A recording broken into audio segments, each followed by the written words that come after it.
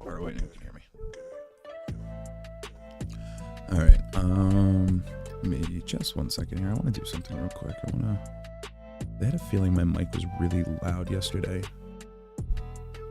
because my levels were going off the chart. All right, no, that doesn't actually seem that. Maybe a little bit.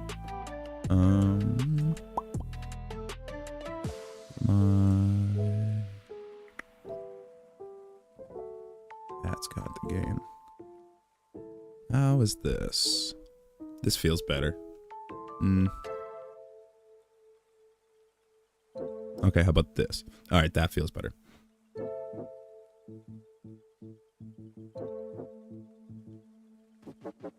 All right, let me get me out of my ears. There we go. It's gonna be impossible to say anything if I keep hearing myself echo. All right.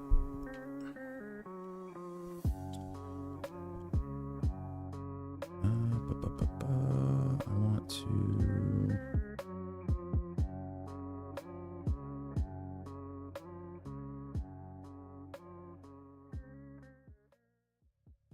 Oh, that's because that's dropping that on your end. That's what's happening there. Okay. I forgot how I have my my audio set up.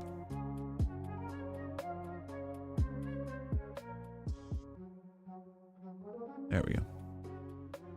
Forgot I have Spotify set up so that way I drop it natively. Okay. All right, that should be good. Everything should be all set now. How are we doing?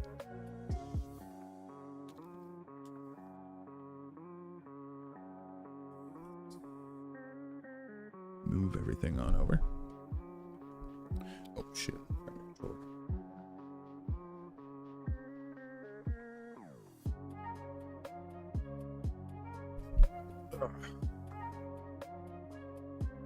All right. So for anybody who wasn't here for arguably like most of the process yesterday, as the title indicates this time around, we are researching Hestu Scamming, which, if you're not familiar, is a glitch that essentially lets you purchase the upgrades, like your inventory upgrades from Hestu for 1 seed each.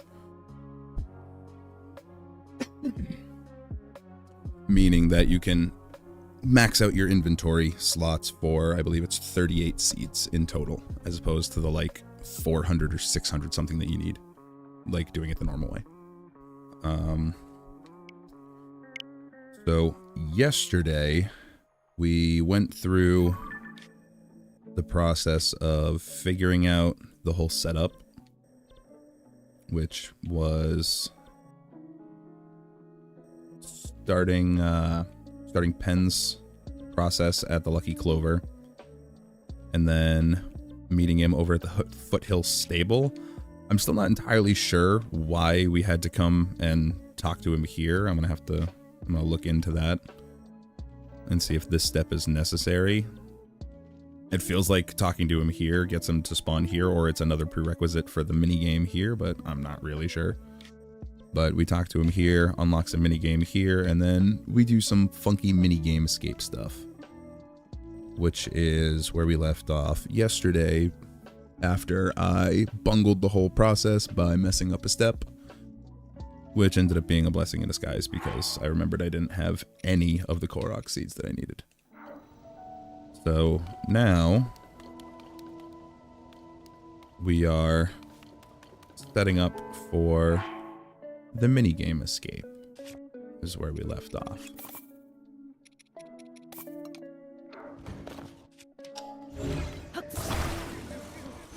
So we need to set this up.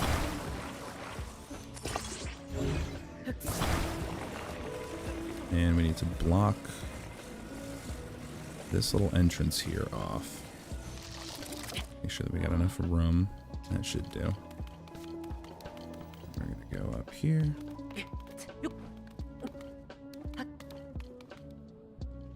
Hey, Shantu, welcome back.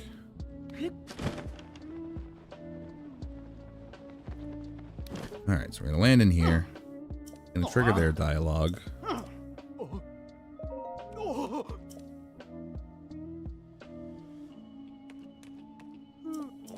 Go through this. Nope. How long am I going to stream? I'm not entirely sure. I'm at least going to be going for a couple hours. Please don't go under. Please don't go under. Oh, perfect. All right, that's good. That worked. Now we need to... Too many fans.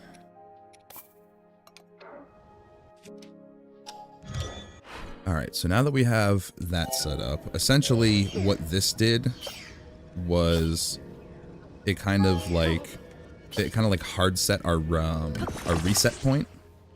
So essentially anytime that we void out in this game, the game looks for the last time that you touched like solid ground or like natural terrain, so like any part of the map world that itself.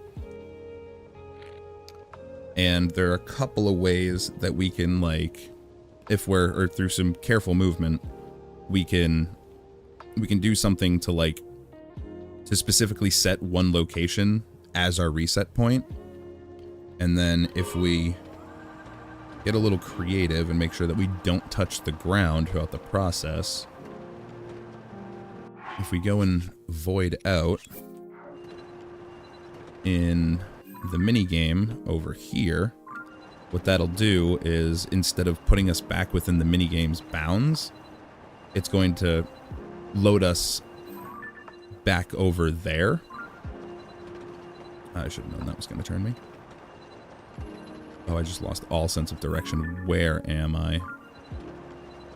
Oh, that just turned me completely around.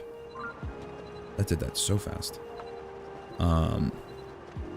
Yeah, basically, as long as we don't touch the ground, if we void out during that minigame, it's going to force us back over to that cave where we just set all of that up, and it's going to put us directly, because of the location that we set it, it's going to force, like, it's going to reset us and spawn us into that dialogue queue, which is going to queue that up, or which is going to start that process and let us essentially accept their little minigame, like, side quest thing. Please tell me that's not a blood moon on the way.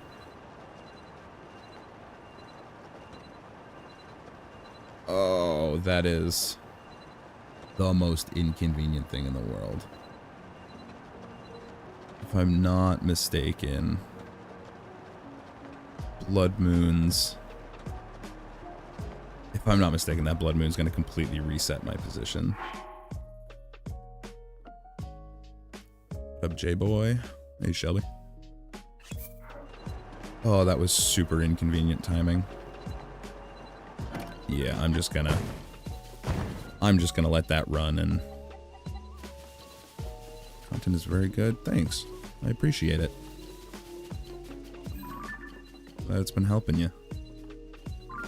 Yeah, I'm convinced that this thing is gonna mess with something, so we're just gonna let that do its thing and clear out everything, because I'm pretty sure, I could be wrong, but I'm pretty sure that the reload from a blood moon will mess with my reset position. I believe that was an issue, or like a concern when setting up like the gas warp for the Awakened Master Sword process.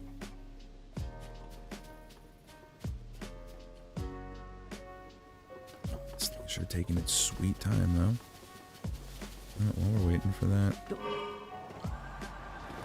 Actually, no, while we're waiting for that, we're gonna...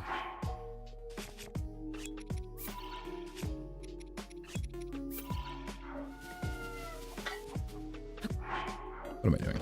Why am I doing this like a caveman? I have technology. Come here, technology. Not the button. Oh, there it goes.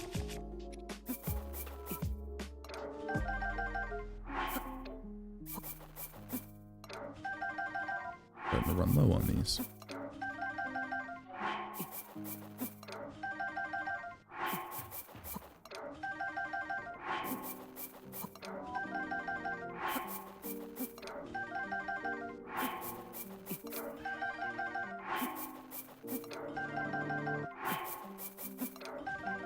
That should do for now.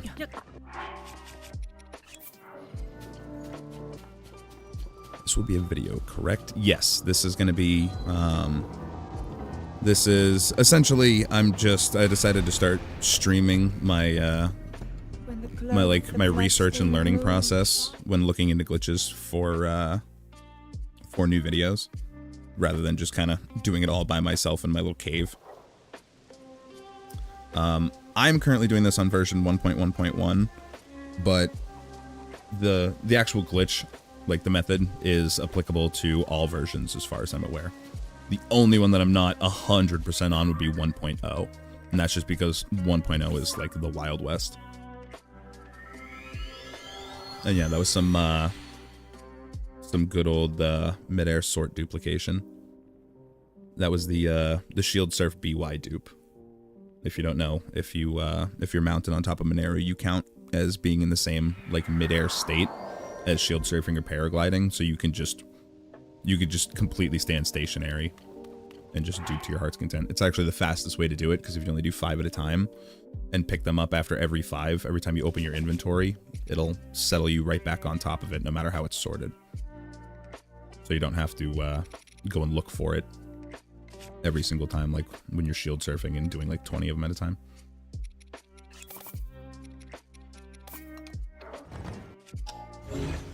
Yeah, MSD and map zuggling are the well, MSD, map zuggling, and Zonai MSD, or Zonai sort duplication, are like the main reasons why I refuse to like completely lose access to this version.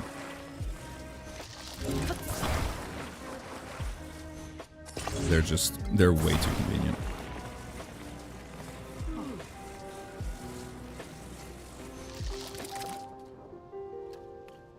It should do.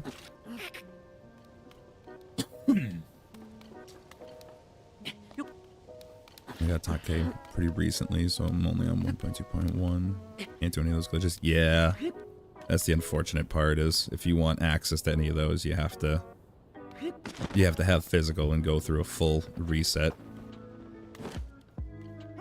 That was okay, right? I think that was okay.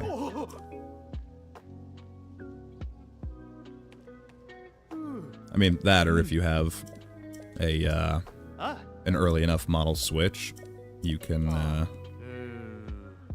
do the fun stuff, and you can set it up where you can play whatever version you like.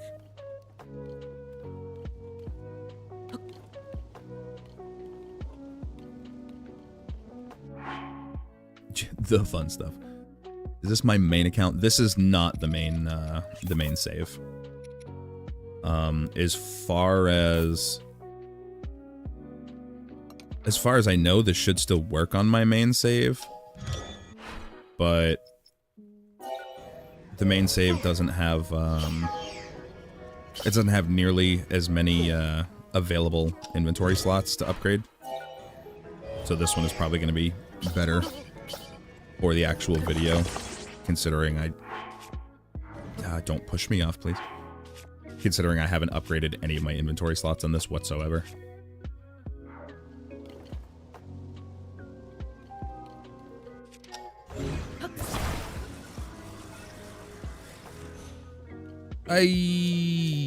Son of a...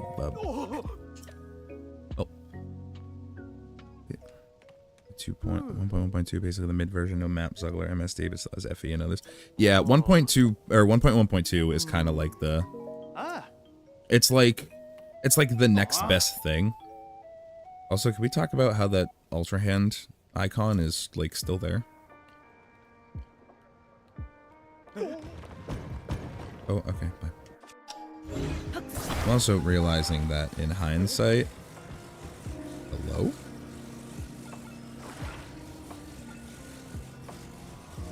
Probably would be smarter to set the bike up like that before I go and trigger the dialogue. The same problem yesterday, but I don't seem to learn from my mistakes. Well.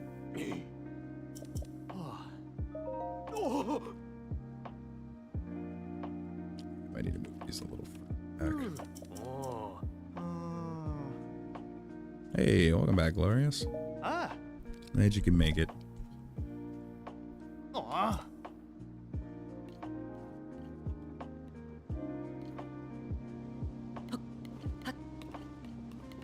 this feels like it needs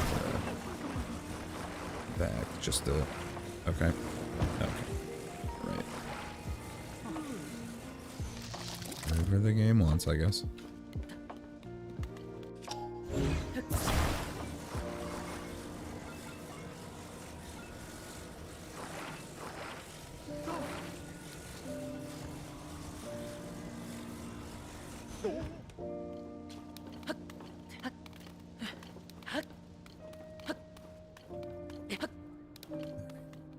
Again.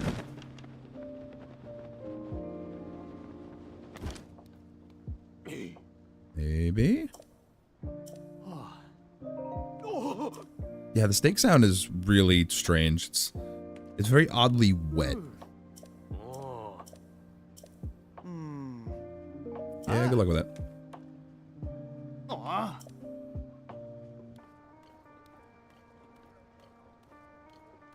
That should be fine. I don't think there's any issue with that.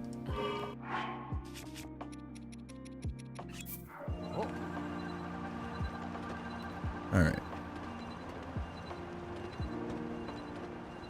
Now we need to go fly back over to the minigame.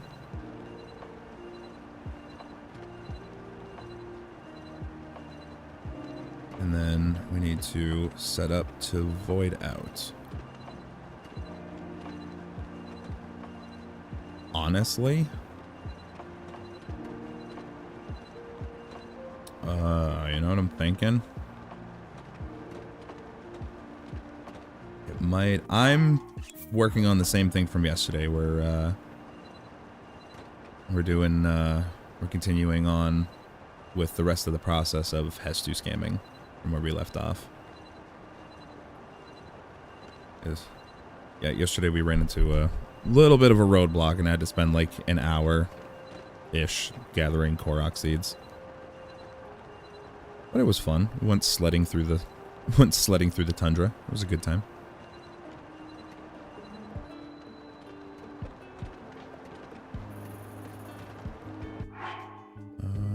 Let's grab another one of these.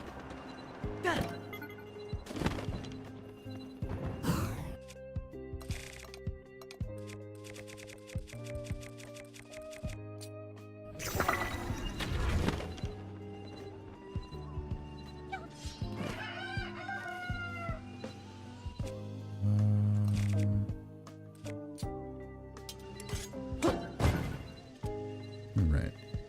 Let's... Can I spawn a wing? Yes, I can.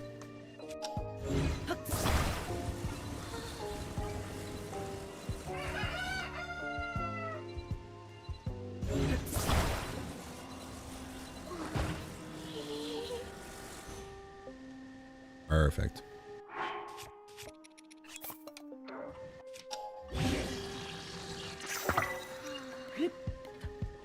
All right, so we're gonna talk to Chicken Man. It's gonna make us talk to her, but we don't want to talk to her. This can no longer defeat me, but the tree still can.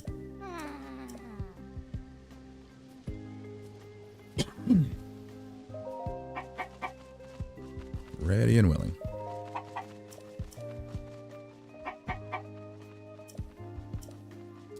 That's wonderful. Fantastic. All right.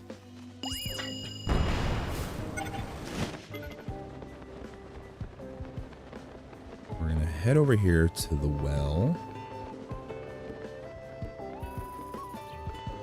And I'm going to do that because...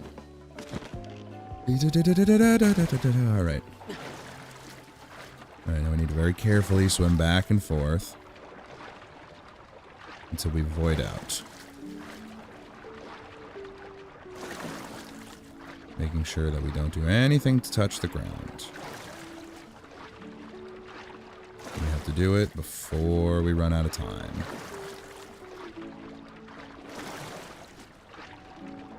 And then, if we've done it right, as soon as we spawn back in, we'll see that that reset point that we set is still intact, hopefully. There we are. And that puts me into their dialogue before the game has had a chance to recognize that I'm still in a mini game and can't actually participate in this. So we do this.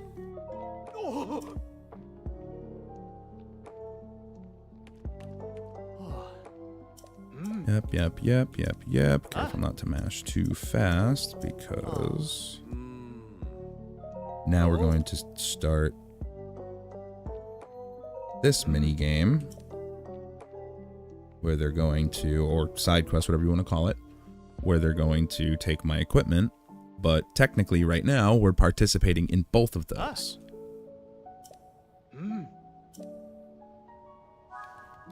So now, we're just going to hang out here for about 30 seconds. Really like to learn all those fun glitches like FE and like calling from 2.1. But all the tutorials are really long and it's kind of discouraging. I might watch your video on it though. Yeah, the problem is the more complicated stuff, like, at least in the terms of my videos, like, the video will be longer if there's more things that I'm trying to, like, that I need to explain, or if, like, the process is, like, there are a lot of people that will cram like a longer process into a shorter video. I like to give it the room it needs to like actually breathe so you can digest everything that's going on. So like some of the more current stuff is a bit more cumbersome, but in terms of my like stick cull video, the actual stick cull process is the first like maybe 20-30% of the video. The rest of it is just applications where you can like actually utilize stick culling. So if you're just trying to learn the process itself, it's like a fairly quick chunk at the start of my video. I do a vid for OG switches for going between any version of TotK. As much as I would love to, I definitely cannot. That is the kind of thing that Nintendo would be liable to sue me over. Alright, so now we're going to say no. And that's going to free up my warp. So now we're going to go to Lookout Landing.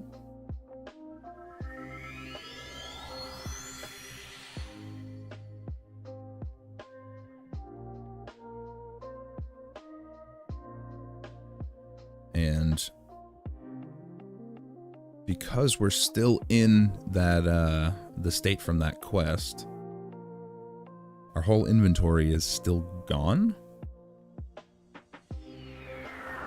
How long will you be streaming? I'm going to be streaming for at least a few hours. At the very minimum, I plan on going until like 2:15 Eastern time, so like another like 2.5 hours at the bare minimum. And that's just because I have something that I need to go do for like 15-20 minutes around then, but like I'm most likely gonna come back. Alright, so we come talk to the boss. I wonder if I needed to do any of that first.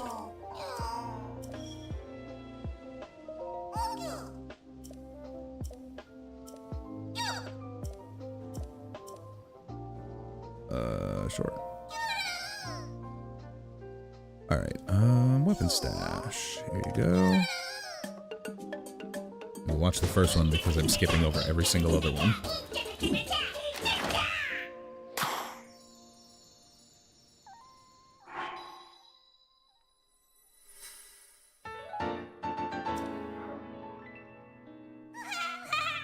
Is the physical cartridge required? No. I have the game digital, if that helps. I'm getting the feeling I might have needed to do that quest first.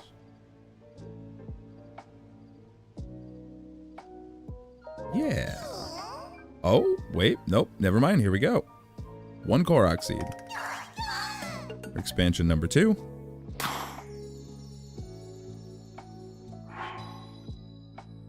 Now, the thing about this is, because our inventory is in that really weird state from the side quest, I can show you as soon as I get out of here. It's only ever going to give us, and I don't even remember if this is like, if this is one of the first expanded slaughter, if this is one of the defaults. I don't remember how many you have. I don't remember if it's 7 or 8. I'm inclined to say it's 8. So like, while we're in this like inventory removal state, we're not going to actually see the upgrades, but they are happening. They're just in the background. The weapon stash. Yeah, 1 Korok seed.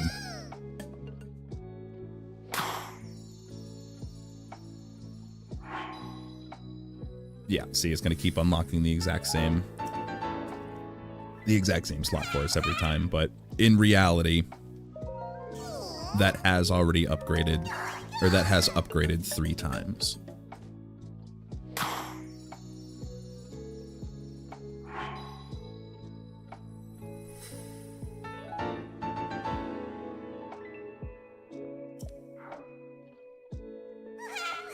The question is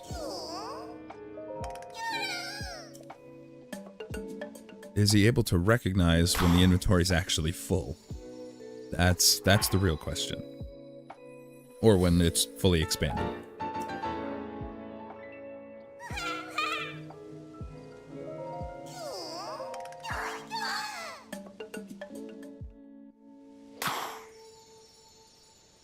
I love that they still feel the need to show us the pop every time.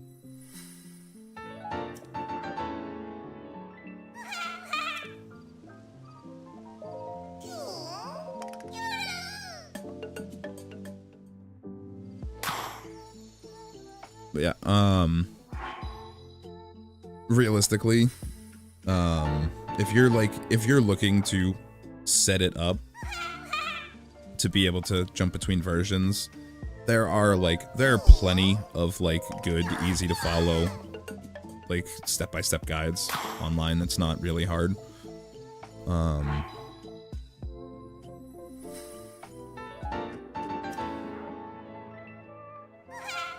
was just gonna say I lost my train of thought. Yeah, the process not really difficult. It's just a matter of like getting the specifics. But like if I were to talk about it, Nintendo would be very not happy, and I could potentially get in a lot of trouble for like, or I should say for like actually putting out like a easily, like very easily accessible public guide to it. Like they would, at the very least, they would probably strike my channel into the ground.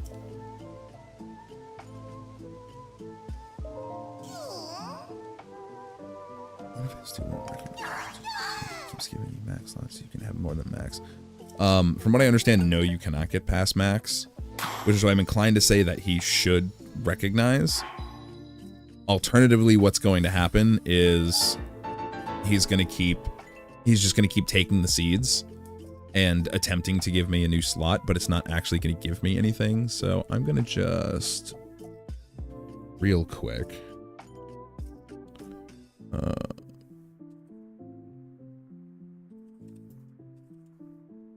don't remember.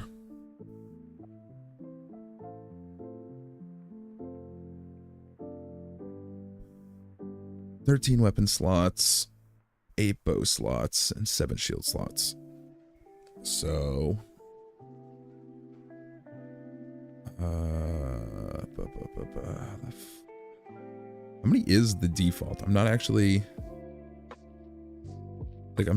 sure how many is the default number of slots. I want to say it's just 7 from what I've seen.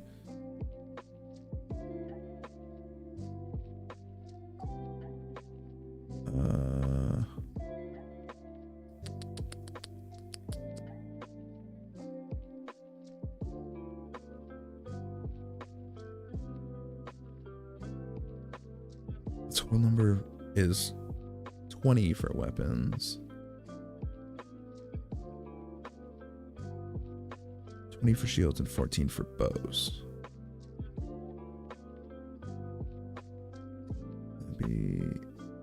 It's telling me, dude, these numbers are not at all accurate. Nobody seems to know what they're talking about.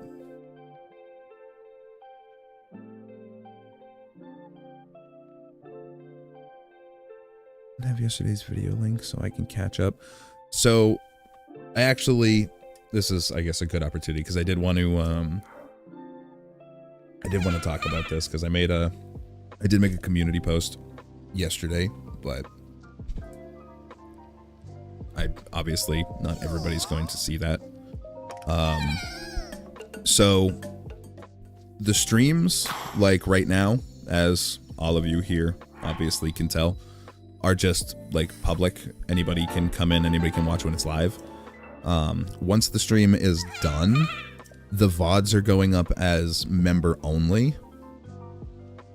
And then once the video in question for those VODs, so in this case, the Hestu Scam video, once that video is up, then the VODs from like the video research and everything, then I'll make those public.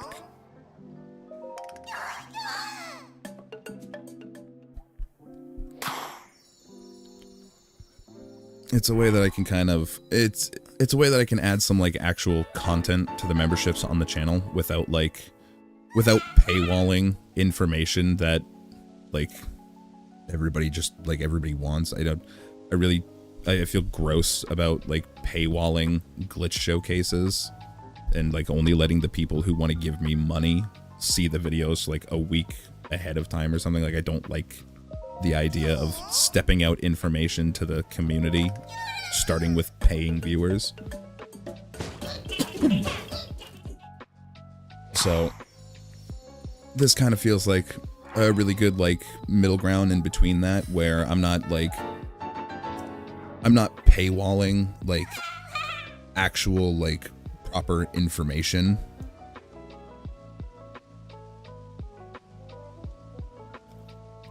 But at the same time, it's, you know, for people who are, you know, might be interested in the process or maybe getting, you know, some sort of sneak peek, because realistically, if you did want to, you could probably go over the VODs and follow along and figure out how to do it before I've even finished making the video.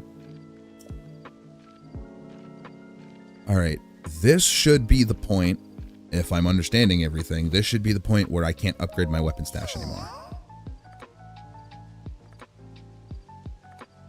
But it seems like he's going to keep taking it. And I don't know how I feel about this. Let the expansion begin. So this is... But, I mean, this is why I take the time to do things like this. Because this is going to tell me... This is going to tell me if you guys are going to need to actually count the upgrades that you're getting.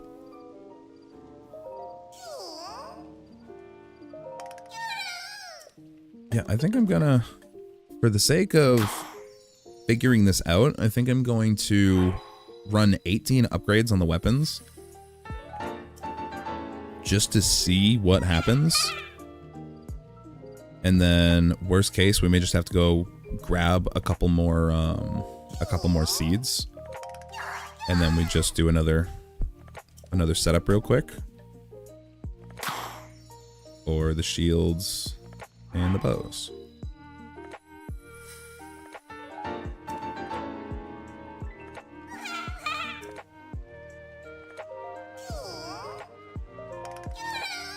Because it's definitely seeming like... Definitely looking like he's just gonna let me burn all of my nuts on him. Or on my weapon stash, I should say. When Hestu Scam is back, you're for real. He's getting sick of my shit, so he's like, no, you want to just keep giving them to me?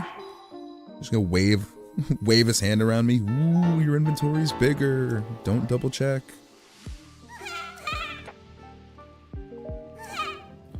Alright, we'll call that good for now. That was... Fingers, buttons, how are we doing? Okay. Again, fingers, buttons, what are we doing? Alright, so now, to actually get out of this funky inventory state, we need to go to a Proving Ground Shrine. One by Link's house is the easiest. That's another reason I'm doing this on a second, or on a different save. Is because, I don't know where the nearest Proving Ground Shrine is that I haven't completed on that save, and I really don't want to spend like an hour looking for one.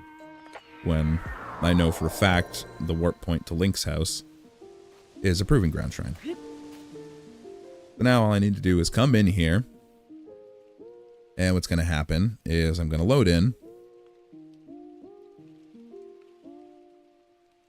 and then the game is going to probably do its typical, we're going to take all of your stuff. But I'm pretty sure there's only one inventory where the game will, like, hold your equipment that it takes from you. So rather than overwriting that, when we go back out, it's going to recognize that we still have a pile of equipment that's just kind of sitting in purgatory from when it got taken because of the minigame. So now when we come out, it's going to be like, oh, dude, you're leaving the Proving Ground Shrine. We need to give you all of your gear back. And then it just gives you all of your gear back. That seems to be like the only condition to this right now is I do need to, full disclaimer, I do need to and plan to look into this detail. But from what I understand, the only hard prerequisite to do this is that you need to have at least one Proving Ground Shrine incomplete. So if you've done every shrine, I'm not positive that you'll be able to do this. That's the only caveat at the moment. But like I said, I'm still going to look into that. There are other ways to get your inventory stripped from you. So good luck defeating the monsters. In fact, I'm going to test something after this. Yeah, I'm up for now.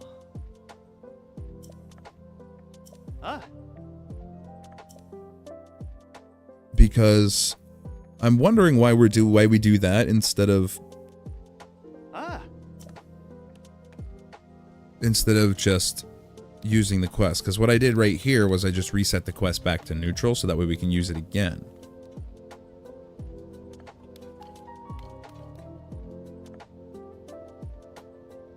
Well, the only concern with another minigame is it depends on if in the background the game still thinks that we're like actively participating in this, because if so, then it won't actually let us get into another minigame.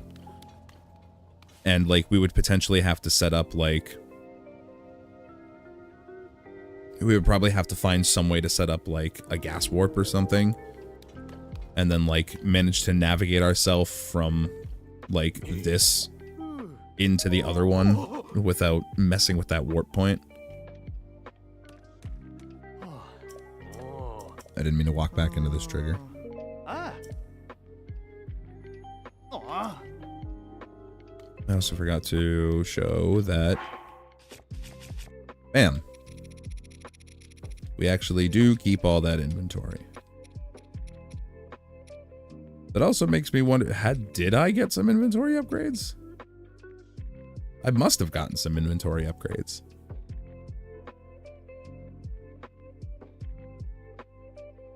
Huh. But what?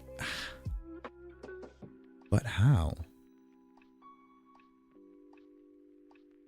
That doesn't make sense.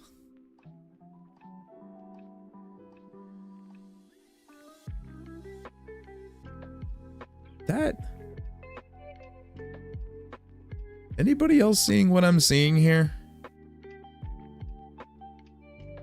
How on earth did I have this slot, and this slot when I hadn't even done the Hestu, like the first Hestu side quest?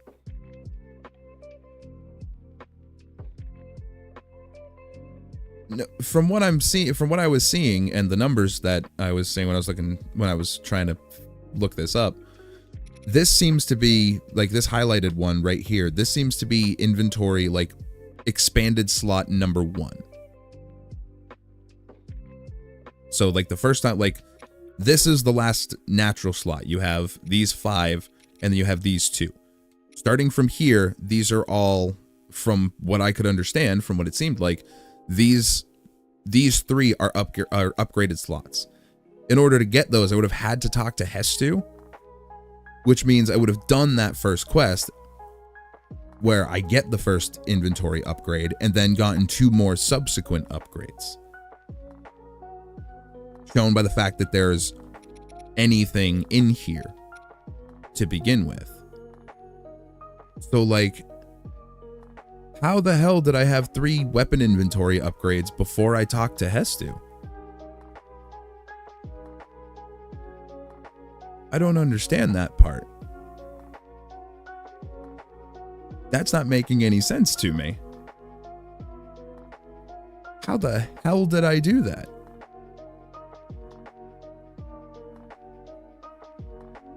No, I haven't picked up anything.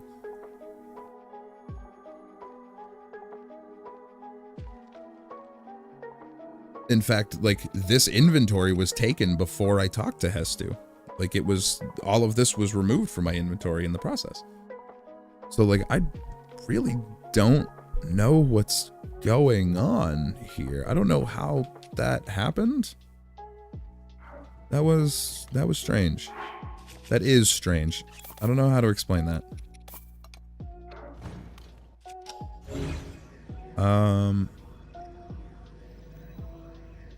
Fresh save and test. Oh, you know what? That's not a bad idea. I do have...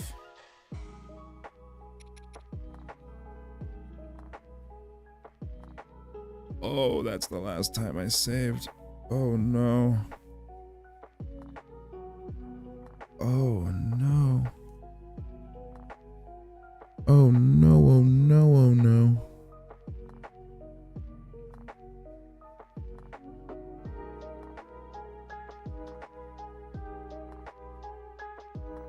Oh, wait, hold on. No, that might not be that bad.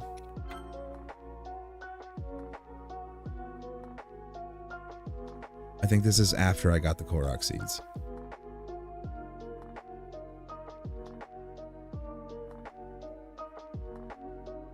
Yeah, the glitches are just... The earlier version glitches are just way too fun.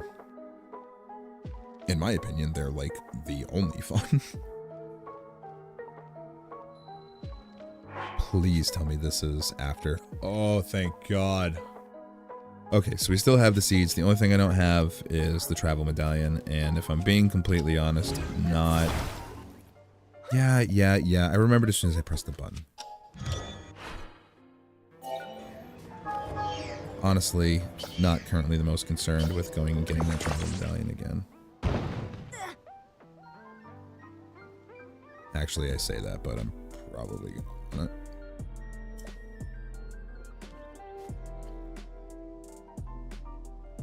Hey! Yeah.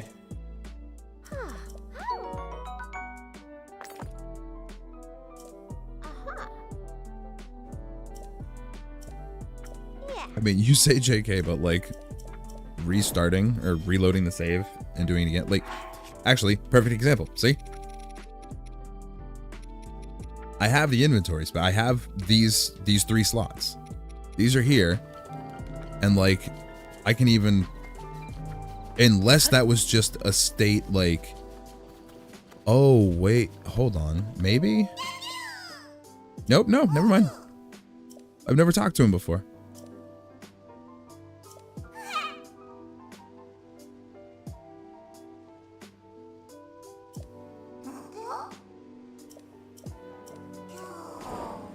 Yes, first time I've talked to him, but somehow I've upgraded my inventory 3 times. Yeah, profile's been added. Haven't interacted with him before.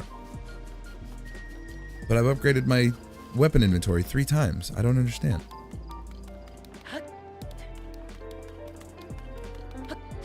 Yeah, I've seen Timber's 0%. We got a I think they got a whole thread in the speedrun Discord dedicated to it.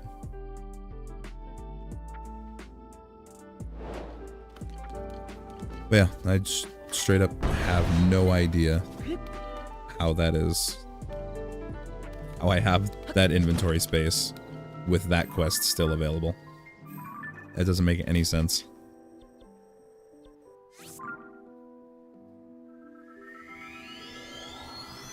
How is he there and not at the tower then? What tower? Hold on, what?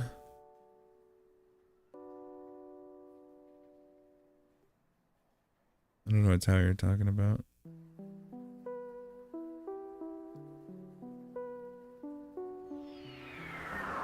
Can't be Master Sword slots, can it? No, because from everything I was seeing, I was trying to look up the inventory slot count. There's it's a total of 20 slots for the weapons, but 13 of those are upgrades. Where you first meet him when he's scared of the 2 trees that come alive. I have no idea what tower that is.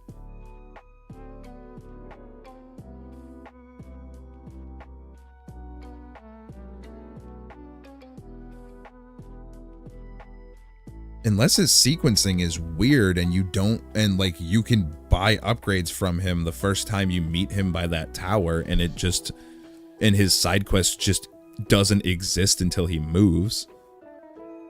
I mean, that would be like absolutely terrible sequencing. But like, to be fair, I wouldn't put it past Nintendo to code something that janky. Lindor's Brow? What the hell is that? Feels like it'd be maybe over here, but...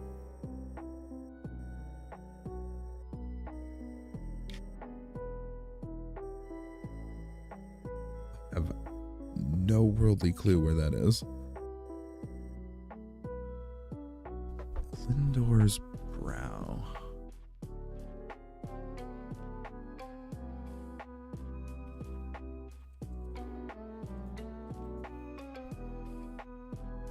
Oh, it's like just straight up Skyview Tower. Okay. Cool. Make me look stupid.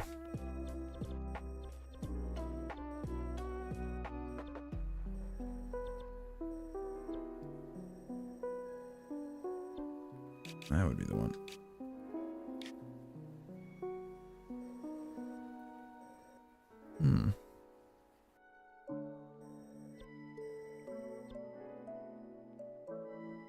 Kind of curious now.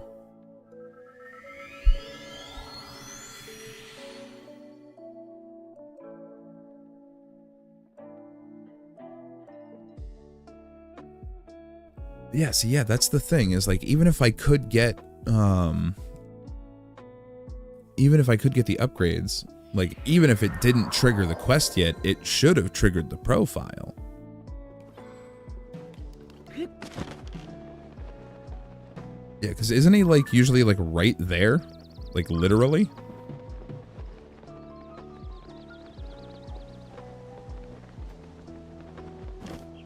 Isn't he usually, like, straight up standing right here?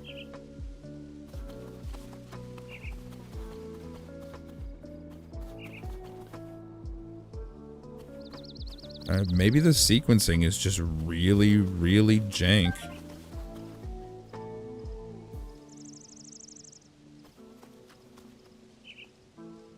Huh. Yeah, that's weird.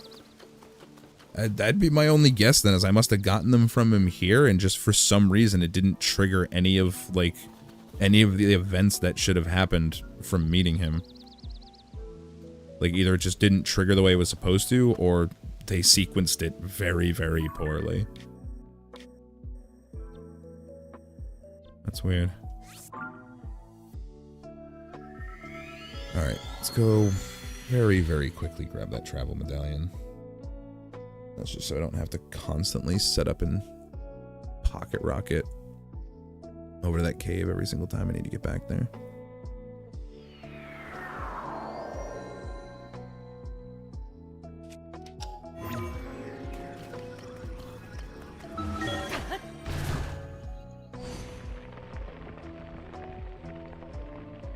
So, 1,050 hours of playing. Yeah, I don't... This game's always got something new going on.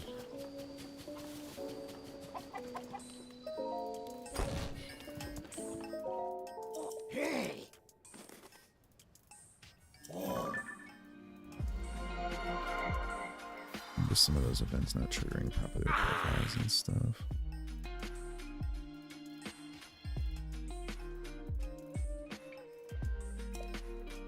Yeah, that's the thing, is I think you have to meet him there before he'll spawn in Lookout Landing.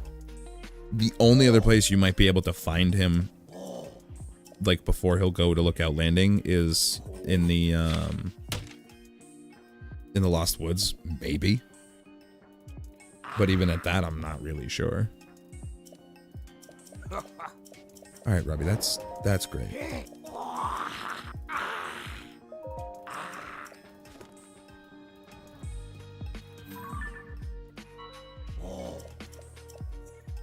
Yes, I know where to go.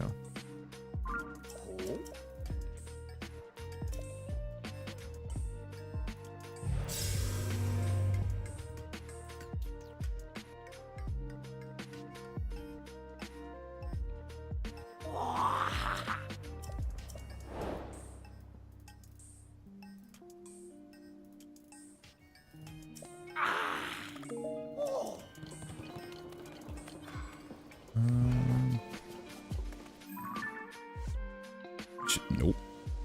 That way. Oh, that's so far away. Never mind.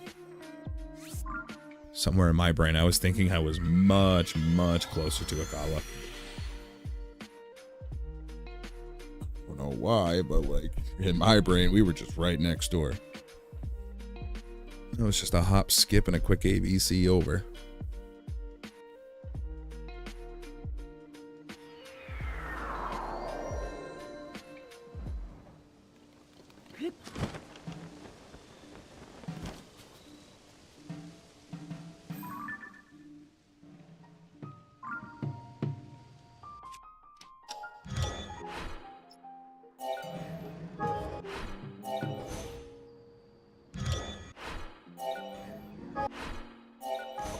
Oh, it was easier last time.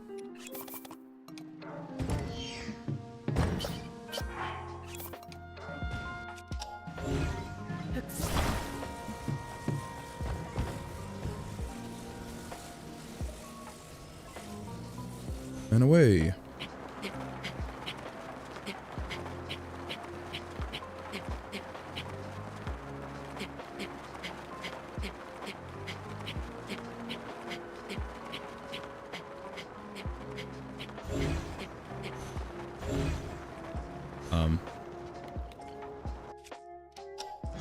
That was what I wanted. There we go.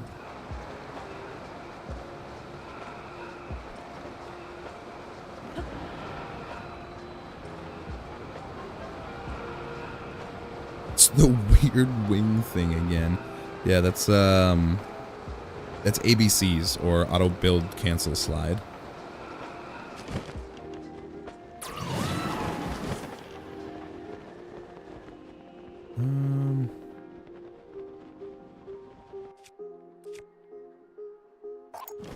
That's a bad idea.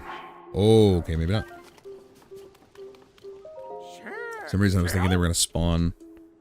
Oh, it's incredibly fast. It is one of the faster ways to get around.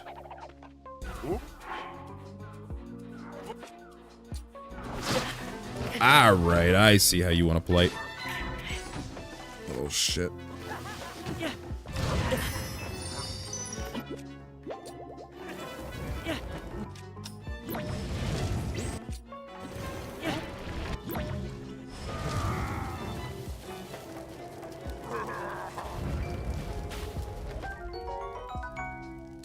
Do I have a video on it? I don't have a video on it.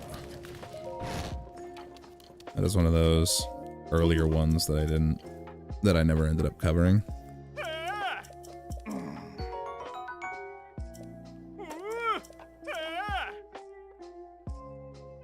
Admittedly, I didn't really learn that one until super late.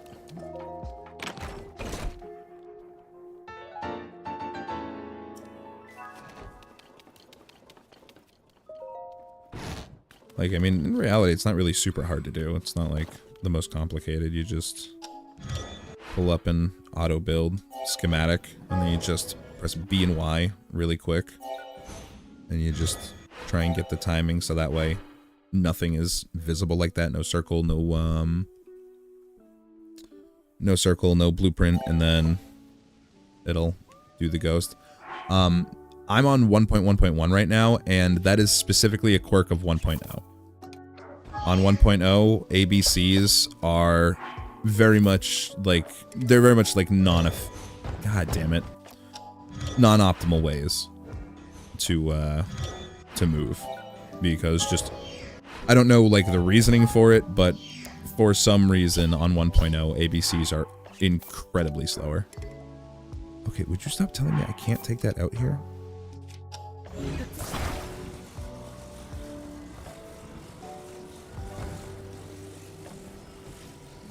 The 1.1.0 and 1.1.1 are the versions that get the real benefit of ABCs.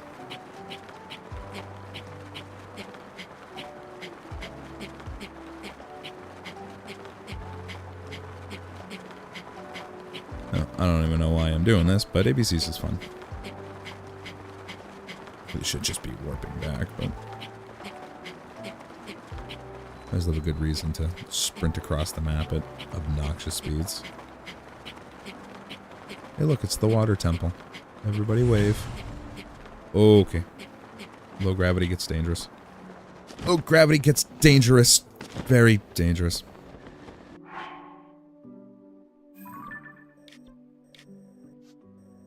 We were so close. We were almost there. Oh, what up, CMB?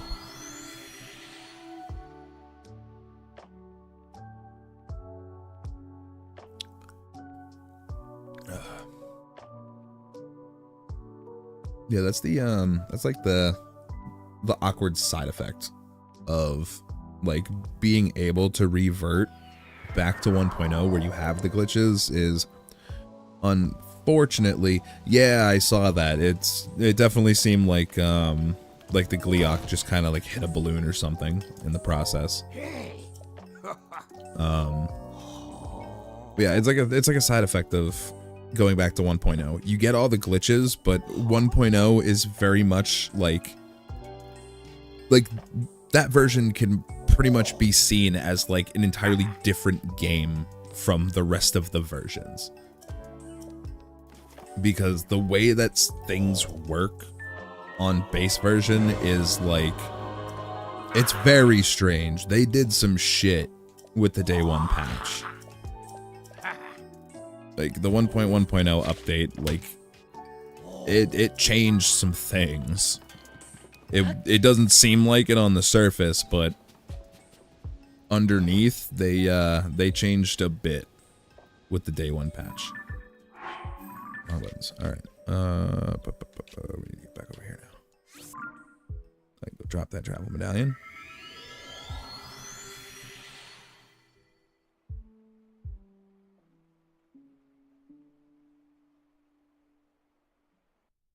So then,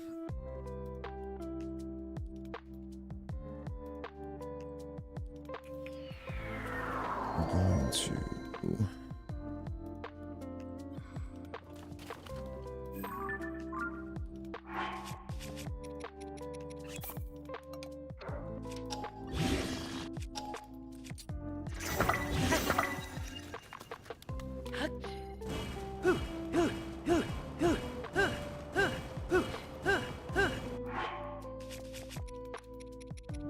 Oh man, I gotta dupe all those again.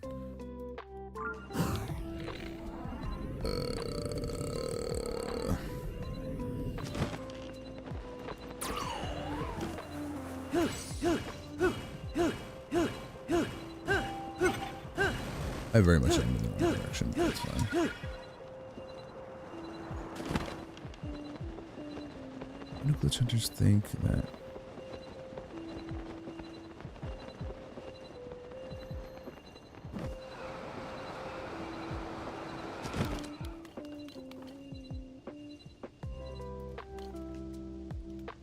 What would you say the optimal way of travel is for 1.0.0?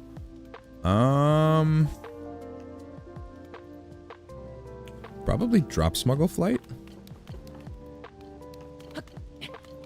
I mean, if you're talking about like reusable, then probably flying with drop smuggle. Just like flat out fastest means of travel, ultra broken. Alright. Like forgetting what I'm supposed to be doing here. Ultra broken, or Wacko Boingo, the better name. That is like hands down the most optimal way of travel as far as I know. I don't have a video on either of those. Those were like early on discoveries. What was I doing here?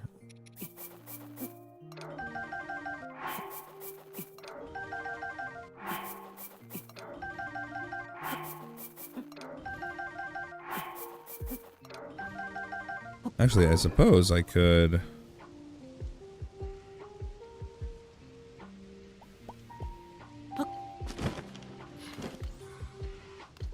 I mean, you also have to keep in mind that like when these were glitches, like when these were found, like the channel was in a significantly different state.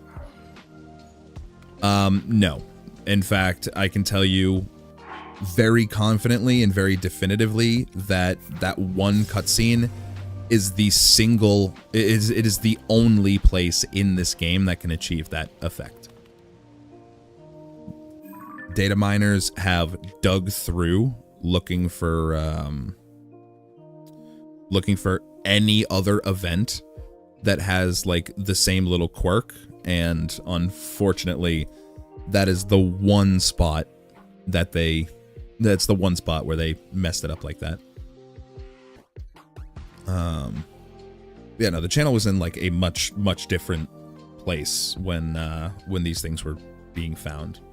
I mean, to begin with, Ultra Broken or Wacko Boingo confused the shit out of me when it first came out. I was still very fresh into what I was doing here.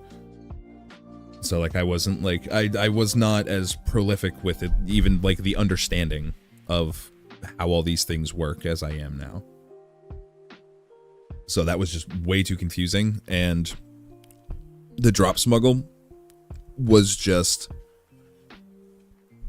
it was such an unbelievably low priority topic because this was the time period where we were finding new duplications left and right.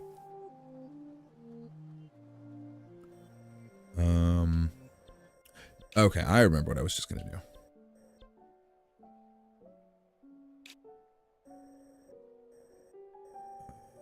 I want to, I literally don't even need to do that in Terrytown. I don't. Just because I can. I don't want to just sit here and do,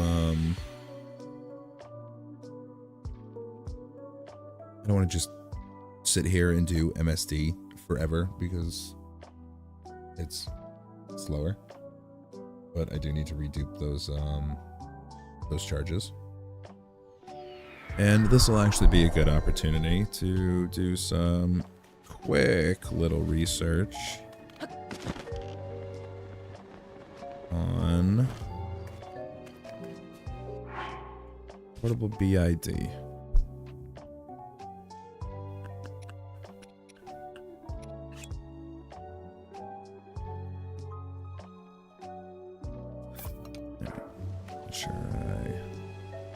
Oh, but if I'm not mistaken, don't I need to...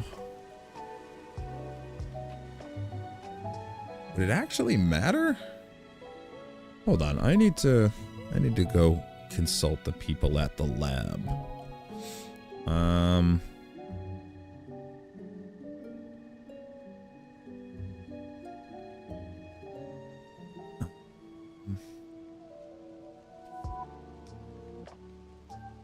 Oh yeah, and I forgot we have the blood moon again.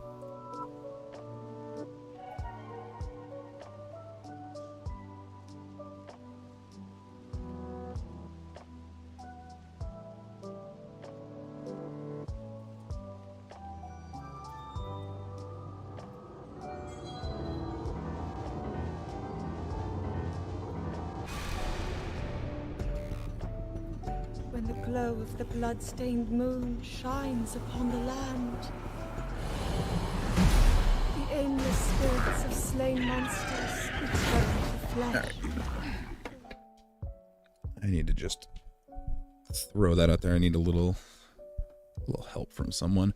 I also need to use the bathroom, so I'm gonna take 5 real quick. 1.1.2 a good version to play on, or should I try to downgrade to 1.0? That really depends on what you're trying to do. Like, it depends on what glitches. Oh, hey, Armindo. Perfect timing. Before I run to the bathroom. So the protocol setup that we're using for, or that we use for Victor's Terrytown BID setup, if I'm not mistaken, it's FE the stick to a weapon, SDC it, and then fuse the SDC'd stick to a shield. Can I reverse the equipment?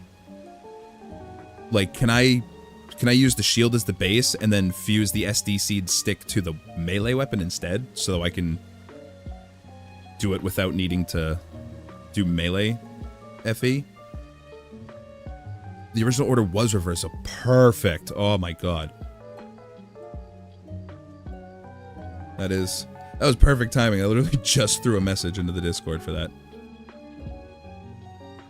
You literally could not have shown up at a better time. Alright, so then before I leave real quick... Well...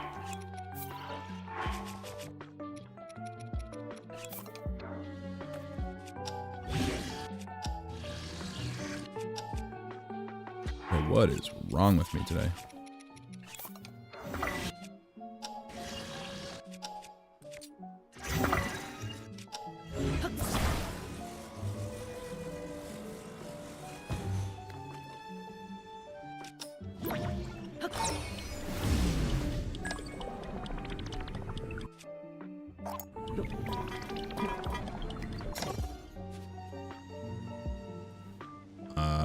Okay.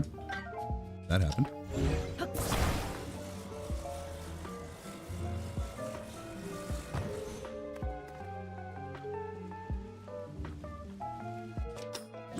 Probably positioning. Probably took me too long to actually get them out.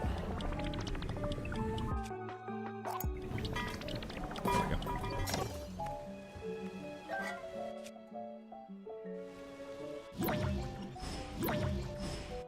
Just forget about that step.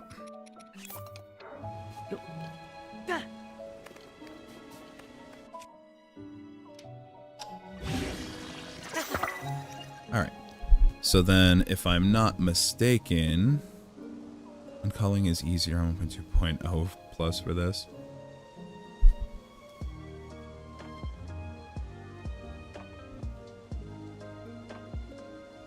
Yeah, but like the problem with Victor stuff is that it's all unlisted, so like you have to go digging through the Discord for it. Just curious, has anyone here sent their Joy-Cons in for free repair before? I didn't even realize. Couldn't you do fuse entanglement at Terrytown without doing light call? Yeah, my my most recent video goes over that. Alright, so then if that's reversed, I believe I'd be using the melee as the anchor point then, right?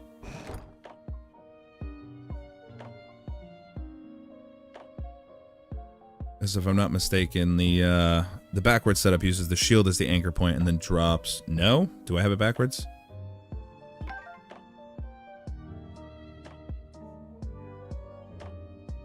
Oh, it's the FE... Okay. Alright, so FE base is going to stay there. And then... Alright, I fucking feel my back teeth floating here, dude. I gotta go to the bathroom. So I'm gonna... I will figure this out when I get back. I'll be like... It'll be a few minutes.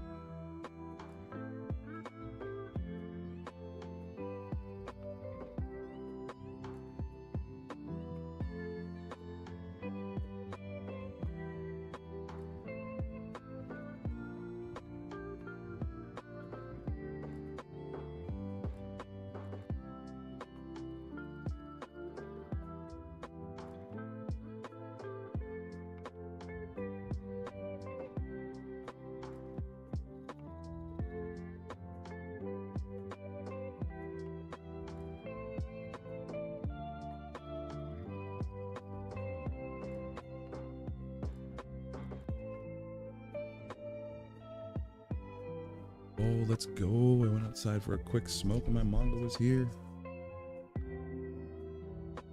Like 3 o'clock. All right.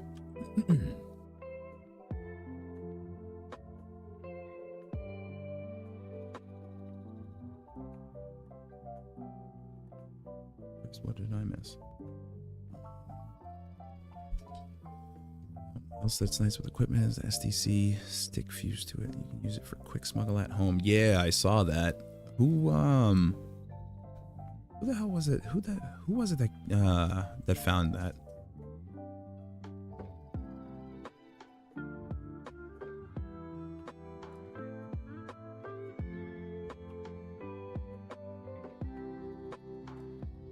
I kept seeing things about it, but I can't remember who found it. Oh, it was Victor. It seems appropriate.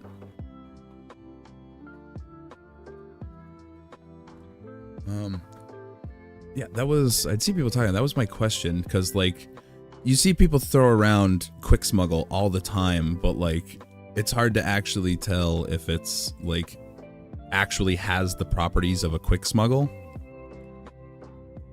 But if that one like actually has like the slugging effect, then that's sick.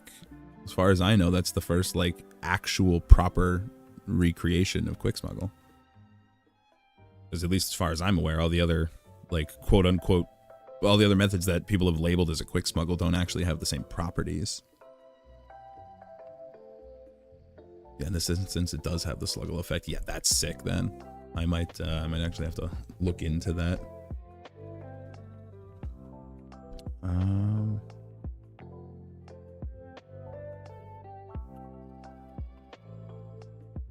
When did y'all start playing Breath of the Wild or Zelda games in general? I mean, I played Breath of the Wild like a couple months after it came out. I mean, I got my Switch early enough to still be like an early version Switch, like to be an unpatched early model, but like I didn't get it immediately. But I've been playing Zelda since like, Jesus Christ, I think since I was like 8 years old. I think since like 2003, I started with Ocarina of Time.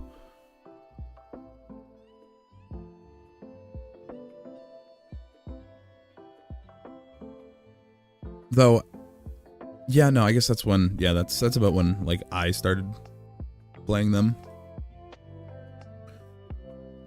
First one was found by Mulberry, pretty complicated, and then he found a second one which was pretty complicated. So just like being able to be equipped. So I didn't try it yet. Yeah, I had remembered seeing him messing. Like I remember seeing some very early ones that were using like fuse storage or like Monero fuse storage, stuff like that, and that all seemed so complicated, so cumbersome that it seemed like an oxymoron to call it a quick smuggle. All right. So the problem that I'm recognizing now is I didn't actually set this up. Where I can like about Sluggle. You technically don't need a like. Oh, we found likeless slugging now.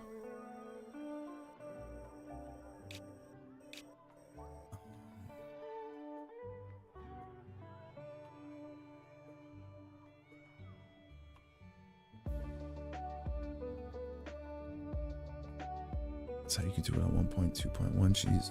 Oh, are you talking about the one that uses the like the cave or like the well culling? The one that people have been doing for arrow smuggle on any percent. Background music with the Nintendo. That as well, but you can use small color areas. Yeah, that makes sense. Yeah, the music in Hateno is kind of blending pretty well. I'm trying to... I think... I may have put myself in... Like, I did the setup, but I didn't actually consider how I was going to desync the item. I don't have anything over here that can eat an apple, nor do I think I have a reliable way to put myself on a ledge to drop an egg.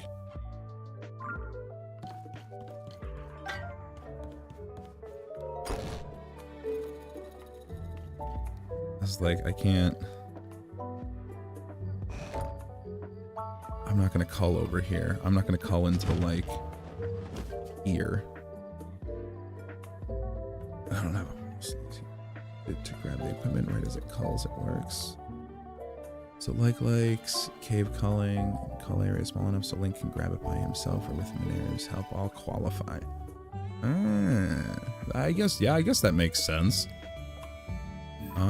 Yeah, so I'm gonna have to... Oh, I need to go get my horse. Do I need to go get my horse?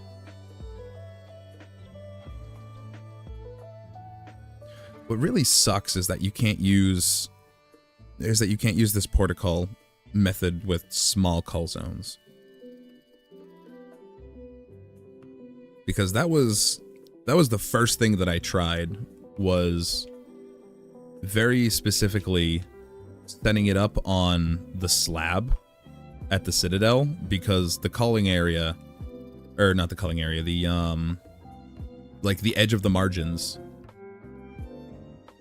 line up with like perfectly with the edge of that slab.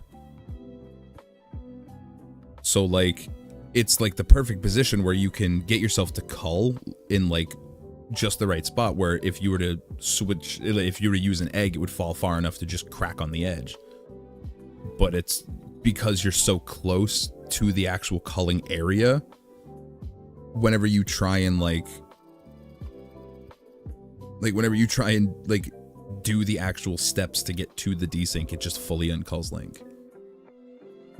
Like there's no way to get him to stay culled. I'm not particularly looking for a glitch. It's more so researching the processes for, namely Hestu Scamming, but I ended up taking a little pit stop here because I want to do zonite charges, so I don't have to spend forever on MSD. But so I was using that as an opportunity to look into the portable BID setup. But I was dumb and forgot to prepare a way to actually desync the item. I was too focused on a cull zone that I'm aware of. But I should be able to bring him to Lookout Landing. And then I should be able to use the emergency shelter. Yeah, this is more specifically like research for videos. I decided to start streaming my my trial and error process in game.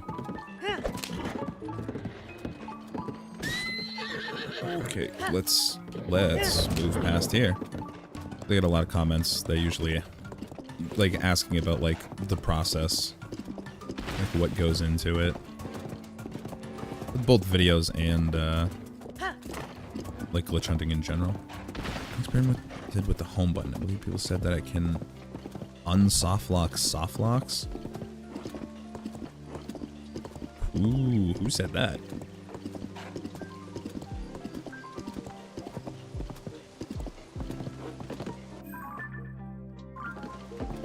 Am I going on the right path here? Yeah. No, this. As far as I'm aware, the home button can't do anything like that.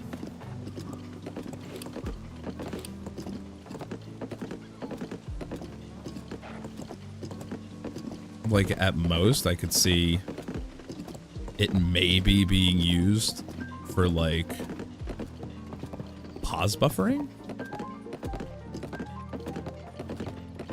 Lightos said it.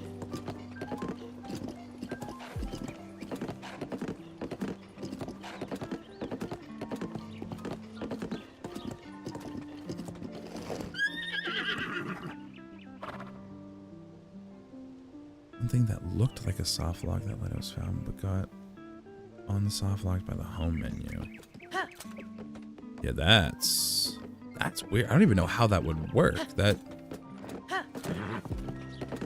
doesn't even. It's weird stuff on Wii U, Breath of the Wild that got solved with the home menu as well. Huh.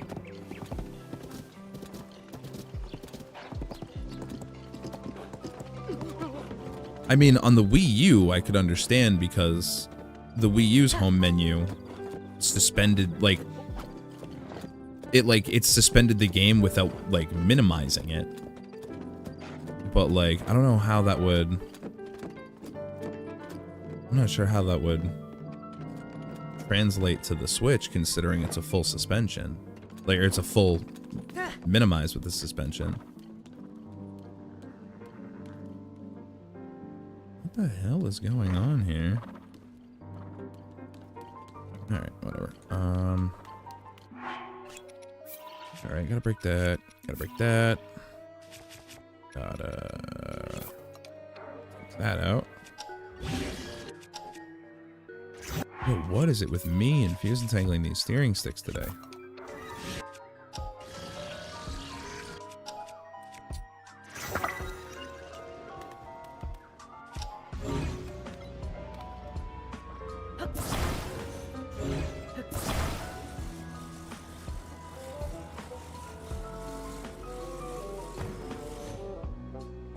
What are some useless glitches I can do?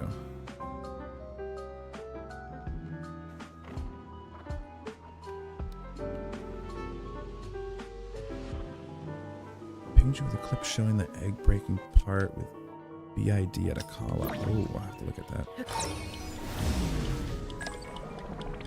I'm gonna take a shot in the dark guess. Does it use the other side of the stairs? Like, does it drop it on the slab and then go over to the other side of the stairs to put some distance for the call? Because that was one of the first things that I wanted to test with an Akala setup. And I swear to God, if that just works.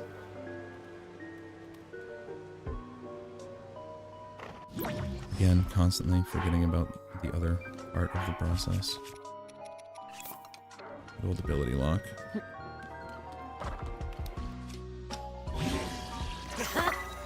Alright, there's that. Hang on, I'm gonna go watch that clip real quick. They're not the best though, so I don't recommend it. Oh no, you just used the other side of the slab.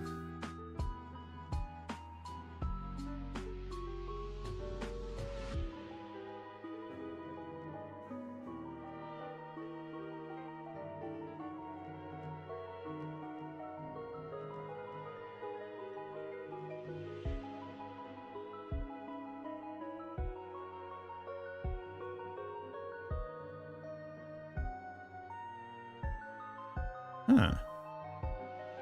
Okay, so yeah.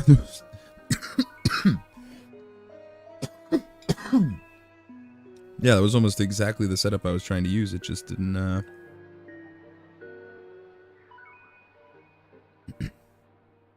Yeah, that was, because that was one of my thoughts was that maybe if I put a little bit more distance between Link and the,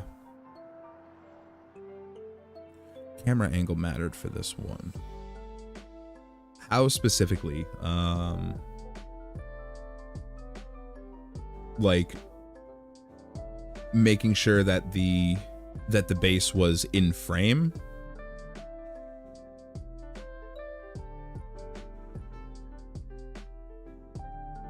Because now I'm kind of curious.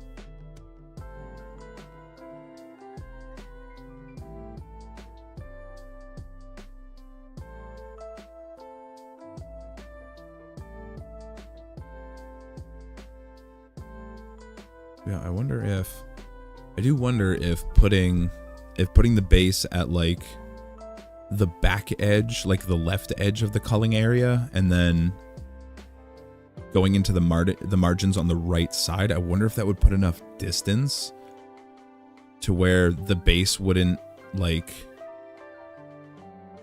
to where the base wouldn't respond directly to the target being interacted with. I just turned my camera 180 degrees to test since I knew the camera angle affected the quick smuggle at home and decided to experiment, and it just worked. Yeah, you know, that does also sound just about right.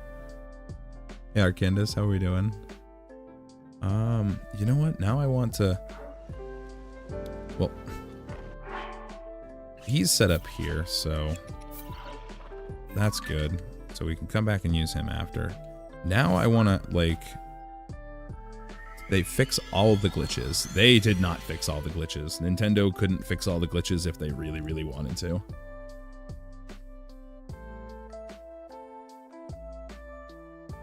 We've pretty much reached the consensus that Nintendo has pretty much given up on it.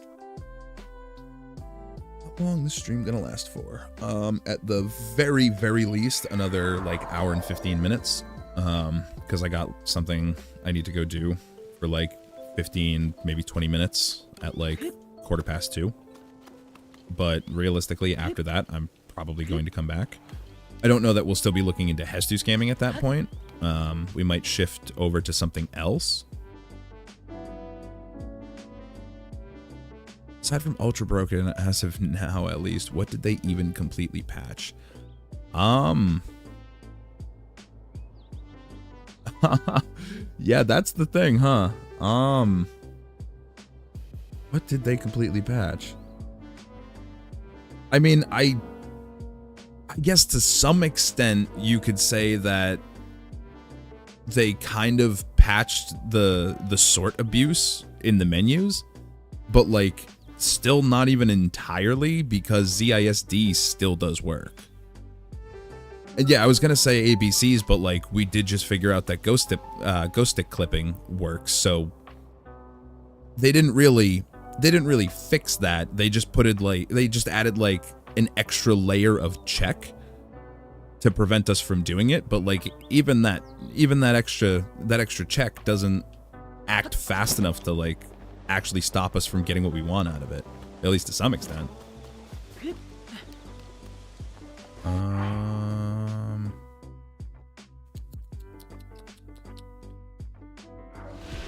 There are tons of undiscovered glitches for all versions. Oh, most definitely. I basically guarantee that there are a ton of things that we still haven't found. A ton of things that we're probably not going to find for some time.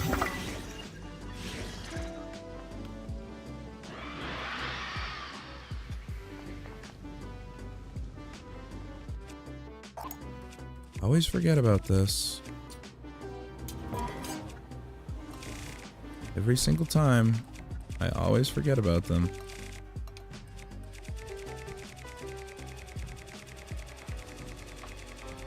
Are you even having it? Cool. Don't even have any Dazzle Fruit.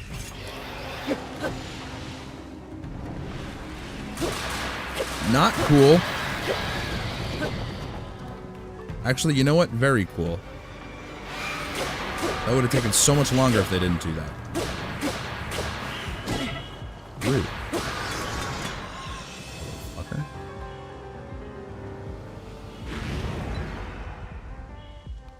I just constantly forget that they're here. But you know what? Side benefit of their existence that I didn't even consider for the last video. That's potentially free access to an extra bow. Like, there's your fail drop bow.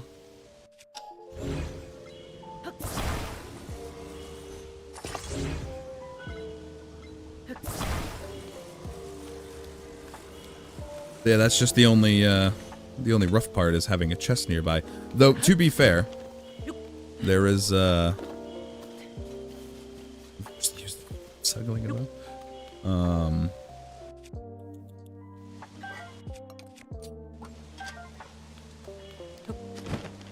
I think I actually forgot to show it in the video, because by the time I was at the end of that video, I was so fucking done with it. There is another little convenience, because right there is a soldier's bow.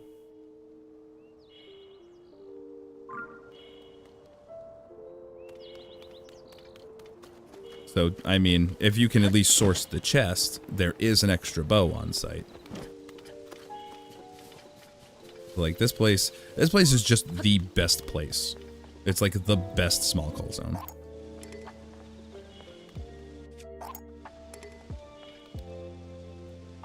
Right? Can we...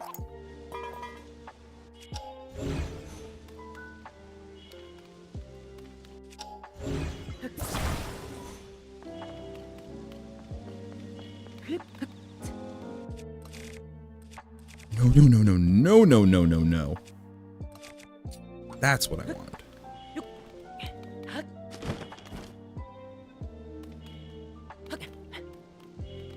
What? Huh.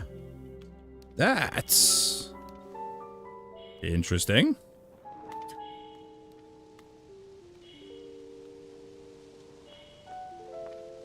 Hello back, Shantu. That's super interesting. Why does the margin, like, randomly cover this? Like, why is there a margin border just over this little stretch?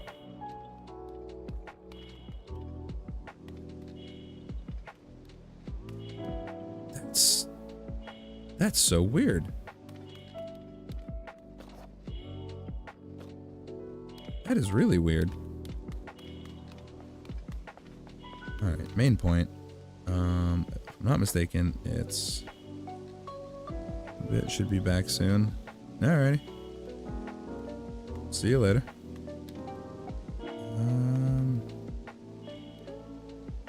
Is this?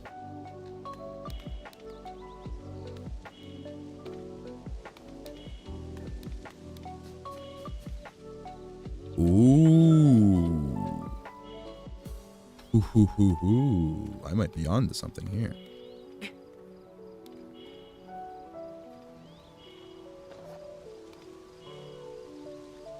Oh, ho. I think I'm onto something here.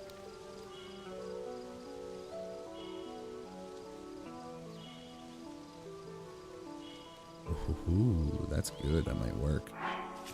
I have... The real question, do I actually have an egg? No. Anybody know where I can really quickly get an egg?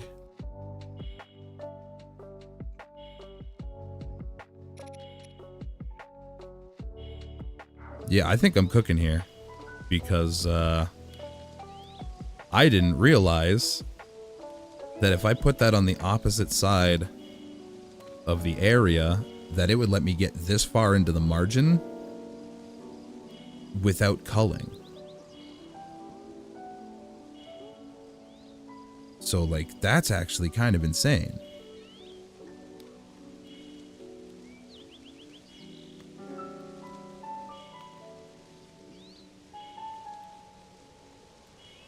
Is there...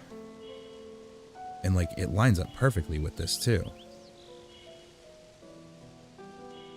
Maybe find eggs from large trees?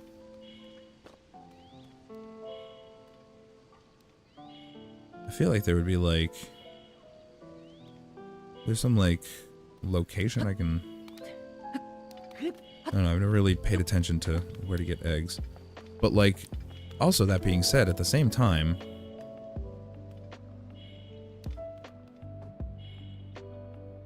This feels like it's way too close, though, is the thing.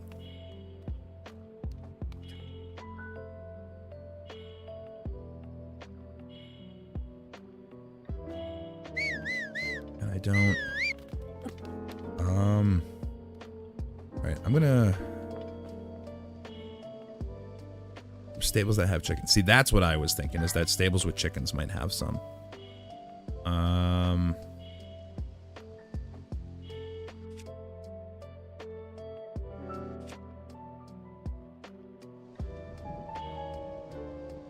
don't remember how to... Or, you know what? No, I don't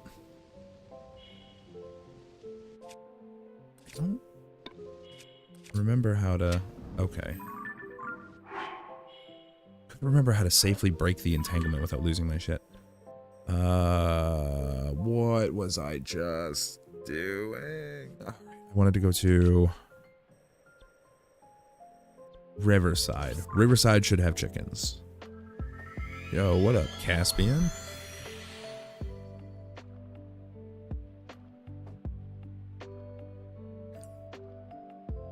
I think I might be cooking here.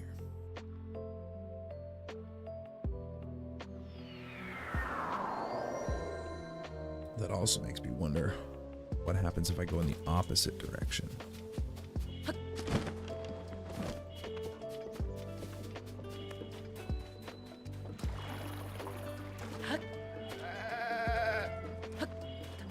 Oh, bam. Perfect. Literally perfect. Eggs are sold in Hiteno's store. That also would be very good to know.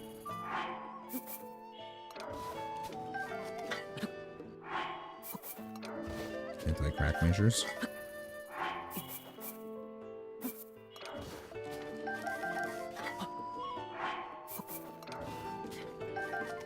Good enough for now.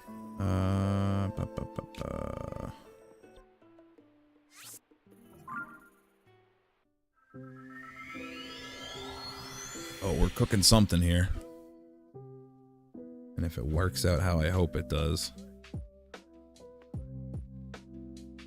Because, like, the big thing about the Terrytown BID setup is, if I'm being completely honest, Terrytown kind of sort of really fucking sucks for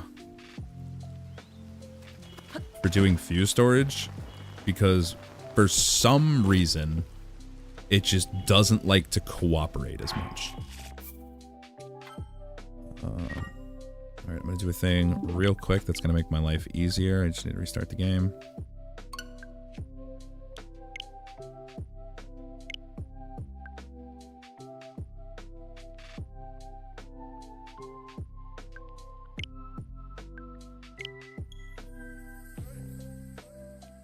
Because I would like to be able to keep eyes on that shield when it's not in my line of sight.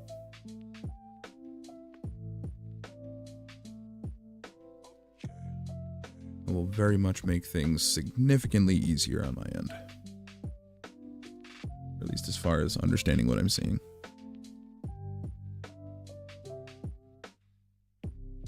I just have to sacrifice about 10 to 15 FPS to do it.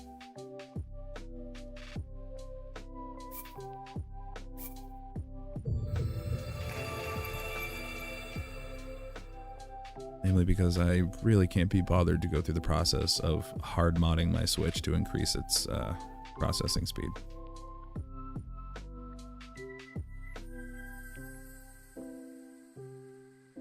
Because, fun fact, you can hard mod or, like, physically upgrade your Switch to run, like, much faster, but that requires a bunch of shit that I can't be bothered to do. Not with a new system on the horizon.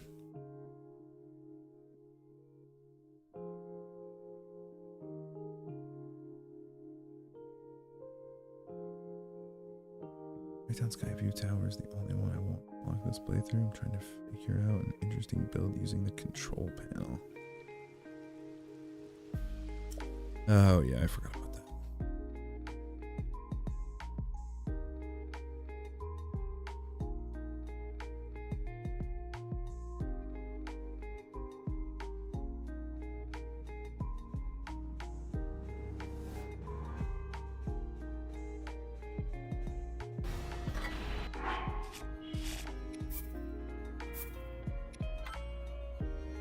Roll AMS.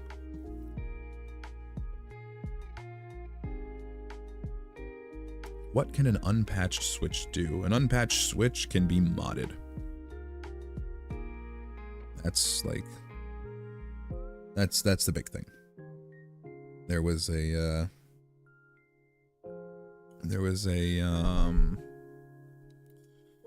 what's the word for it? There was an exploit in the system.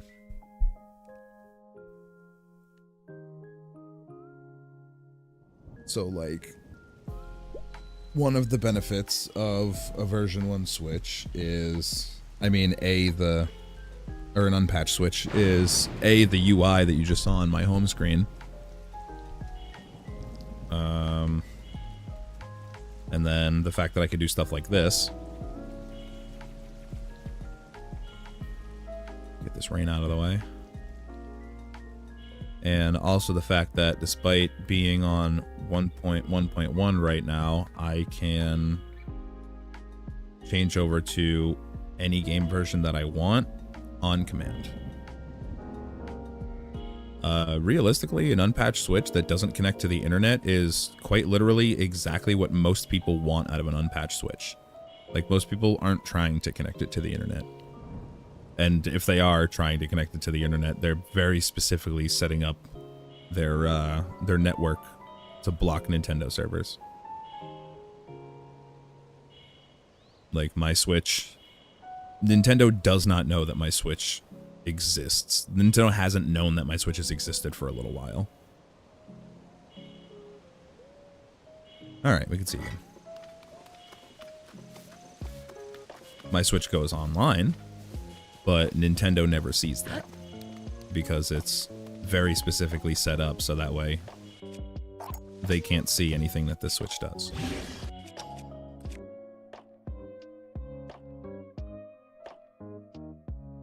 It's an old version with no mod software. I mean, it's not going to have any mod software. You have to put all of that on there yourself. You can go online and you can find like a list of the game versions, or not the game versions, the console versions that okay, that's actually seeming like a little bit of a roadblock here. Yeah, you can find a list of the console versions that are unpatched.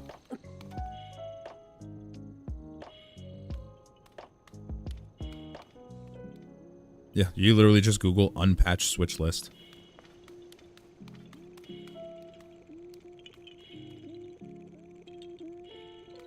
Yeah, there are plenty of guides online. Like, actually, like, good guides.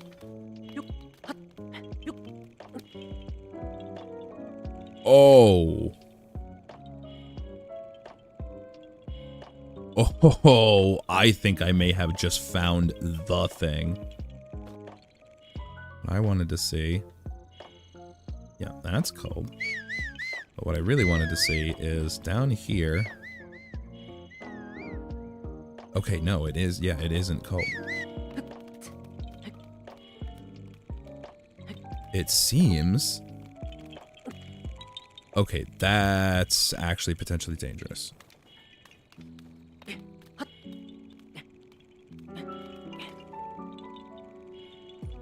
Alright, also potentially dangerous.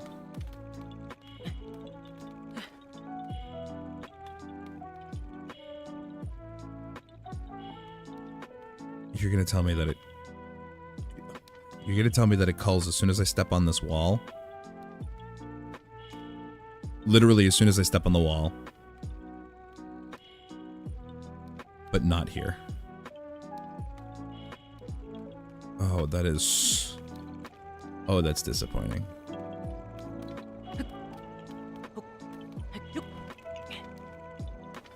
But that might be the strat. If I can get up here and be standing before he culls, that's the important thing. I don't want him culling while he's moving. But if I can get him up here while he's... That's the only downside. I cannot drop anything. That's the problem with this. But for some reason, this whole area seems to be built up on like this weird, yeah, like this weird construction of culling areas. Or like this weird margin boundary, I should say. Because there are some very awkward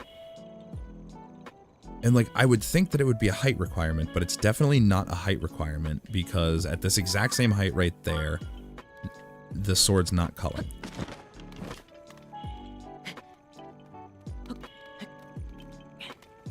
So it doesn't seem to be height triggered.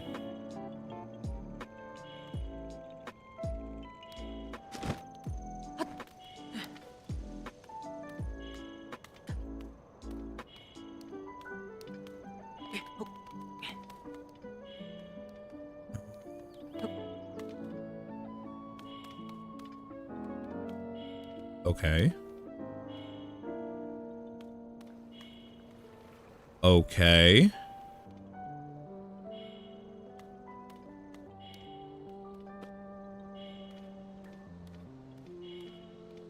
Okay. Love how weird the color areas are in Akala Citadel. Right now, I absolutely love how weird these color areas are. Because you see this?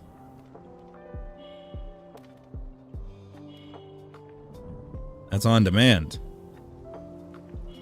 Hey, welcome back. So, been cooking a little bit. And it turns out you can get really, really far from this culling area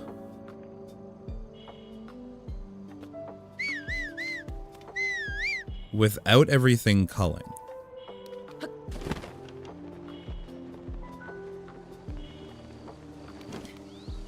Like, I can get all the way over to this rock before the cull. Which means I can put more distance between myself and the base weapon here than you technically do in Terrytown. Which leads me to think that this should be viable. So now it's just a matter of finding the best spot where I can just easily approach without having to like get into a weird targeted state. Though if I'm actually, you probably know more about this than I do. If I, Jesus Christ, if I set up with that portico, if I set up that son of a, like at this ledge and then just walk over while I'm targeting, that targeted state isn't gonna lock any of my interaction from the menu, right? I should still be able to just hold the item like normal.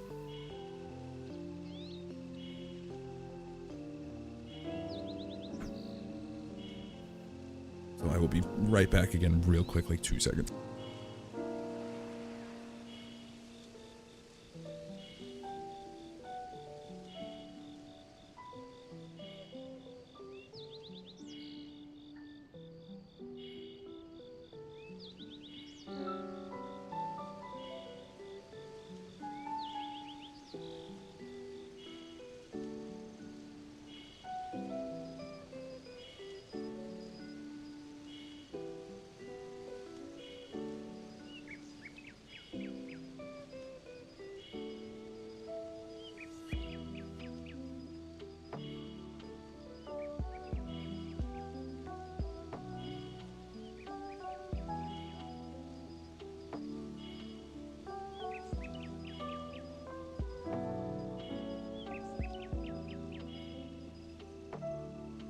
Okay. It shouldn't lock me if you're holding a shield on hand, but aside from that, anything that could lock you. See, that's what I was thinking, is that if I was holding the shield, maybe, but if I'm setting it up with the shield base, I'll just have the, like, I'll just be quite literally exactly like this, so I wouldn't think that it would. So then, the real question, can I safely... I can just safely run right across there. Though it's funny, yeah, because that's the cull point. I can just run back over there. Okay.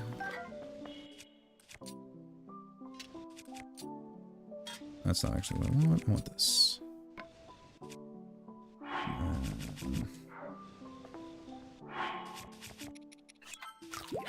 Stop having the dying indicator.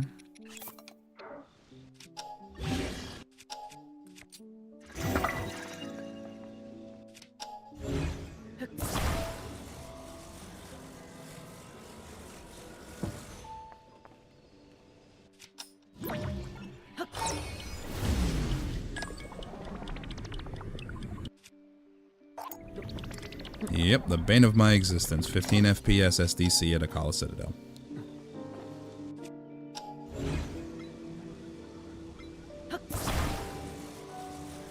Watch. Next I'm going to clip through the ground.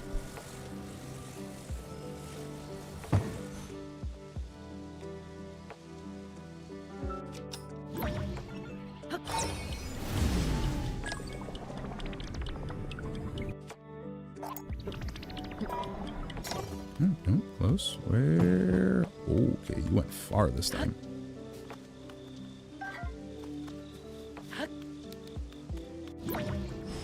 Always forget.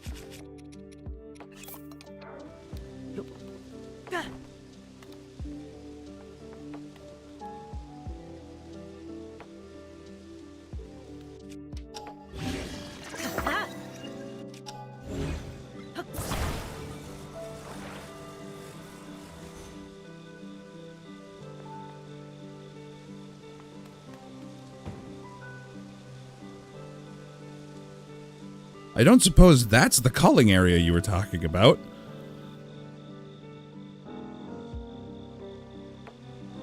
Is that one we know about, or did I just find something by accident?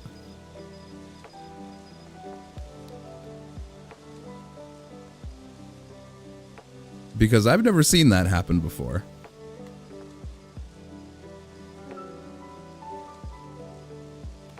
When I was setting up SDC here, the shield bounced into the culling area and soft locked me. Ugh. Just an extension of the one you normally use. Oh, okay. Yeah, I've never seen something cull over there before. Let's get some fucking light. Okay. So we drop that there. We very carefully go around, making sure not to go too far to the right. And now... Oh, but the problem is I need to be holding something first, right?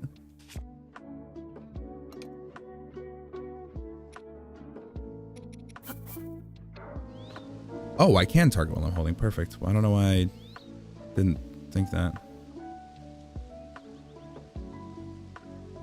One at the wall right to your right. Ah.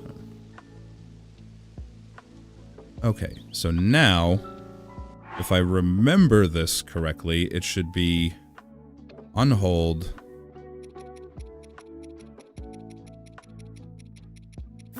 hold, memory. I'm not mistaken. Oh. Oh. Oh, brother, man. Alright, so now I don't remember what I need to do. But, like, that worked beautifully. Is it drop the... It's dropped the weapon now, right?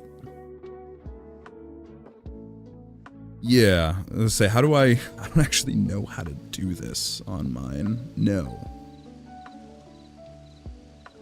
Okay, so for that process, that's what I need to do. Okay, so then what do I need to do now?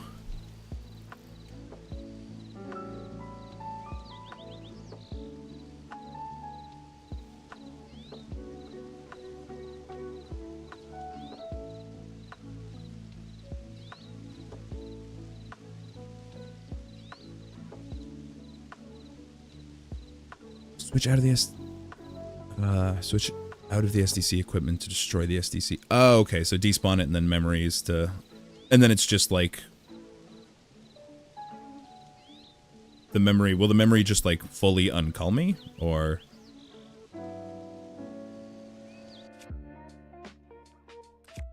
So swap that, break the SDC stick, and then when it okay, so when it uncalls me, it should just fully uncall me. So yeah, I mean, technically speaking, there's nothing. Okay, boom, there we go. So now it's just whereabouts do I want to stuff this thing? Oh yeah, I don't have any connection to the SDC stick anymore, so I don't have a soft lock problem. If anything, I would see that as like a hidden benefit. Every time to disadvantage of this is that you have to reset it up every time to uncall. And plus, you can technically just get back and redo it in case you mess up. But yeah, so yeah, but that is like a nice little silver lining, I guess. Is oh, and if this isn't just the most perfect little duping alcove that I have ever seen. All right, so if I'm not mistaken, it's rehold the egg to set it, and then it's just whatever the hell I want. Yeah.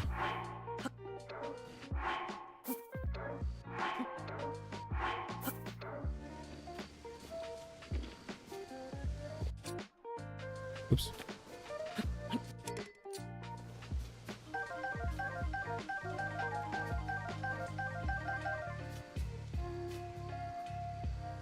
Ho.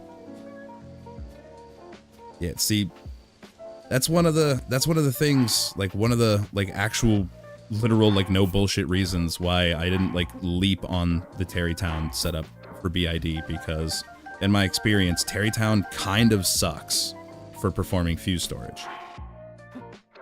At least it's significantly more tight and strict than over at Akala. Like Akala, I can get it down first, second try. Terrytown will take me like 10 minutes. So like I wanted to find a reliable setup that could be done over here, so that way the entire process would just be so much easier. And I think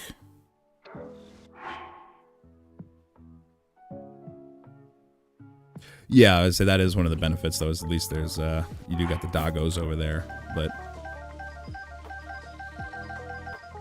I mean, realistically, I am likely still going to show the full process using Terrytown itself, but I really wanted to have a reliable setup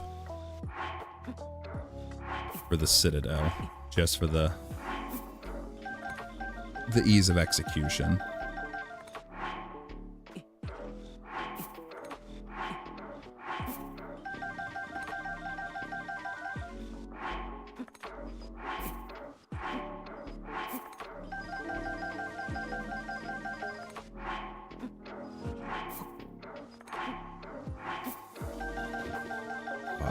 So much.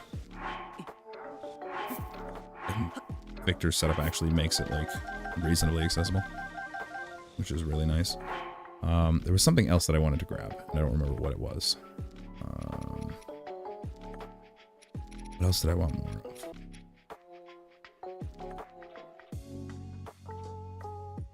What else did I want more of? I mean, I guess some extra eggs probably wouldn't hurt. Oops.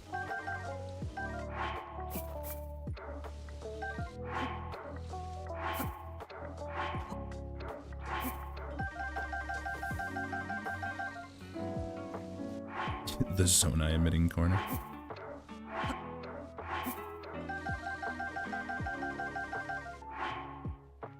That should be good on that. At this point, may as well just grab the stuff that I'm putting off actually getting.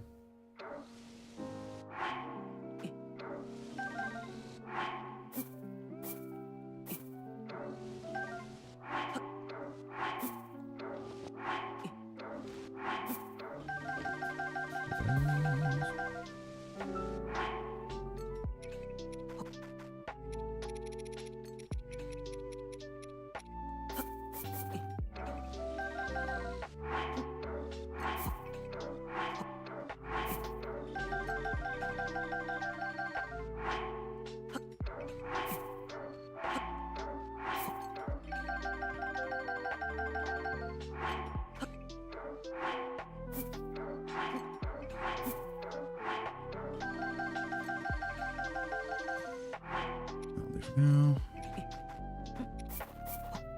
He wants more rubies.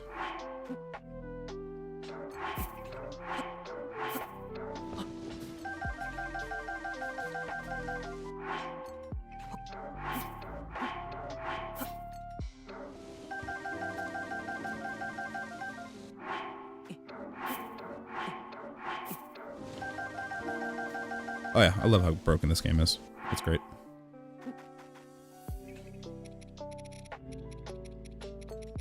We're done.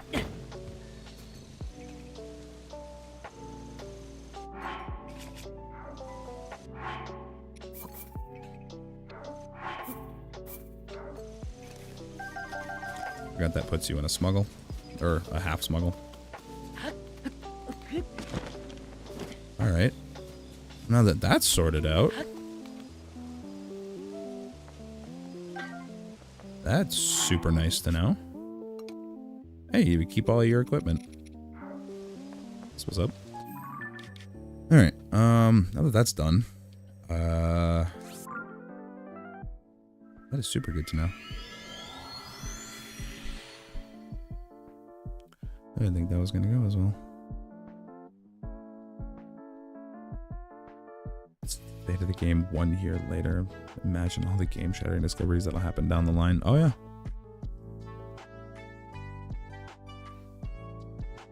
We absolutely ripped this game apart, and I'm still convinced that we're nowhere near finding everything.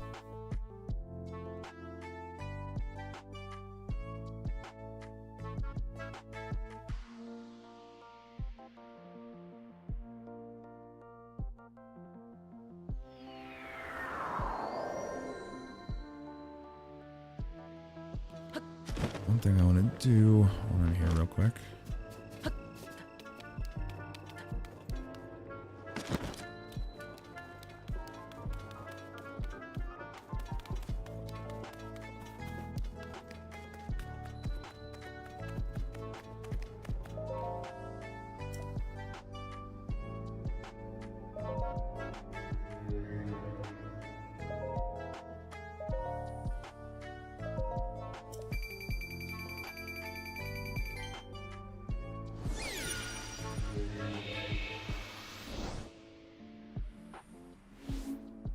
Oh, I wish this went faster.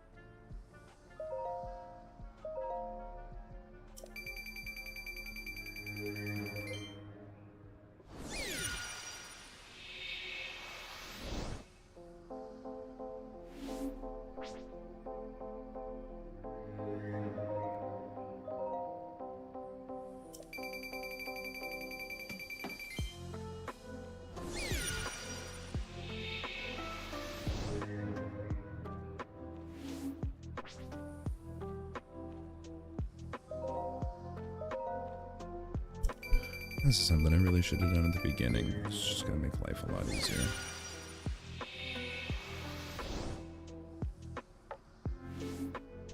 Namely, now I don't have to drain 2 full bars of stamina every time I want to avoid out of the minigame.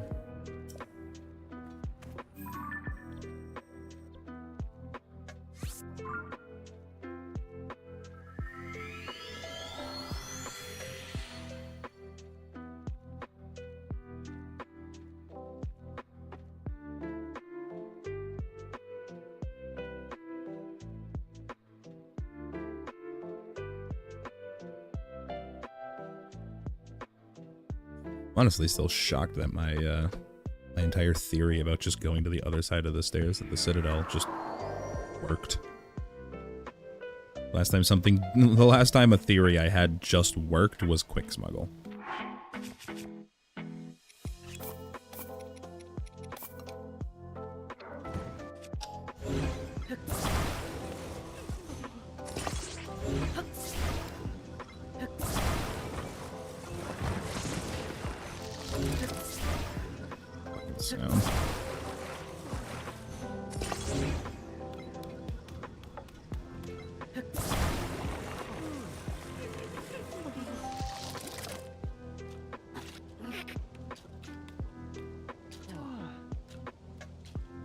high.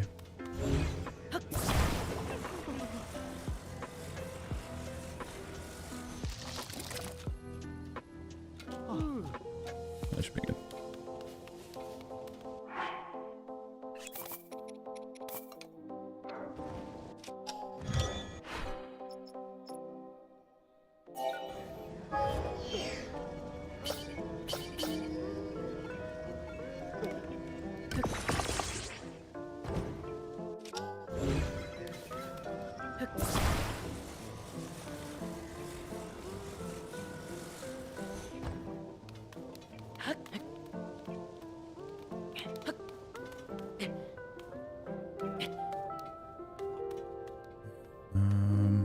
Probably gonna want one of these.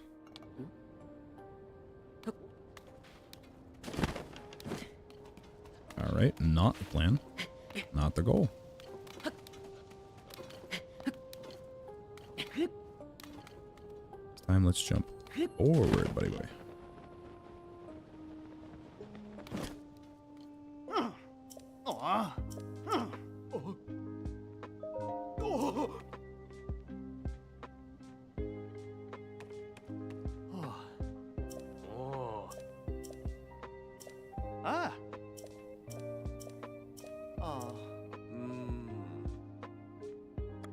Yeah, good luck with that. All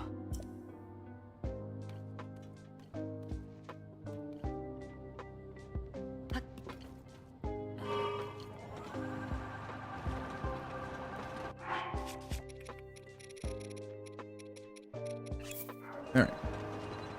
So now we're actually back to doing the Hestu scamming that the title says we're supposed to be doing.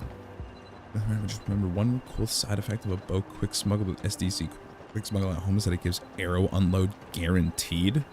Oh, that is really interesting.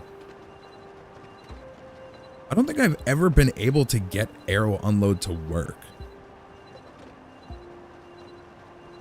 Like, I believe that was, if I remember, that was one of the glitches I wanted to include in my like 10 glitch showcase video, but I could not for the life of me get it to function.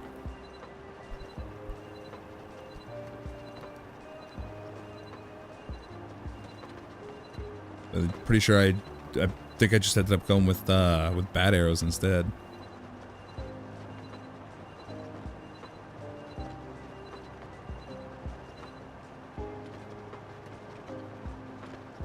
Just drop down. Huh.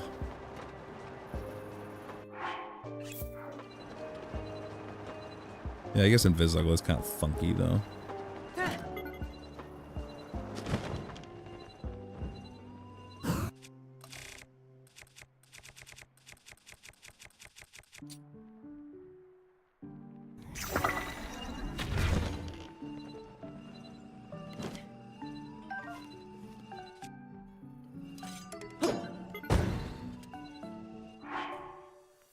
Sometimes the game just hates you and decides to not work though. Yeah. Yeah, there's never been a more true statement about this game.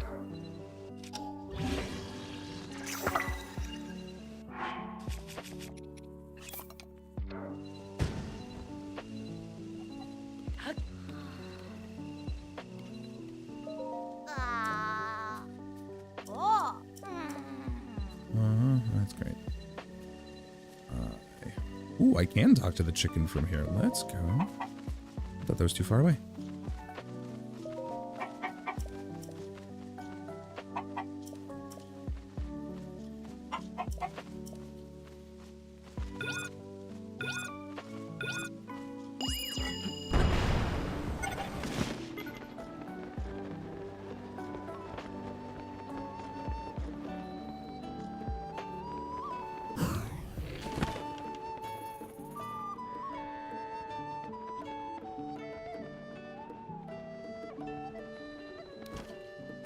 I wish that would stop happening.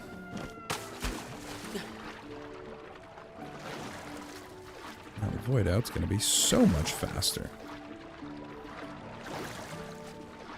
Look at how fast we drown.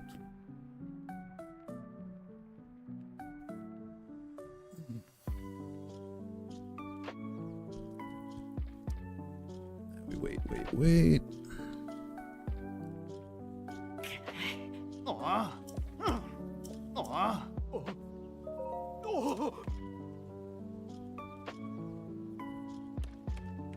Just that no thoughts look in his eye.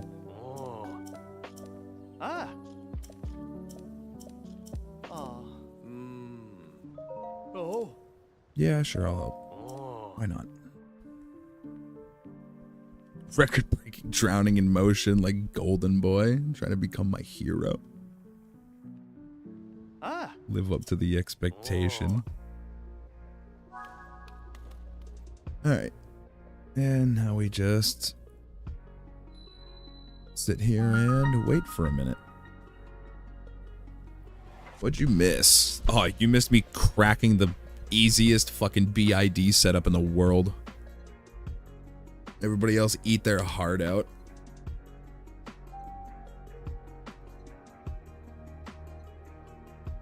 Oh. And now we're back to finishing up messing around with Hestu Scamming, because there's one thing that I do still want to test, and it's whether or not those proving ground shrines are actually super necessary.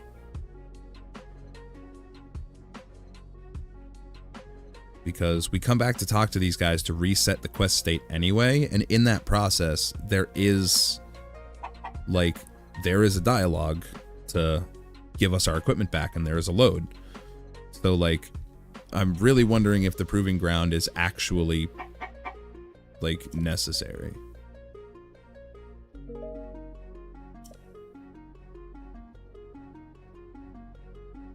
Mulberry just found an all versions P slot method. Jesus Christ. Can Mulberry and Ock go on vacation or something, please? As grateful as I am for them, keeping me with a consistent supply of work, Jesus Christ, dude. Those two need to take a week off or something. Which, I mean, I guess is crazy to say because Mulberry did end up taking quite the break for a while, but bro, go take another vacation. It's okay. Alright, where am I going? I'm lost what I'm doing already.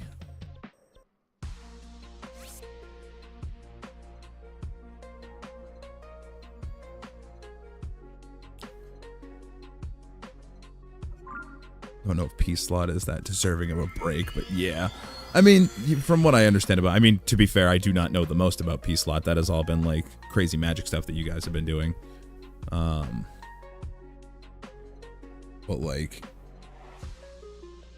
yeah, no, he definitely came back full force and wouldn't be the most upset if he just kind of took a week off again. Let me catch up on the backlog.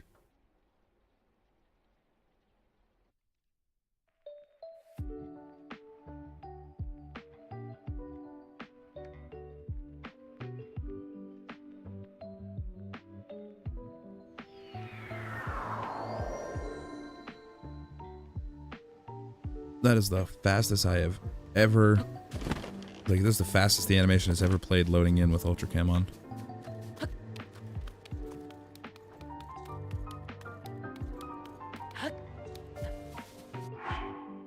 So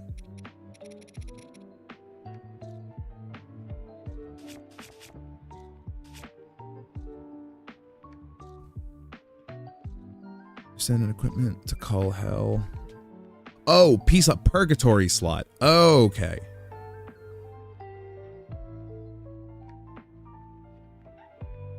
That was where the disconnect was in my brain. I'm like, what the fuck is the P again?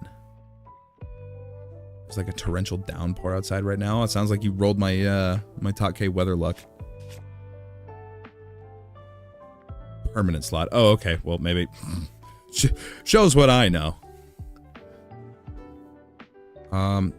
I mean, speaking of shows what I know, I'm still back at the main issue of trying to get a solid answer for how many total slots there are for each of these inventories.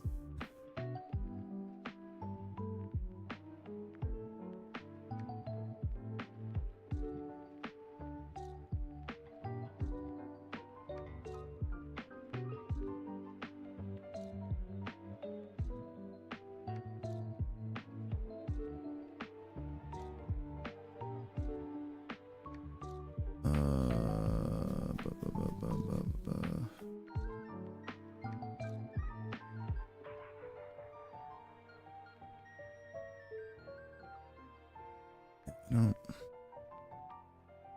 Something in current that uses purgatory that might be a variant of P slot. So if that is actually P slot, then it might be purgatory shenanigans. So far, I don't have anything that confirms it. Yeah, so potential accidental, right? I'll take it.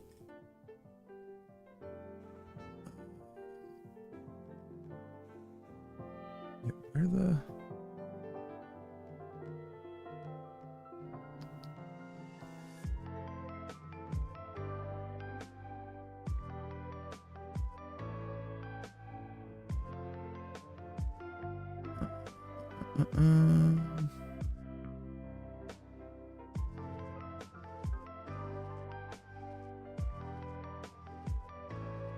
Wait, what? None of this makes any sense. None of this makes any sense. Why is it that nobody... Oh, extra slot added for... What? It still doesn't make any sense.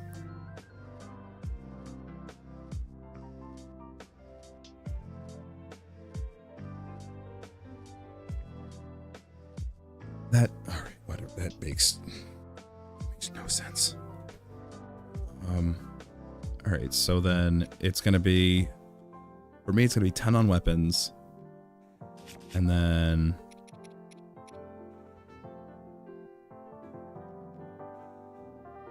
3, 4, 5, 6, 7, 8. 8 on bows, and then 16 on shields. Is that... Doesn't sound right.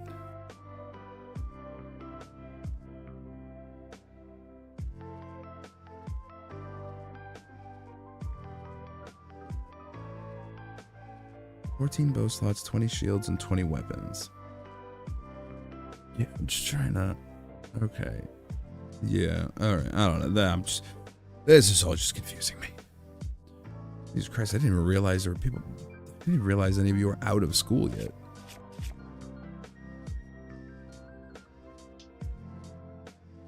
Does the 20 for weapons, does that include the extra slot for the Master Sword, or do we get 21 with that?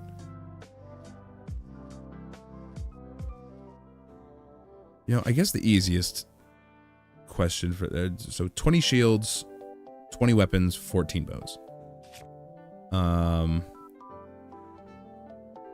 Does that count the arrow? Like, that's what I've been trying to figure out, is like, I can't, like, if I could just see like a side-by-side before and after minimum slots and maximum slots picture, like, it would answer all of my questions, but nobody can seem to do that.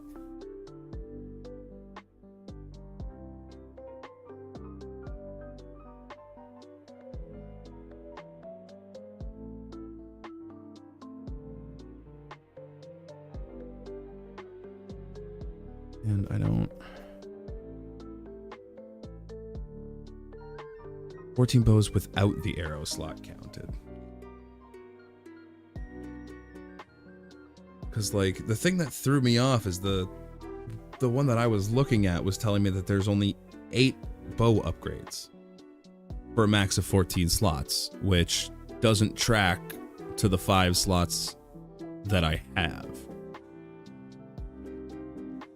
Because as far as I can tell, the highlighted slot right now is the arrow slot.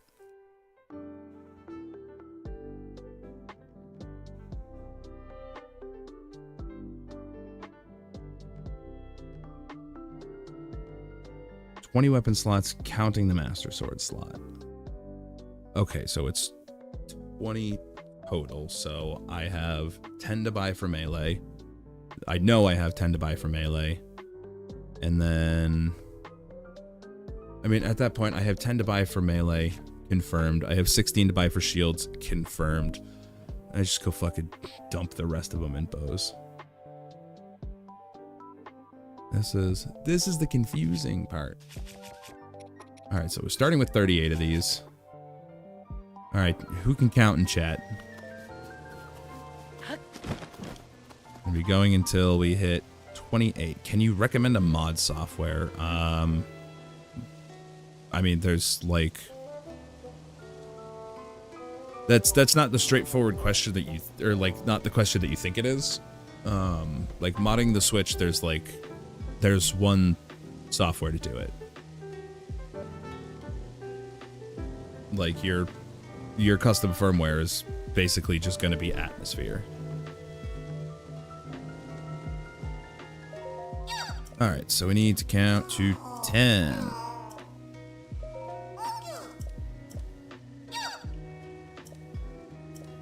10 weapon slots. Inventory bigger, yes please.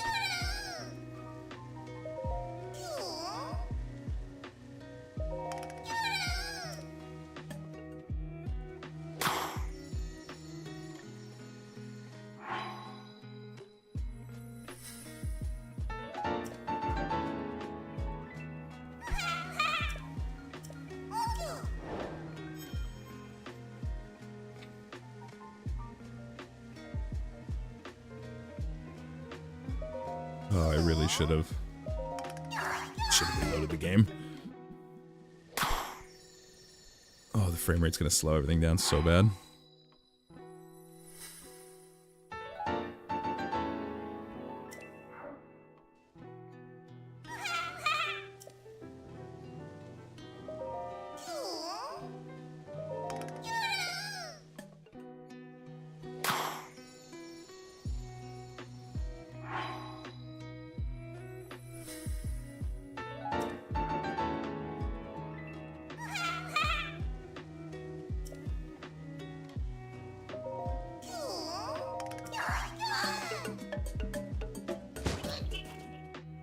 As long as there's someone in chat keeping count alongside me to make sure that I don't mess up.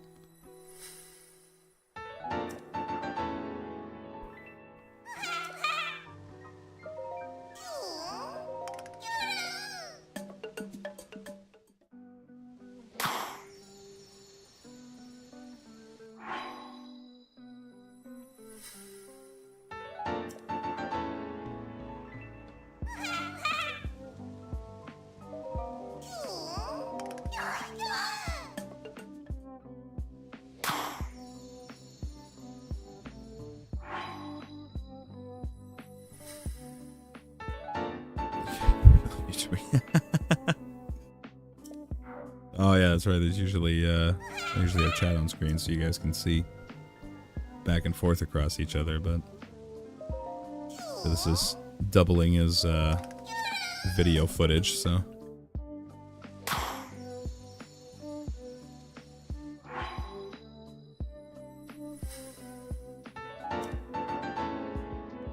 gonna have anything obstructing. Should be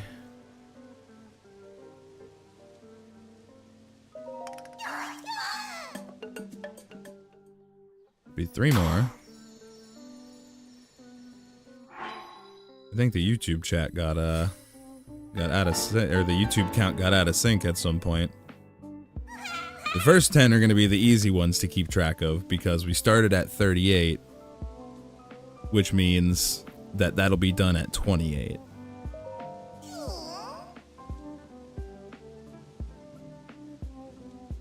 Yeah, I started at 38 seeds, so after the 10 weapon, we'll have 28 seeds left.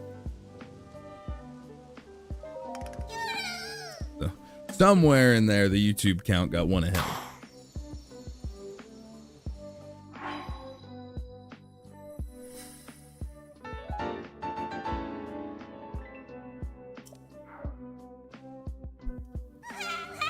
It's namely...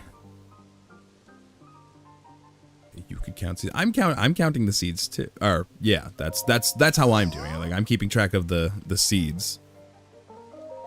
It's just beyond the first 10. That's where things are going to get confusing. It's going to be more to keep track of. Different numbers. And as soon as we add more variables, my brain starts to stop working. Especially because now we have to go to 16. I believe that was all, right? Yeah, 28. Okay. So now we need 16 shields. So that's going to be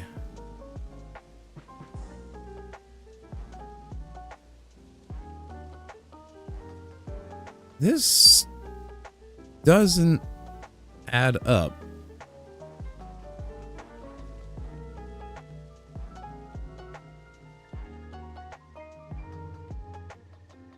This doesn't add up. Or I should say, rather the, yeah, I hit my 10. These newly discovered glitches, I always wonder how simpler they'd be on earlier builds. Realistically, they all, the processes for later version glitches, like, are usually the same for early versions. The only, like, differentiation is, like, the simplicity of accomplishing,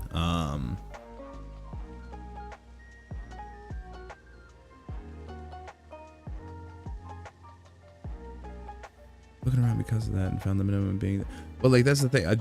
The 38 doesn't seem like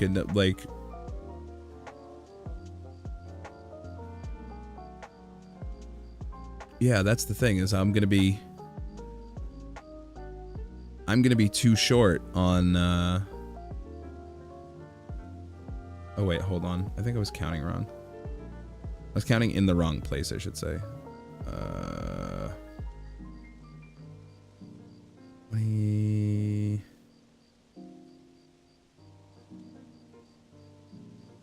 Because for what I've seen, it seems like it's like 12 or 13 weapon upgrades. I don't know where these things are saying, like, where they're getting 11 from, but it seems like it's 12 or 13. Plus 16 plus 8. That puts that at least 40.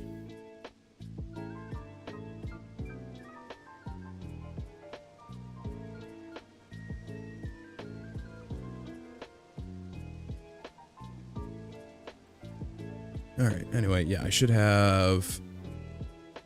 Oh, shit, I just realized the time.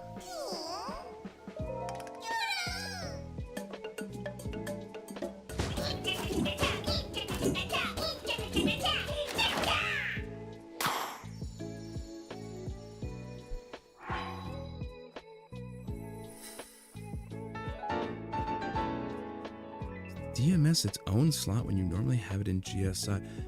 That's a really good question. I would say yes. Like, I'm inclined to say both yes and no is the thing. Like, I'm inclined to say yes because, like, just as a failsafe, like, in the event that the weapon doesn't get, like, scrubbed from your inventory, they probably wouldn't want it taking up its own independent, like, its own permanent spot there. And, like, also the fact that the Master Sword in and of itself, like the proper Master Sword comes with one. So like I'd be inclined to say yes, but I could also see it being no, because Nintendo is very, very narrow-sighted on the, like, on the strength of their programming, and like seem to be way too overconfident that their shit's just not going to break, or like we're not going to do things we aren't supposed to. So I wouldn't really be surprised either way, I guess. But I feel like I'm leaning more toward it giving you its it giving you its own slot for it while it's there. But like, if it does, now that we have DMS, yeah, that's they definitely seem to give up after a while. Because I feel like you're cooking on some, like, potentially using that in like a DMS suggle and like a slot overwrite to give yourself an extra inventory space.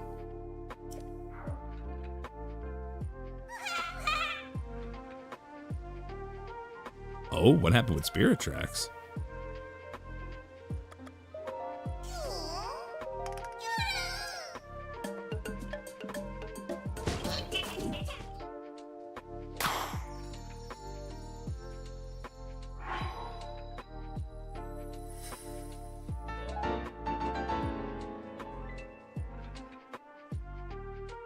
Most just to be sure if my counting was correct.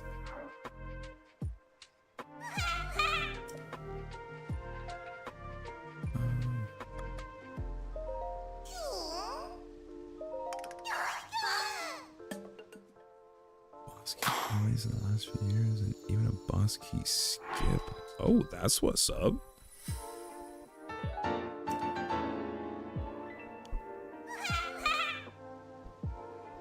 This glitch is lore accurate. It's well established that Hestu approves of nudity.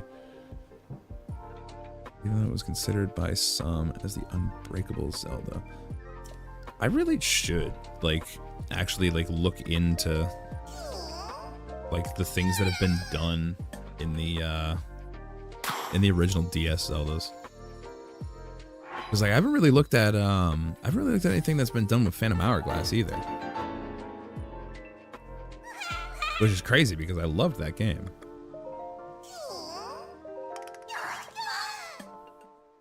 But unceremonious note, and probably not the most convenient timing. I do need to dip out for like 15-20 minutes, like I was saying earlier. I got something I'm gonna go take care of. But I will be back.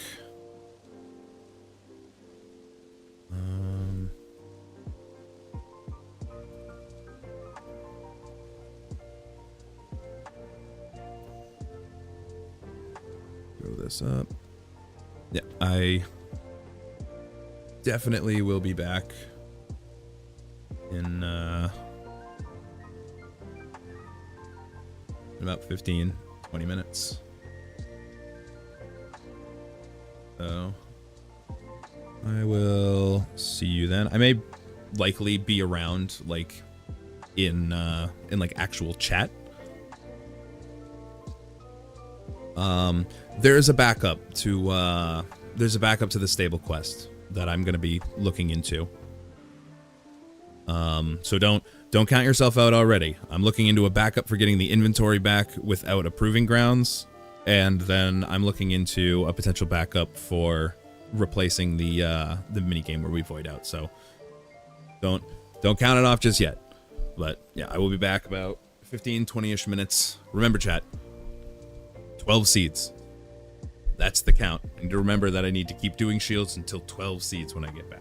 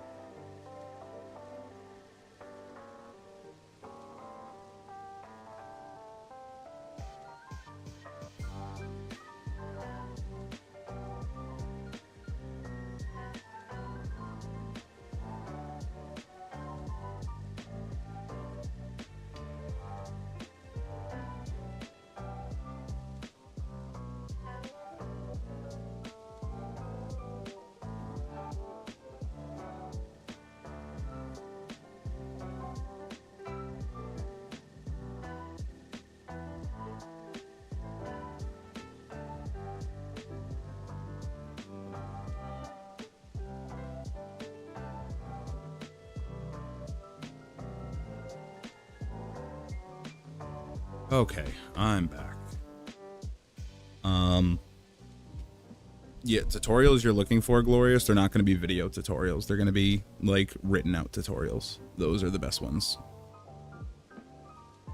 They're not as easy to follow. Used a visual guide, but those are the better guides. And yeah, a lot of people found me through the unload dupe video. Not the unload dupe, the auto build dupe video.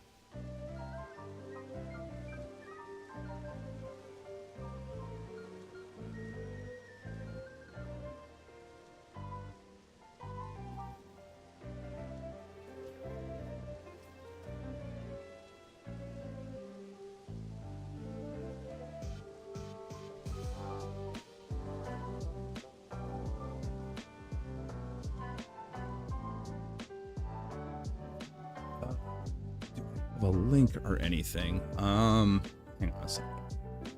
I don't want to throw a link in, but I will tell you what you're looking for.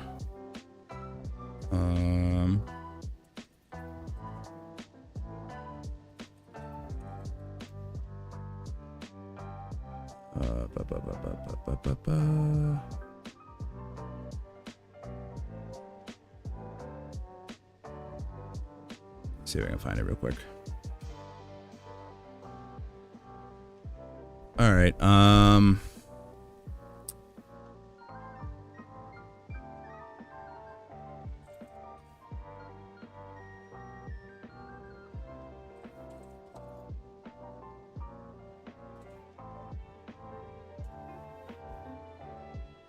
All right. So what you want to look for is go onto Google and just type Rentry, R-E-N-T-R-Y, switch guide. It'll be the first thing that pops up.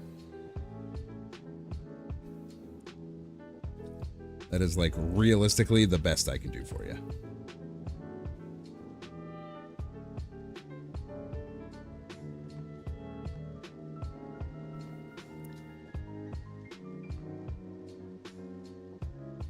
Does the glitch work with Lights of Blessing? It doesn't. Unfortunately, we don't have a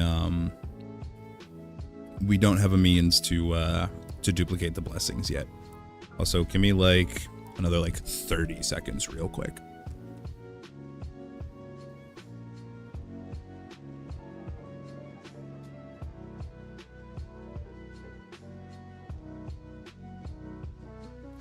No, it'll be a website called Rentry.co, and the page is Switch Hacking is Easy.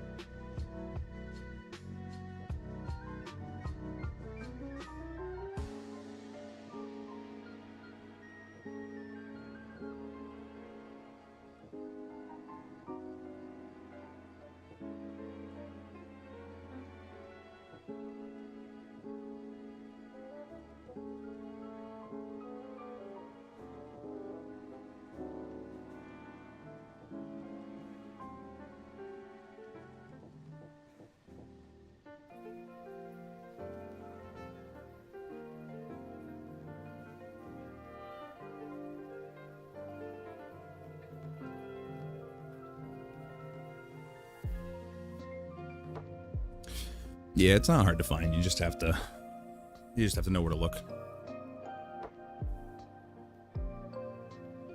All right.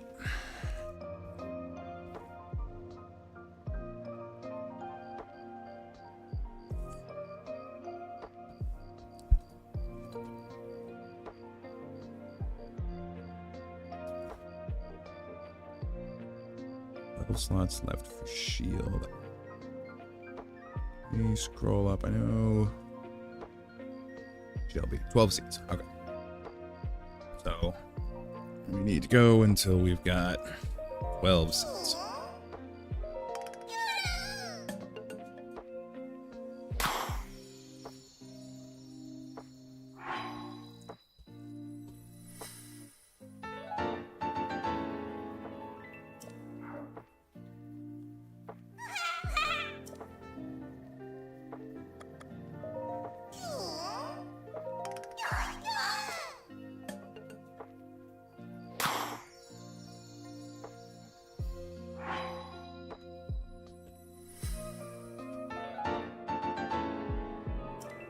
It's hot. Oh, that's really hot.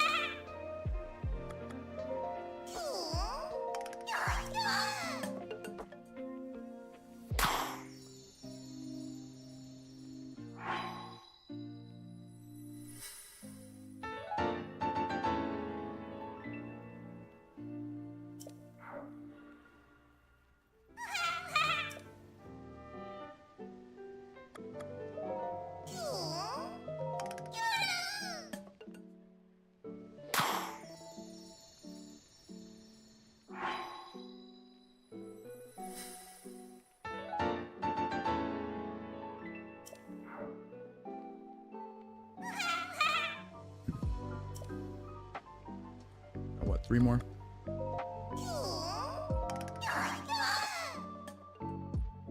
Actually glad there's so much of a delay in this now.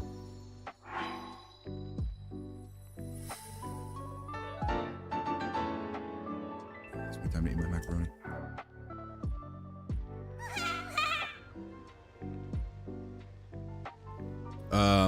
You'll be using Tegra Explorer to inject payload.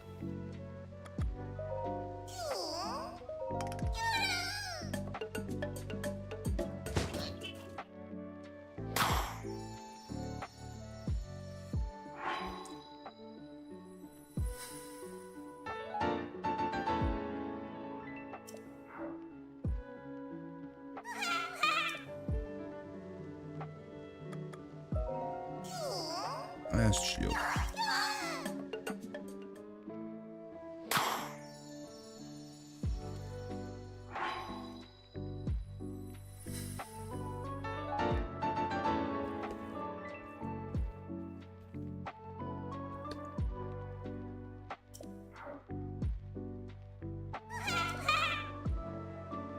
Alright.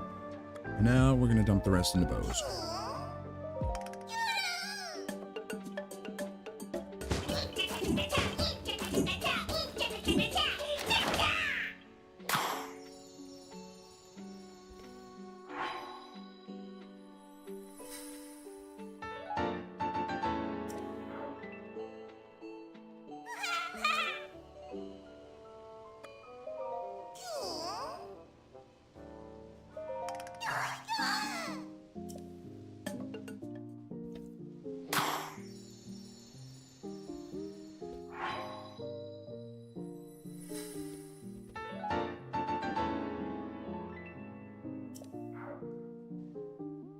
I think that does confirm that it is showing the arrow slot there.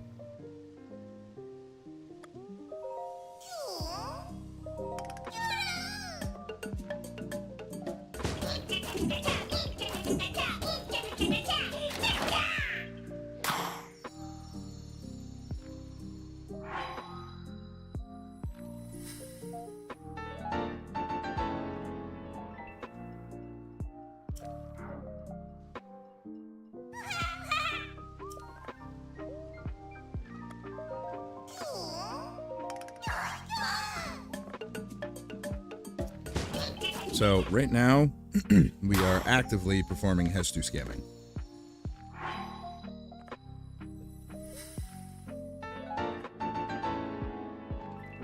This is the... What? How many have I done now? So, to give context into what this actually does, I've purchased 4 bow upgrades from him already. And this 5th one still only costs 1 core oxy.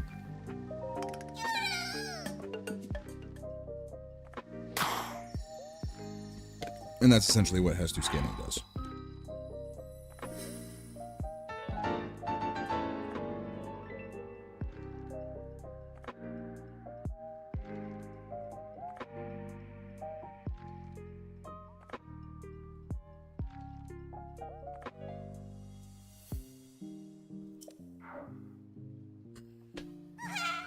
So basically, it lets you max your inventory out for like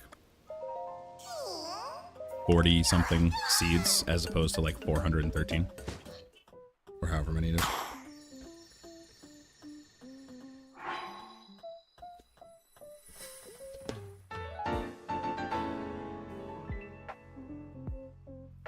Yes. So this isn't. It's not showing. God damn it, dude. Hang on.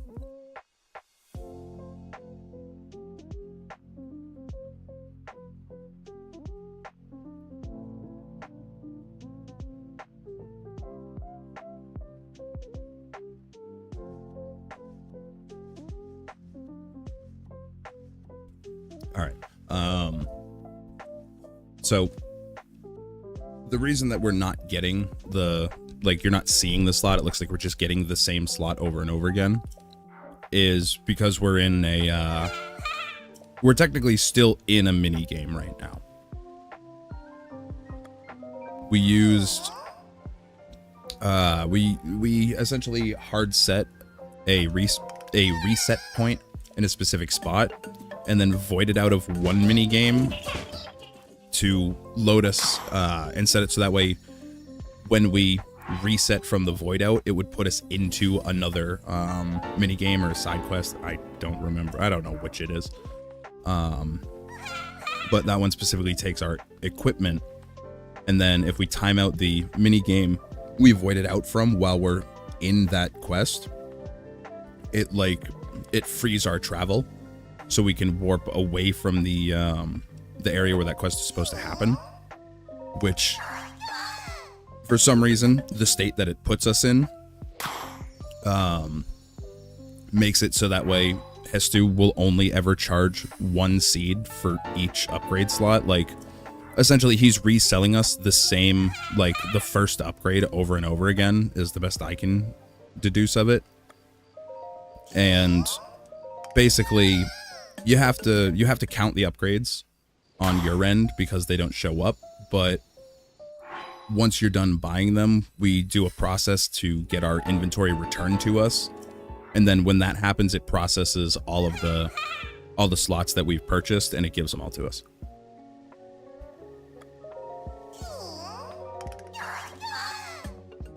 And right now I'm seeing if there's a way to get around one of the requirements to get our gear back.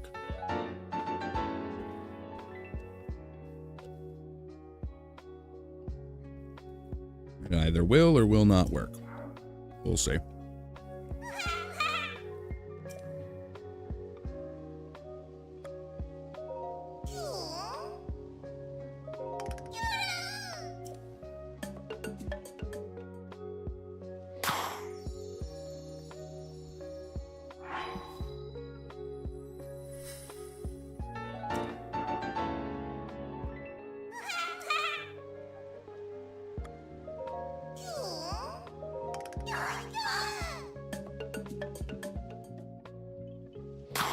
All right.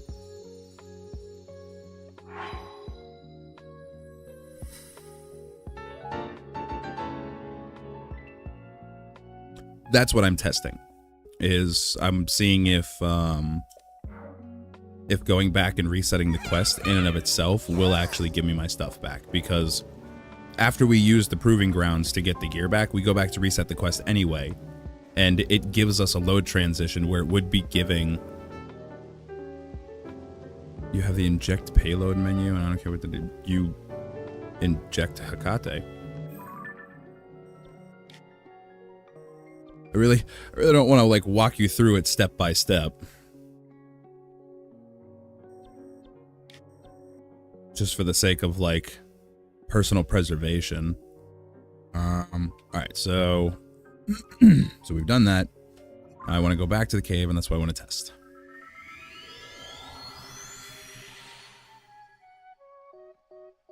And hopefully these guys will just give... I'm honestly going to be kind of disappointed if these guys just give it back, because that means that every single like person who's made any sort of showcase of this method never actually took the time to just like go and test something. Everyone was just copy pasting the instructions from someone else. Oh, yeah. Cave isn't over there.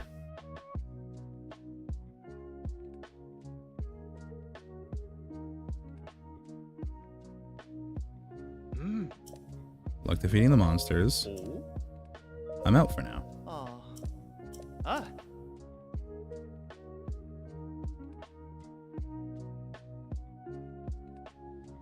Ah. You're joking, right? Why the hell is everyone using a proving grounds then? Did nobody think to do this? I'm so disappointed that nobody, like, really just kind of sat and thought about the steps for a second.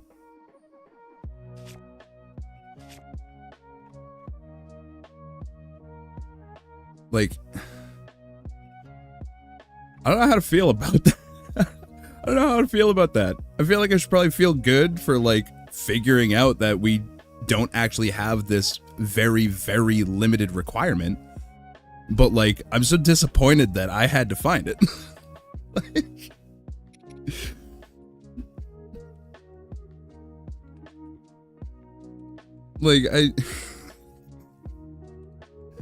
Oh, this can't keep happening to me. I can't keep finding things I have no business to find. Well, there's the special sauce that you're gonna get from my video and nobody else's. Because I'm pretty sure that in and of itself just removed every single limited requirement from this process. Because if I'm not mistaken, there's an alternative to the to that minigame, though I'm not sure if it's another minigame. Provided it's not, then it won't matter if you've done this minigame, and as of now, it no longer matters if you don't have literally like every shrine done. It doesn't matter. That being said, however, I feel like this is where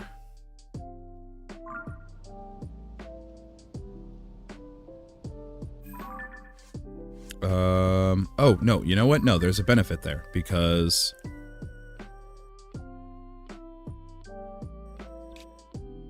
there's a slight benefit to that. Okay, hold on. Because we were short on Korok seeds because the count was off.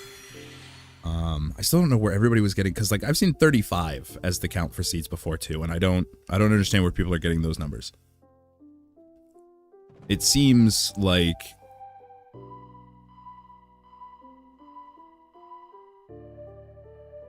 it's 41.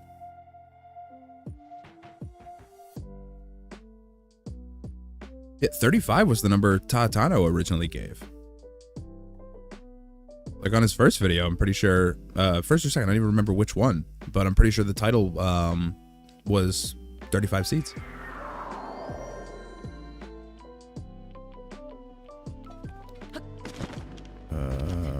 Where am I going? So I'm gonna go collect, namely I'm just gonna go get like one.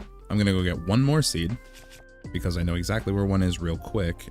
And there you are.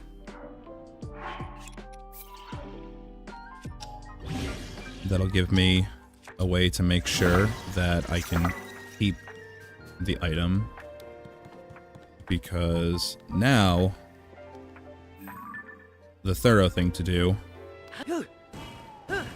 would be to confirm that that process works identically on current patch.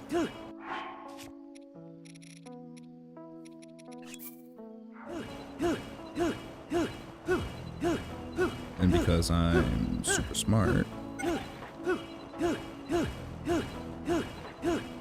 and totally not a big fucking dum-dum, I remembered where there was a seed that I passed earlier.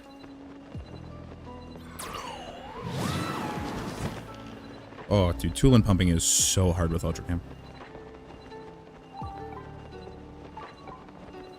You have 3 Hylian shields and 2 Master Swords. Well, I technically only have 1 Master Sword.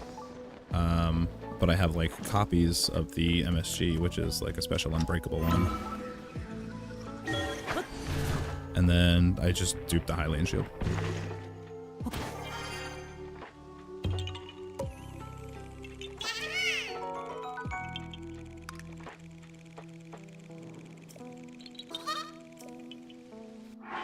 Alright, there's that.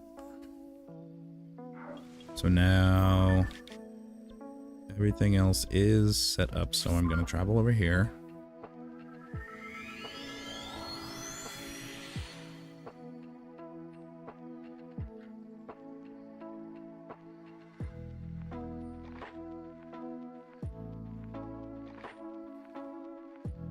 Oh, I do my duplicating with map zuggling because I do, like, most of my stuff on 1.1.0/1.1.1. But, like, there's plenty of simple ways to duplicate equipment on current version.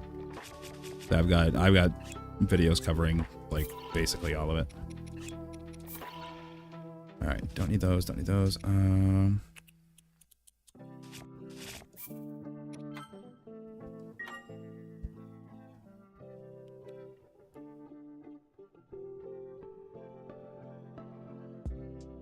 It's funny that you say Peloton duping, because I'm actually going to be, this week, I'm putting out a quick little video just showcasing Peloton duping with FSFE.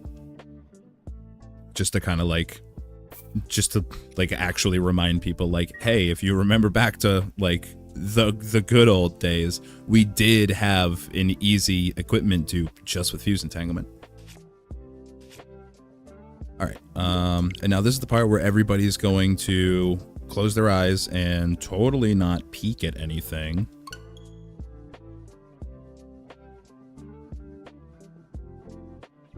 And pretend that I'm not doing this.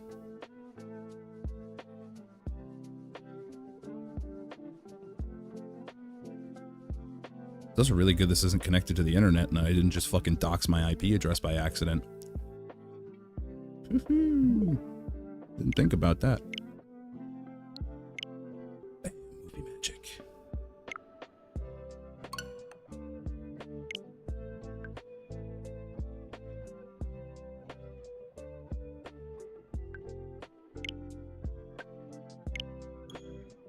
See, nobody saw anything.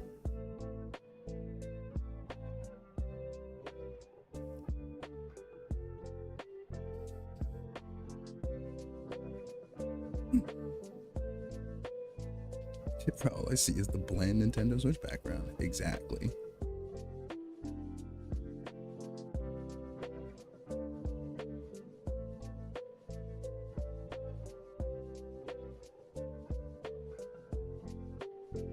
Yeah, right? I mean, that's really what current has been lacking. It's just, like, simple weapon dude. I was gonna say, yeah, at least give me, like, the decency of dark theme. Because, like, I promise you it was definitely dark theme before. I mean, totally dark theme right now. I don't know what we're talking about.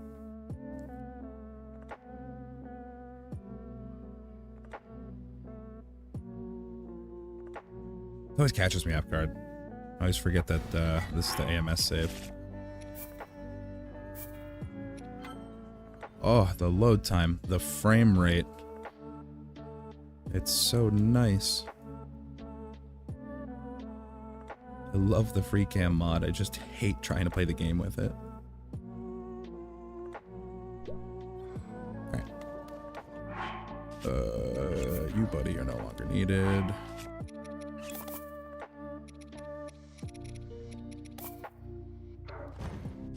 Still try and sword dupe those every single time I take them out of habit. No matter what version I'm on.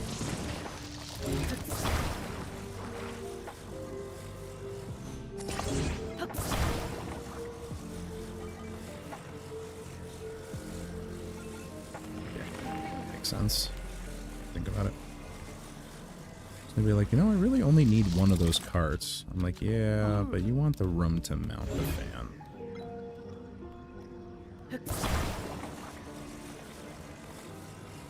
He kind of did get it.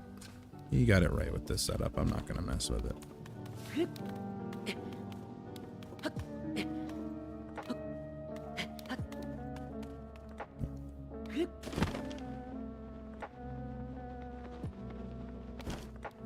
I forgot to set my bike up.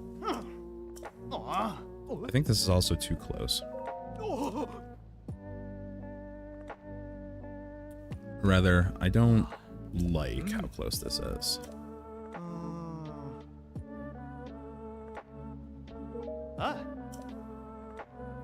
I mean, I've been saying forever that that I think Wind Waker HD and Twilight Princess HD ports are going to be Switch 2 launch titles.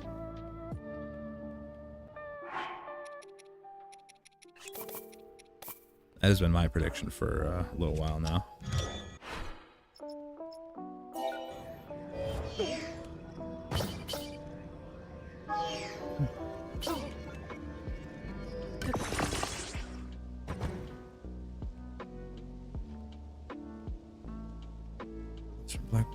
But he said that with portable culling, you take around 8 minutes to overload with a Bizuggle.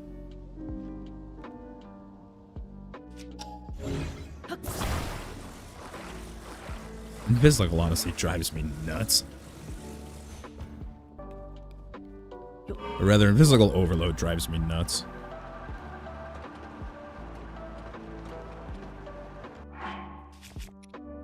Probably should learn how to do it with the protocol to make it more accessible, but like it drives me crazy just how inconvenient Nintendo has made it to unlock the damn D-pad.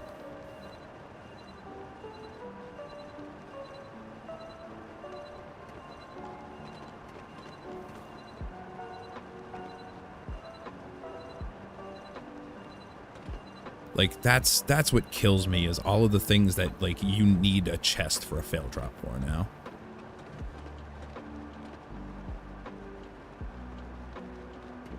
Like, even on, like, 1.1.2, at least it wasn't, like, the worst, because we had the, like, the D-pad method of, like, the fail drops. The way that we would unlock it for smuggle stack zuggling.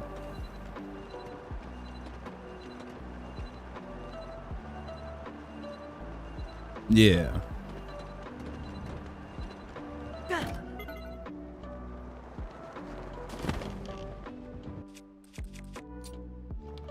Bro, really? Lightning already?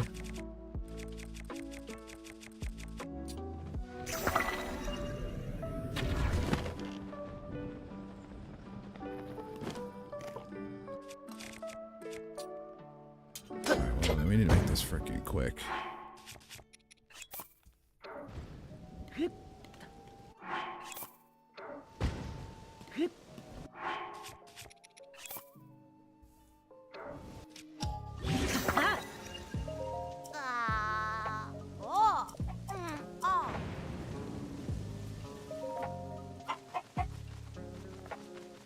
Yeah, the weapon chests are a hell of a lot easier to get your hands on. I mean, really what kills me about it is the fact that chests are single-use, non-reset. That's what kills me. Like, if the chests would respawn on, like, a blood moon or something, then, like, it wouldn't be anywhere near as bad. Because we'd at least have some form of, like, recyclable chest access.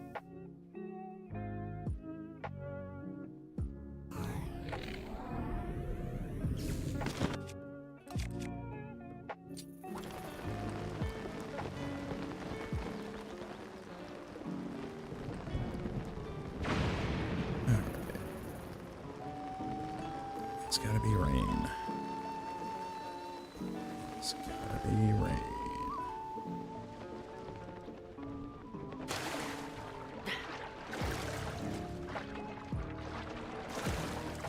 And we do a little drowning.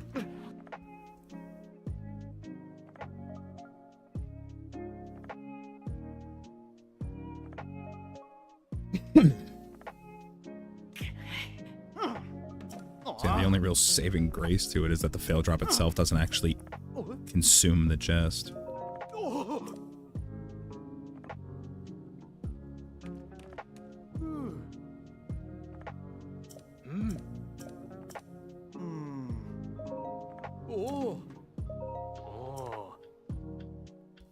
went to Zuck with the DMS recently to get to the main save.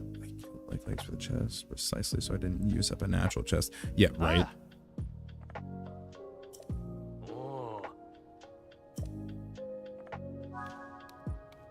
Like at this point, I have like dedicated amiibos specifically for just spawning a chest for videos.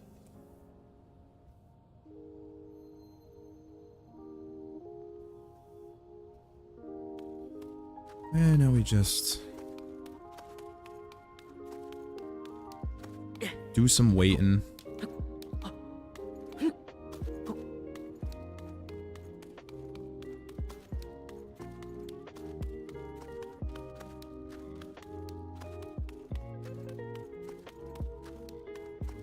Get the cardio up.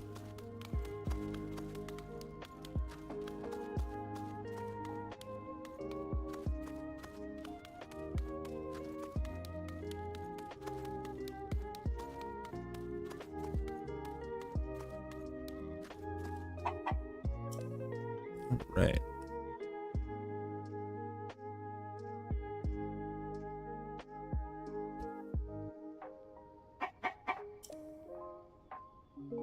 I'm good.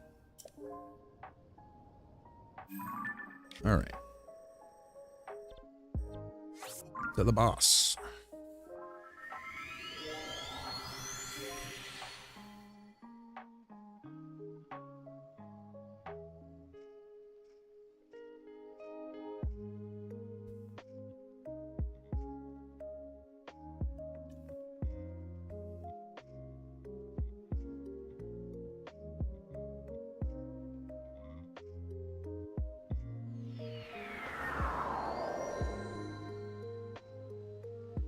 Wait a second. Would the, if I'm not mistaken,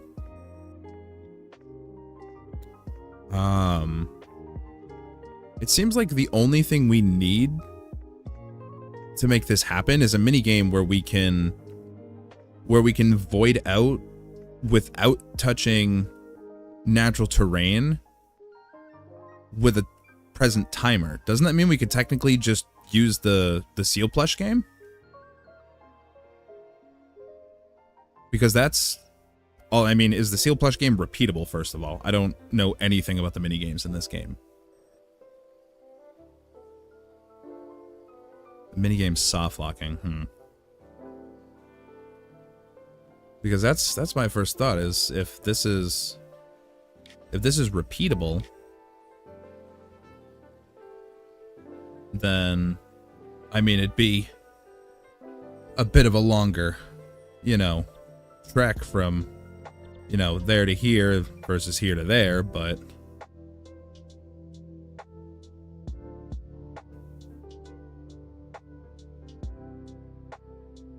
Depends on which minigame you use and if it's not due to the gas warping method. Right. So that might be something else that I test.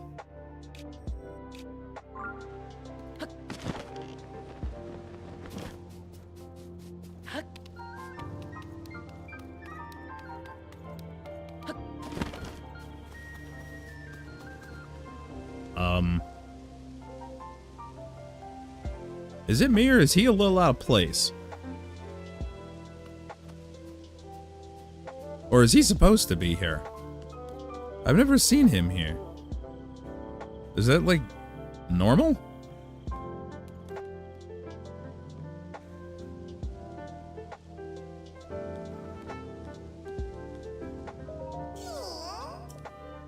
Bro, what?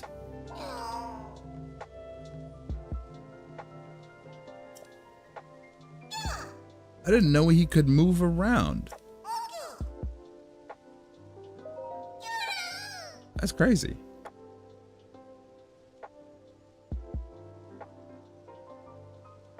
Yeah, it seems like no, I've never seen him there. I've never seen that dialogue. I didn't know that existed.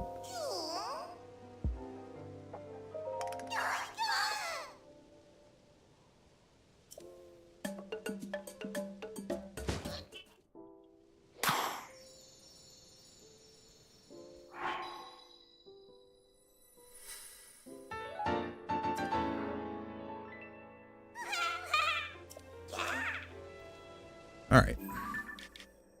So now, the real thing that we care about. Can I just go back to this damn cave?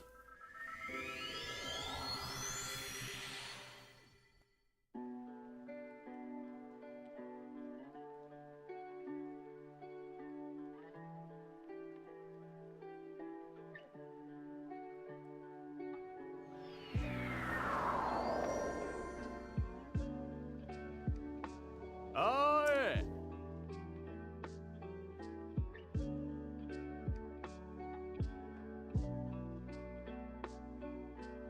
Oh.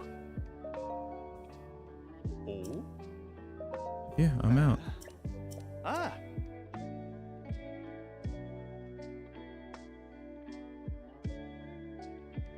That's Ah. crazy.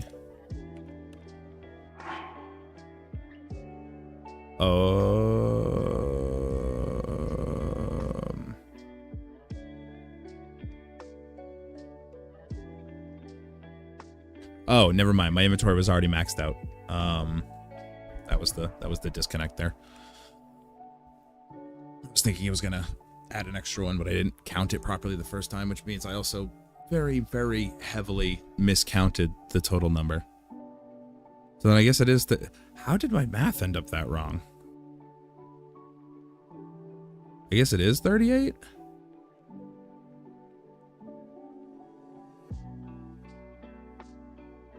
But even at that, I feel like it should be 40 then, because my inventory was upgraded 2 times. Like, my weapon inventory was upgraded 2 times before I started. Oh, wait, no, but then this only used... I think it's 37, actually.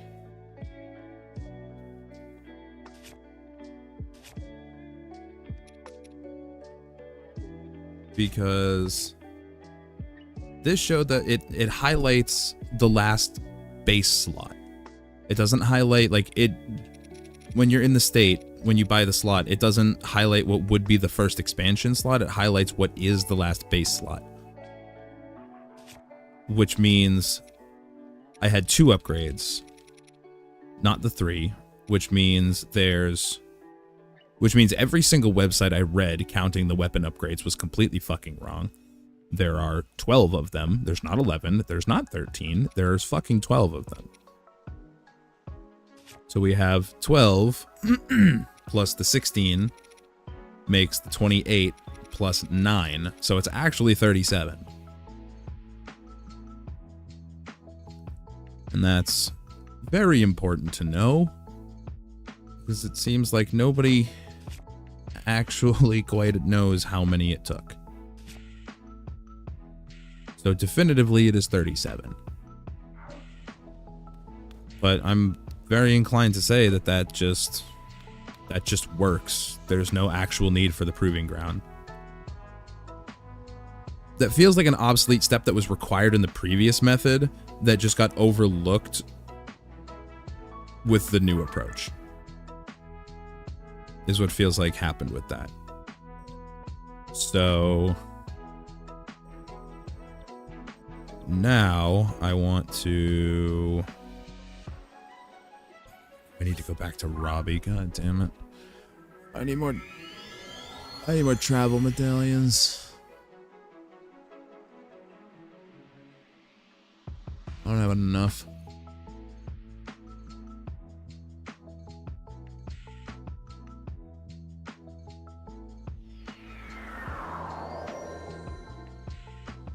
Wait a minute, do I? What am I thinking? Do I don't...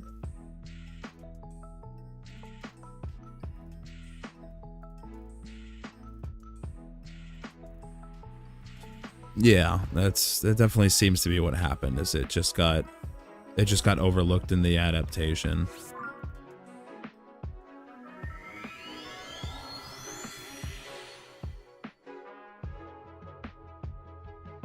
What am I doing? I'm like so backwards and scrambled in my process here. I'm like fucking warping to all the wrong locations. I mean, though first I want to double check, like, I guess it's not bad to come here because I need to double check where exactly that minigame is. I haven't been to it in a while. I'm starting to think it's not right here. And that's actually like up here.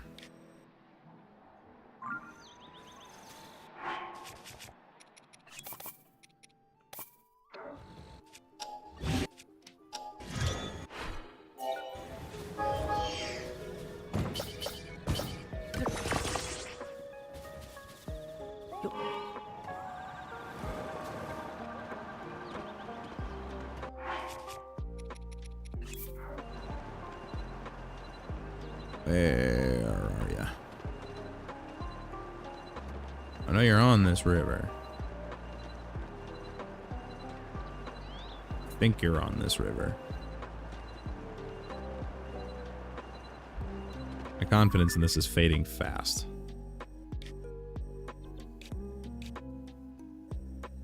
No, she's up over here, isn't she?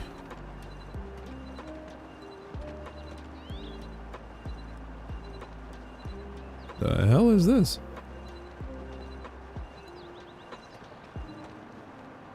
Huh. I don't think I've ever been there before.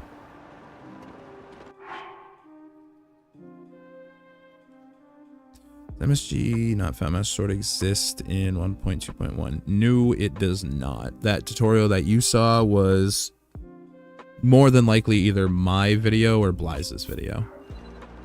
And it's essentially the closest thing we have on current patch.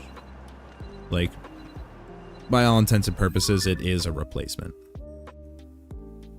Is it over here? Where the hell is this minigame?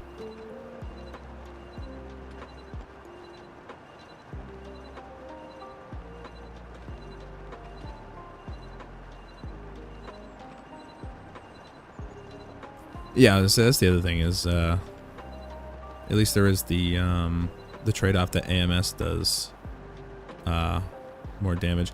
I'm trying to find the seal plush minigame that we use for AMS. I can't remember where the hell it is.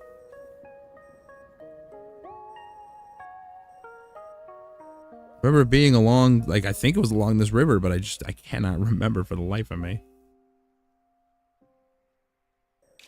A small patch of trees, like... Don't... Oop. I should have been paying attention.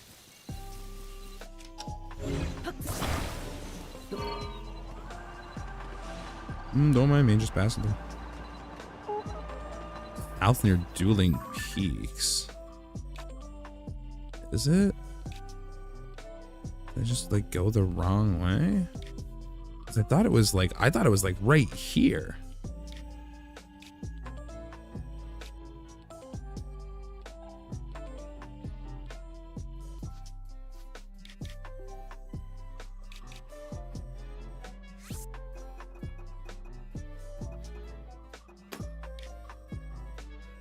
Didn't know that was there.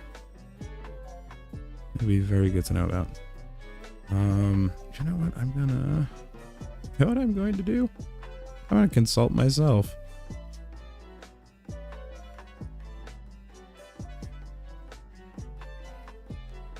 That's exactly what I'm gonna do.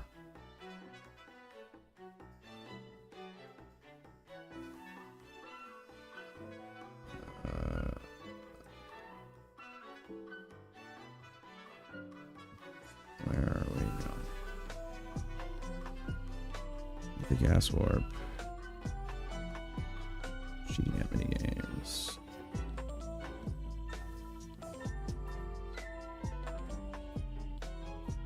Alright, where the hell are we going?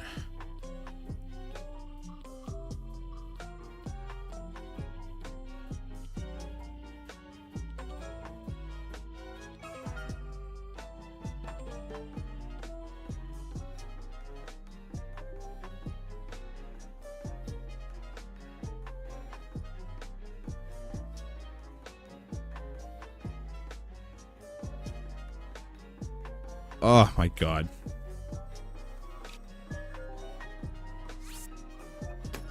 Right there.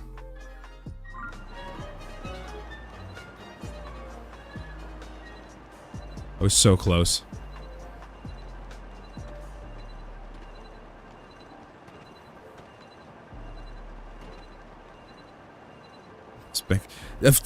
Literally, as soon as I pull something else up to go look, everybody's like, "Oh, I found it! I found it!"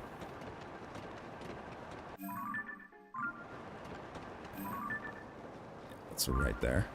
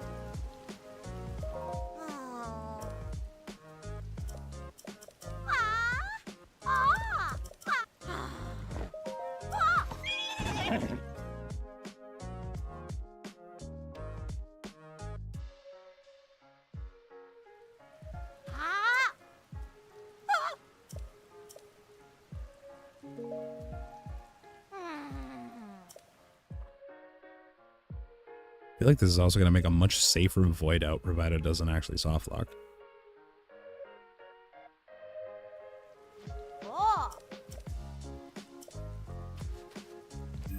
Okay, bye.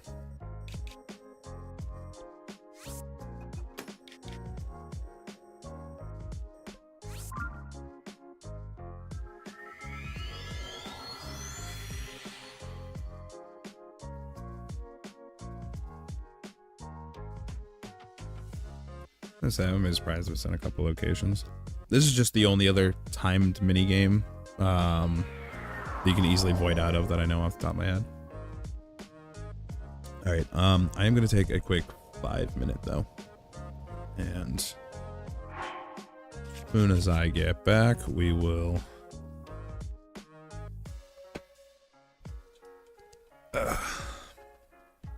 we will see if this will work.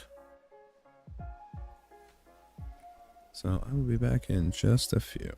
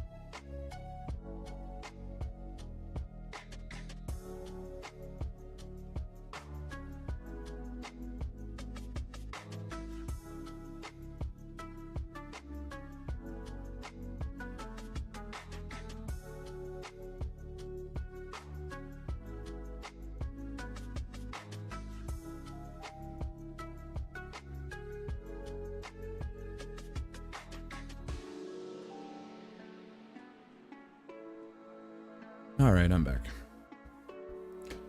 Go take care of something real quick.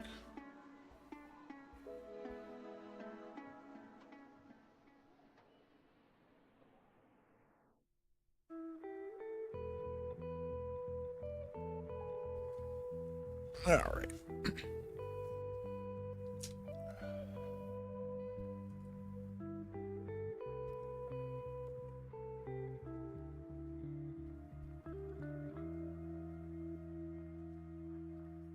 That.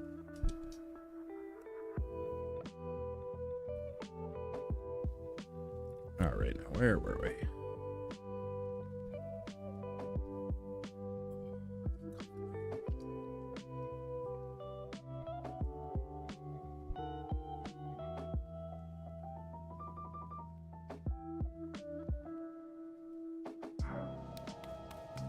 All right.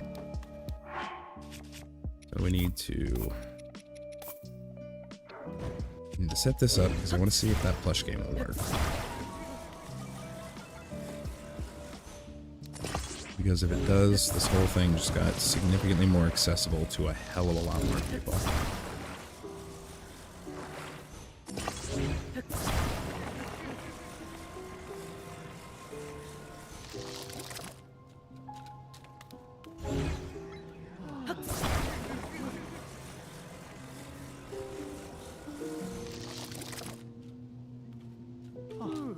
Is that? I mean, that's definitely too.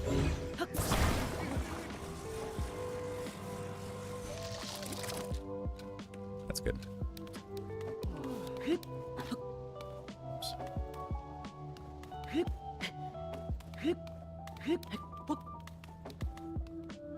What are we trying right now?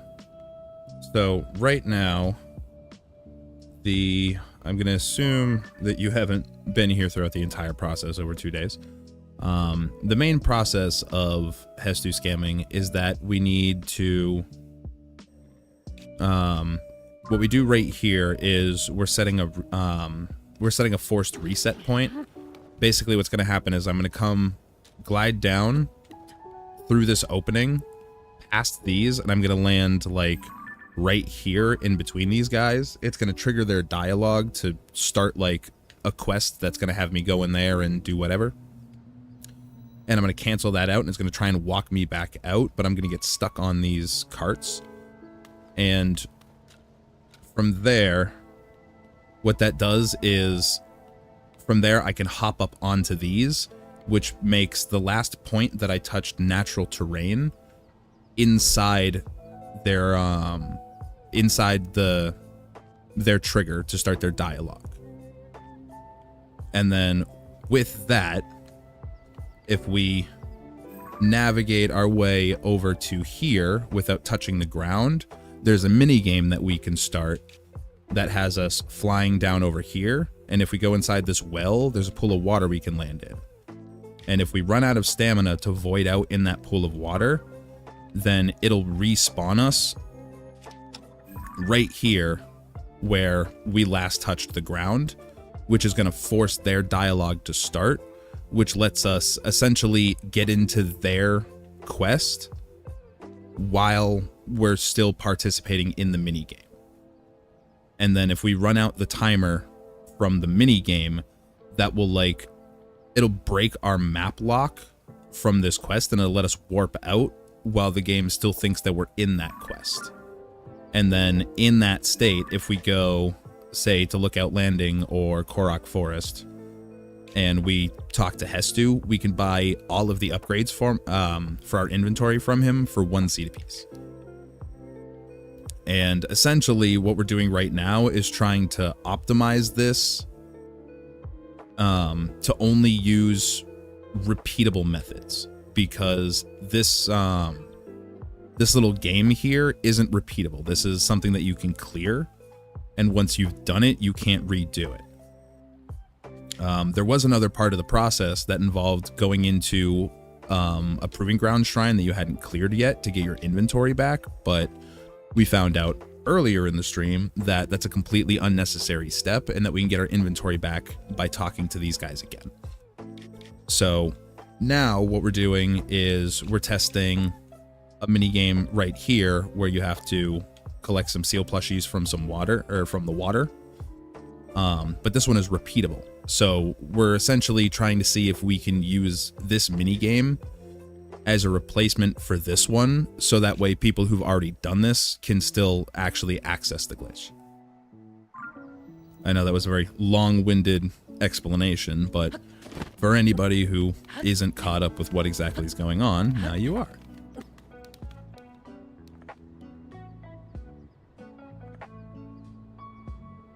Yes, actually, that's the, that was what I was going off of, is I know we used, yep, see, I messed up.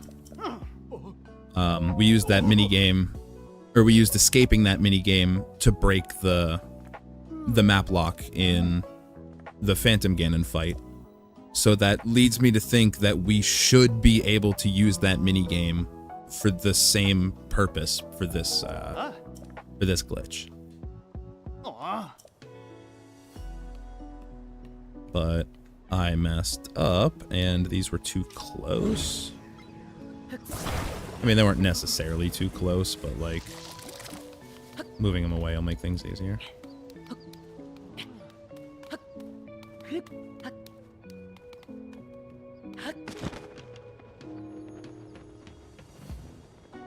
There we go.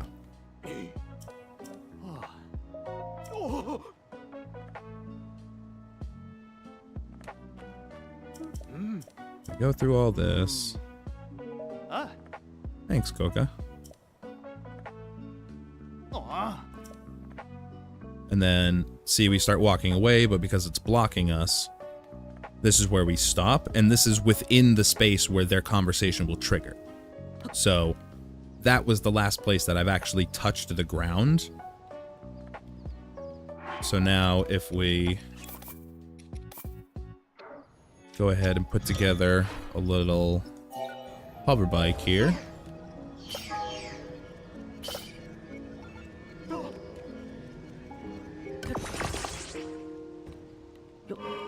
We can use this to make sure, or to let us get to where we want to go without having to set foot on the map.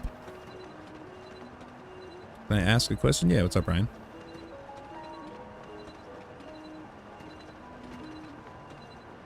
Now we're gonna fly in the wrong direction because muscle memory is a son of a bitch. We need to be going this way. Now we're gonna go for a little ride. Real hope is that she's not gonna reset the terrain around her in the conversation and force me onto the ground. Because if she does, then I might have to look into using the gas setup. It's where to port old patches to a digital version if my Switch is homebrewed. I'm assuming you're talking about like a way to just be able to like switch in between whatever version you want at will.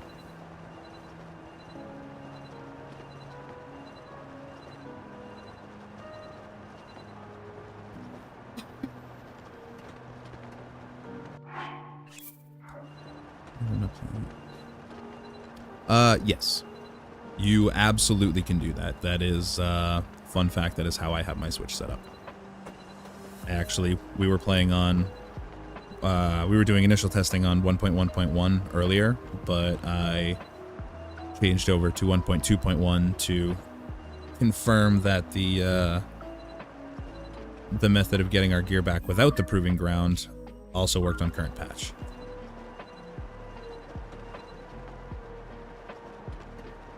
So yeah, if you have or can get your hands on those update files, is there a specific guide to follow?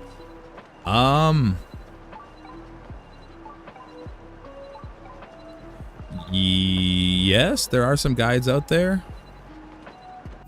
I don't want to like directly link to one because it's not exactly the best idea, knowing how Nintendo are. But there is a guy, if you can find it, it shouldn't be too hard to find. There is a guide by Elvalden,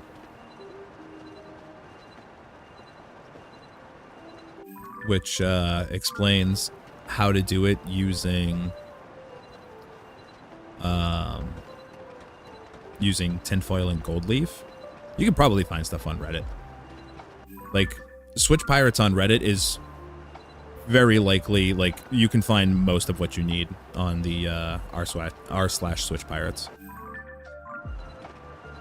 Too lazy to collect Korok seeds. Yeah, I feel like everybody's too lazy to collect Korok seeds. I know I certainly am. They feel like a waste of time and inadequate reward for the investment. I'm not a fan of them.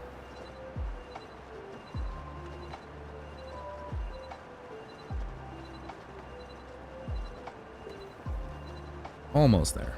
This one's a bit of a longer ride, but realistically, I also could have ABC'd here. You know what I'm going to do over the weekend? Yeah, no problem.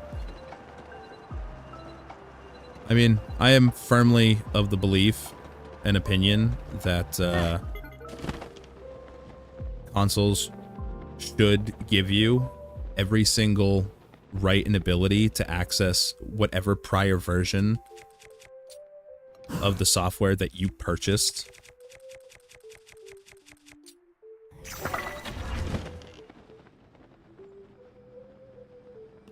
Because I'm not a fan of the fact that updates are a 100% mandatory thing.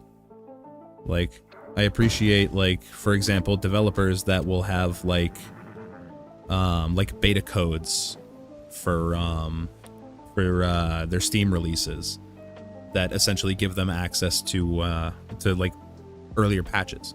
Like, for example, I speedrun Stray a little bit, and the PC version that we play on is patch 2. And there's specifically a beta access code, like a public beta access code that you can just put in to get access to the patch 2 version of the game. When face reveal? Probably not anytime soon.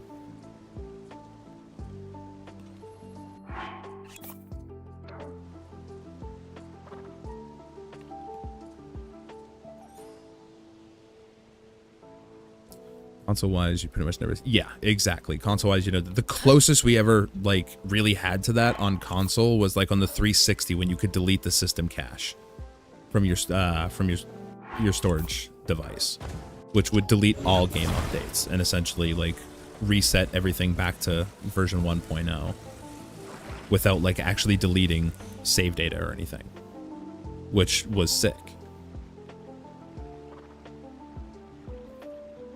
Alright, that should work.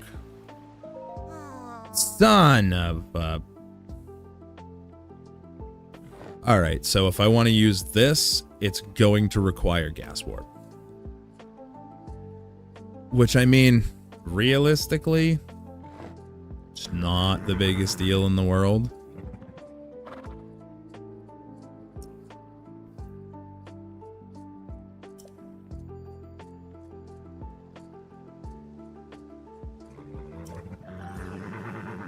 See, I don't understand the whole, like, keeping the Switch offline for version 1.0.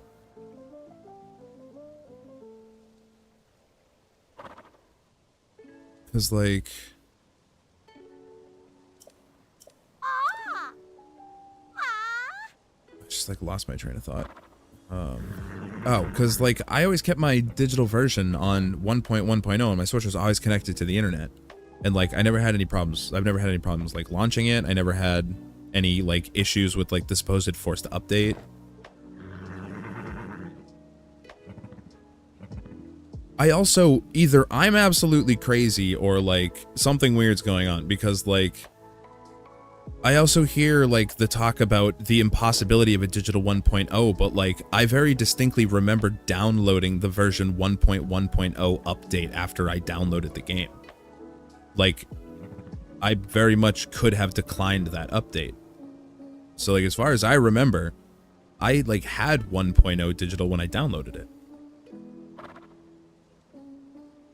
So, like, that whole, like, detail has always very much confused me. I mean, it's definitely possible that I'm misremembering, but, like, I'm at least, like, 90% positive. Because I remember when the 1.1.1 update came out, and I very intentionally avoided getting that because I wasn't going to risk some chance that we would find something down the road that's, like, was, like, the only thing that got patched in 1.1.1. I wasn't taking the chance.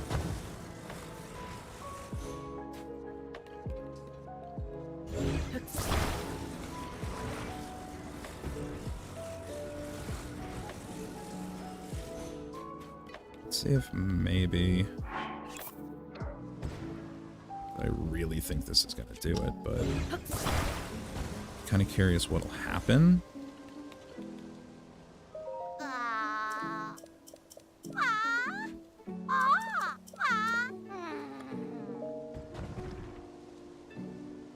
Okay, so yeah, it just completely despawns it. Which, I mean, I guess that completely makes sense, because if it didn't, that would make Wacko Boingo. Do I stream on Twitch? Yeah, I'm live on Twitch at the moment. Oh, it forced it over there. That's interesting. But, okay, so this doesn't work.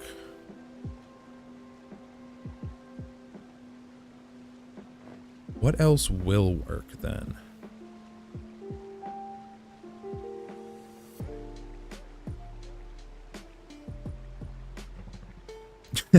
Wait, are you live on YouTube? Yeah, I'm live on both. YouTube is where most people are watching me. Alright, so... I mean, I guess that's only fair. I mean... Whoops. Getting the inventory back worked without a hitch. I guess it would have been a lot to ask for this to just work easy. Yeah, good luck finding everything. So then... what else would work? What other timed mini games are there that aren't going to reset the area?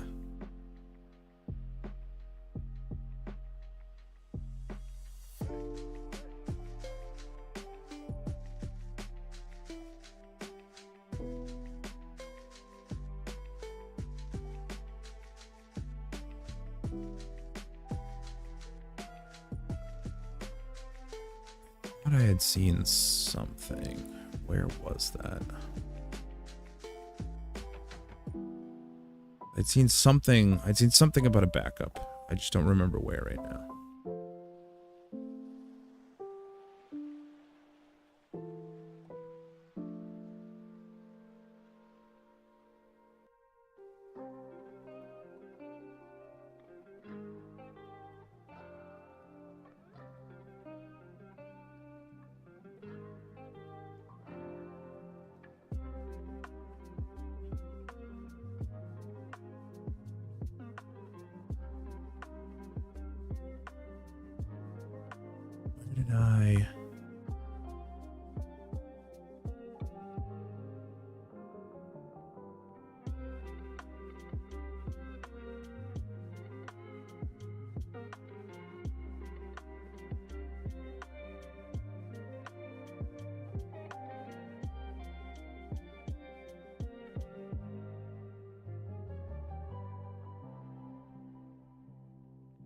Is this it?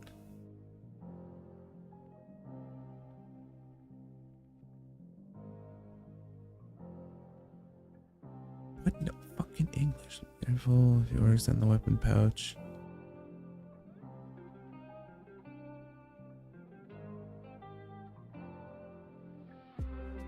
What? Okay, I guess overexpanding your inventory can cause some problems. That's good to know.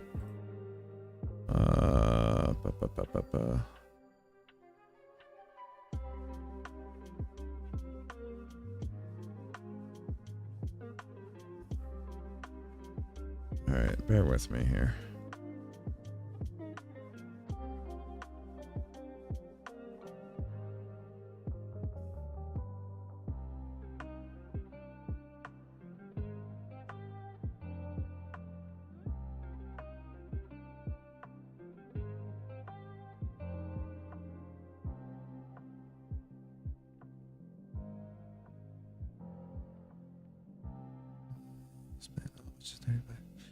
That 35 piece count is still off.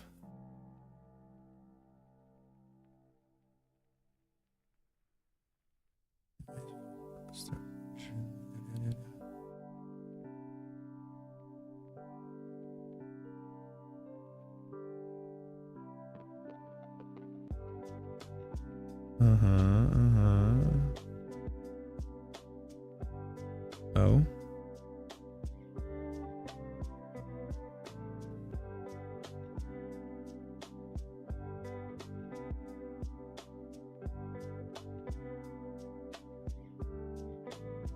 Okay.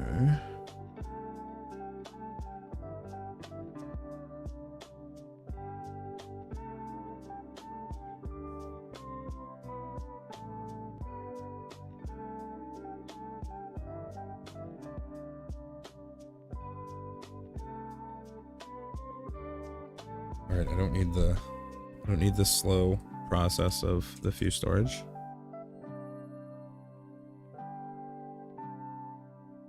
Yeah.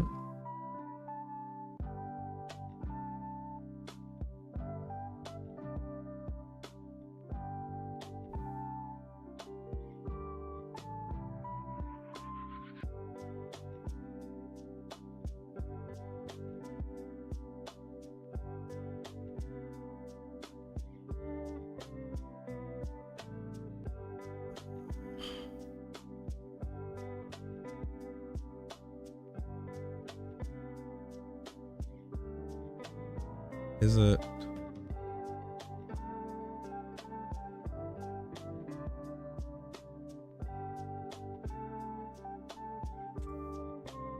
Jesus Christ.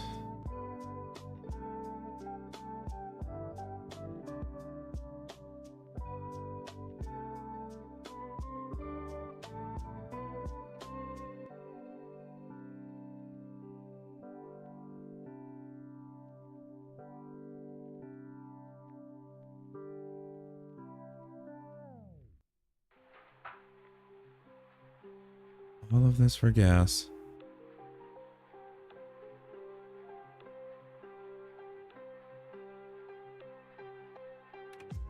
So then...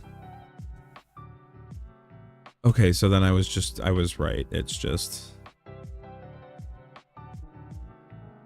using gas.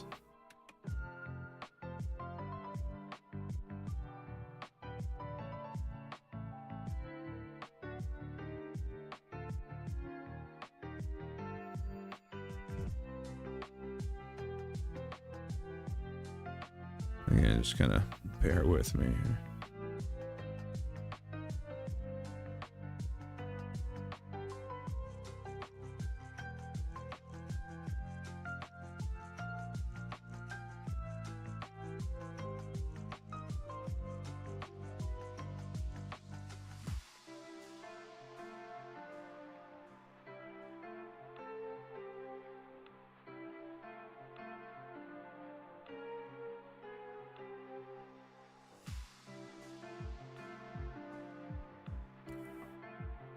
All right, so then it's just a matter of...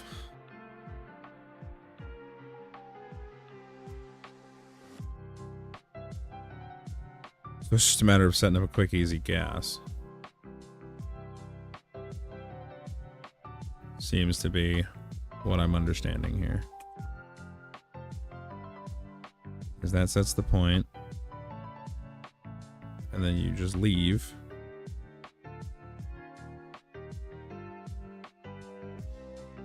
Is this literally just...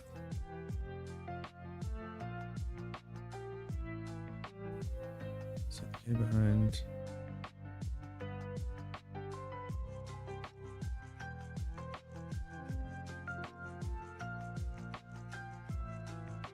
Okay, yeah, so, alright. Alright, so this is just a waste of time.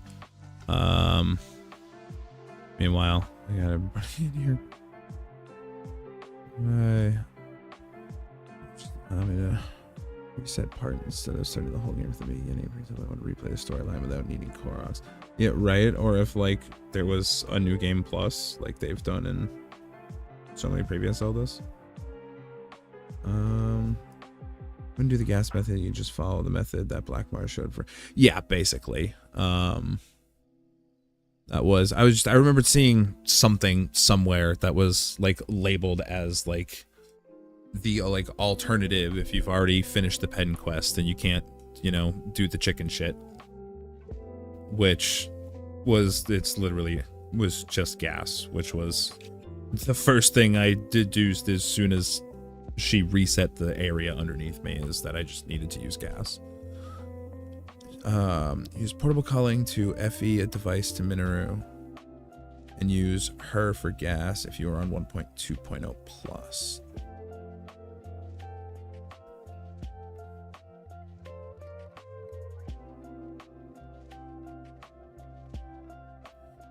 Portable culling. So, you know, I guess this is as good a time as any to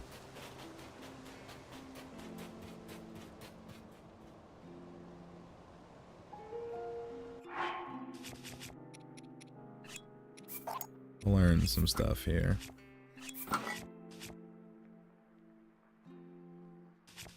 Oh, use now.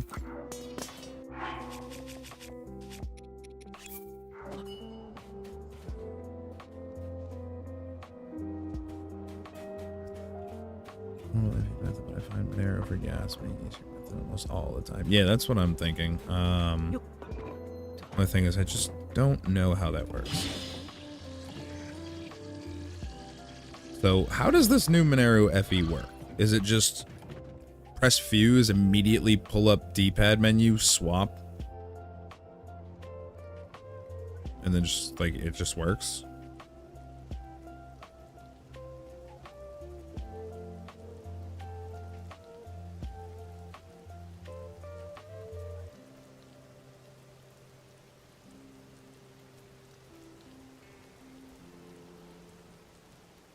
Right time, and then it just works.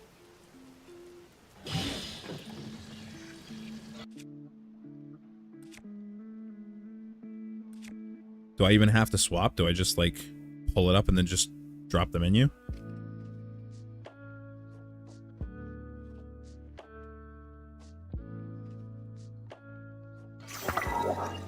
Alright, guessing that was off. Good thing we have...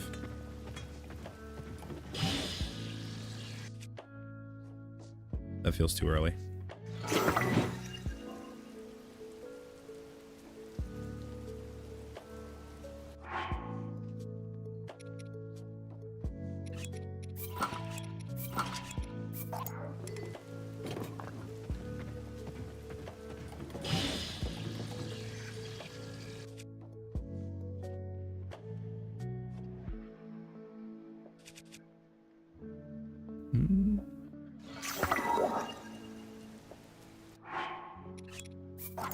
Yeah, I'm gonna try that. I'm so used to the left from muscle memory. That felt good. Oh.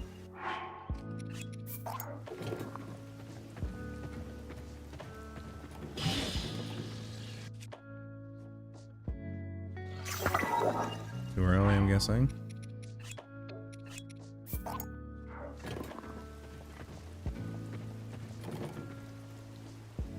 One wasn't equipped. Oh, wait, huh? Oh, does it have to be an equipped piece? Hold on. Oh, drop an equipped equipment. Oh, I missed that part. Oh, I was just burning materials for no reason. Look at me go.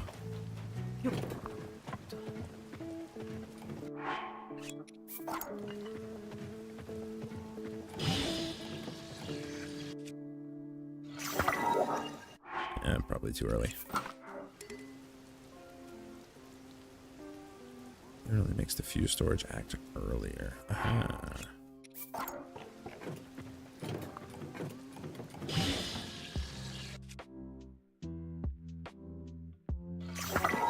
Hey, there it goes.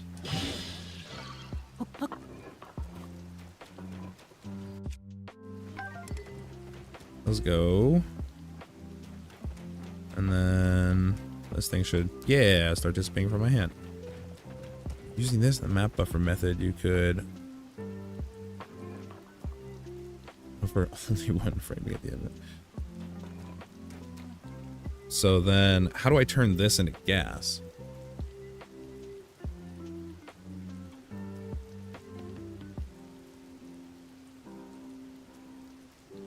It's not just as simple as fuse a fan to it and then swing when she culls it, right?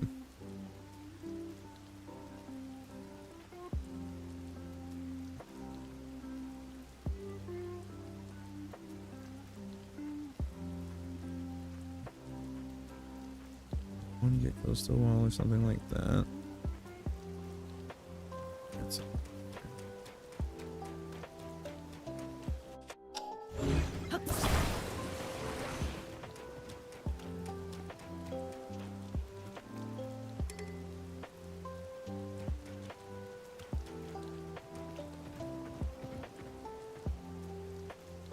Or two, run around a bit.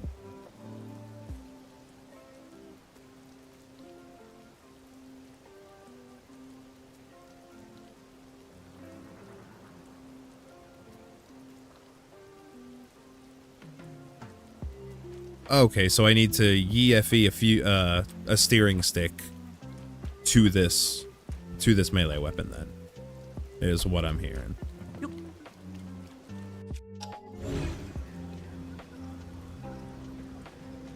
Goal is like EFE in timing, but the goal is a cold fuse. I'm assuming it cold fuses because it's the base that's getting cold. Yeah, okay. Yeah, this is exactly how I was theorizing the EFE anywhere setup would work. After you were telling me about that yesterday.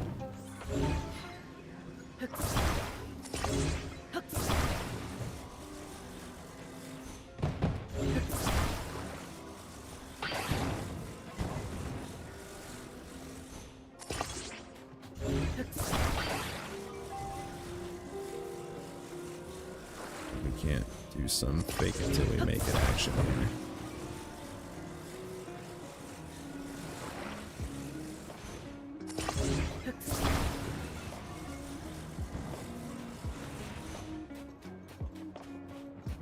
Look at that.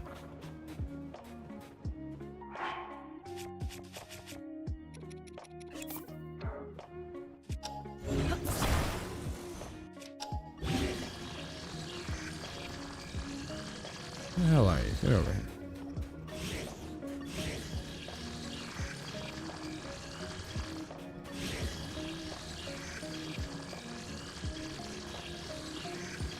Where are you?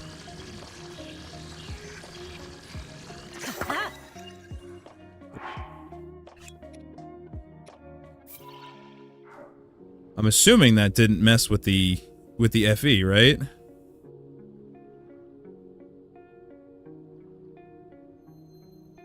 Damn it, so you gotta get it first try? Yeah, that's rough.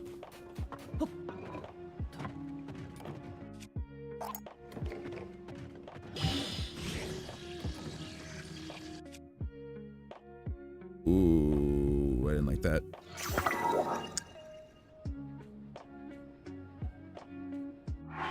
Yeah.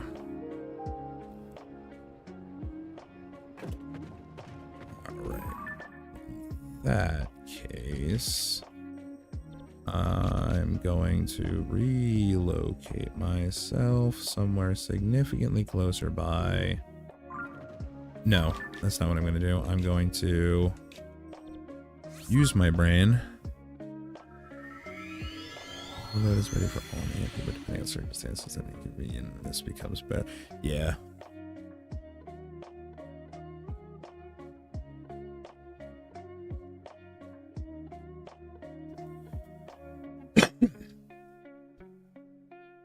Alright, so I need to very quick.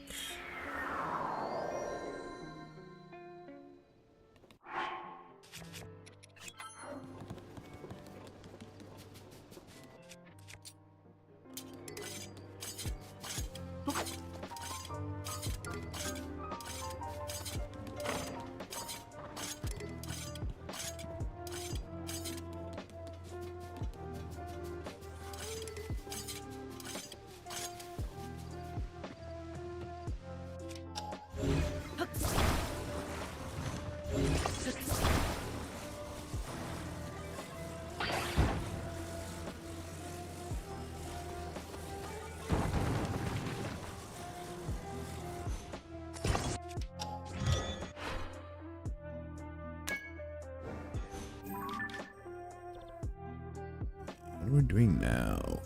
We got the saying so mini game. So basically we found out that that mini game resets everything around Link and puts him on the ground. So it'll reset our reset point. So in order to completely phase out the mini game quest here, we need to use gas.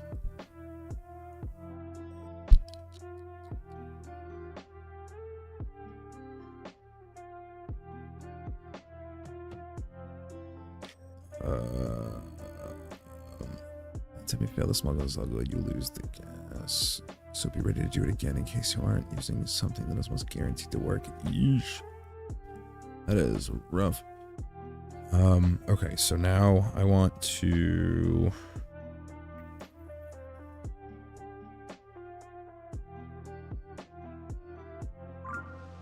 Okay, I have that. Now I need... Where's that orchard? Or, you know what? No, screw the orchard. I don't need to worry about the orchard. I just need a bunch of sticks.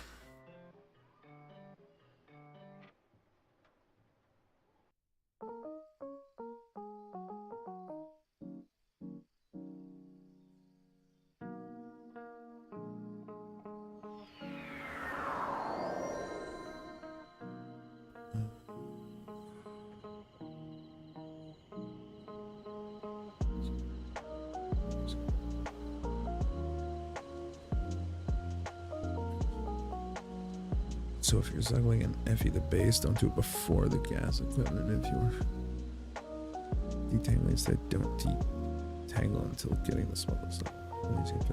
Culling. Using the parents. Don't feel that a lot, but sometimes just go for the manual tiling just for the sake of it. Yeah, I feel that.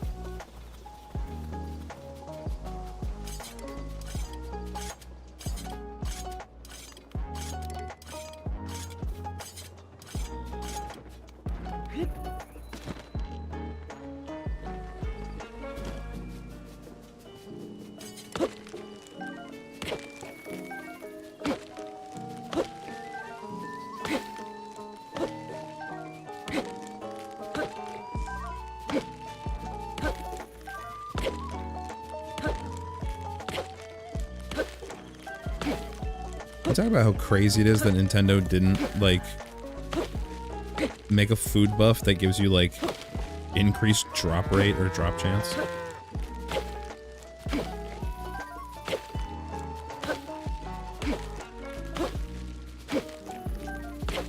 Because that feels like a no-brainer to add into this game.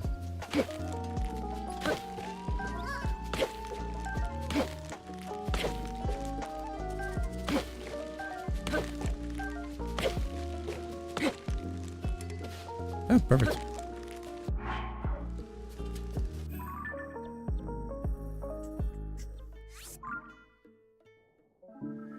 It feels like it's just like an obvious no-brainer thing to put in. I don't know why they didn't.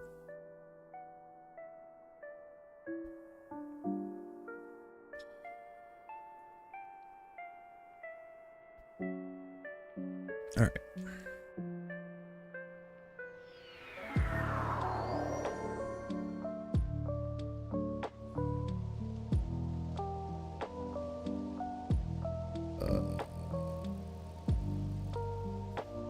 Oh, that means I have to set this up twice then, doesn't it? Because I need...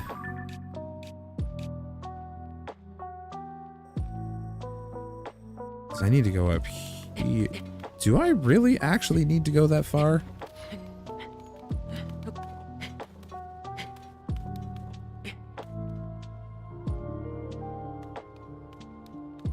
I feel like I don't actually need to go that far.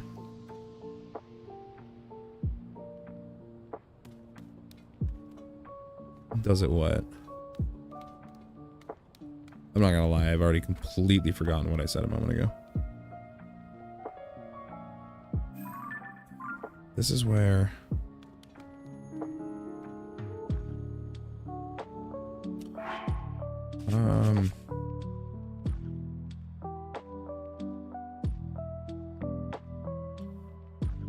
Does it really require doing it twice?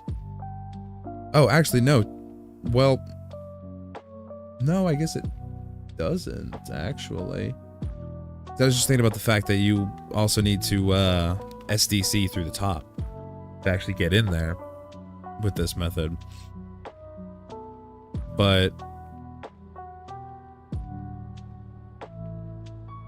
I suppose you just do that with the first SDC, wouldn't you? Because like you say, you could just get rid of the stick once you're done with it. It doesn't actually matter. Or like once you've done the SDC, you don't need the stick, if I remember.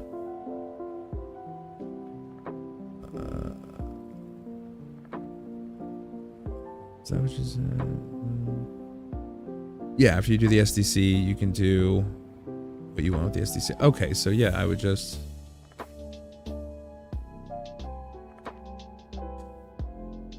But yeah, that's what I was saying is, by the twice was preparing 2 SDCs for it. Because I'm just thinking of the, I mean, as far as I'm understanding it right now, if I were to use the first SDC to clip through, then I would have to actually set up the gas with the cold fuse inside the cave.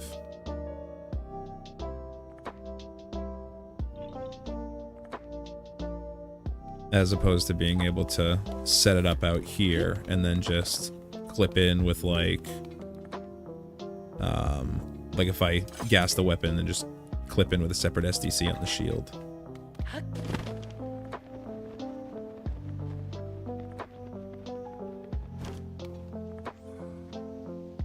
Yeah, that too. I suppose you just prepare beforehand.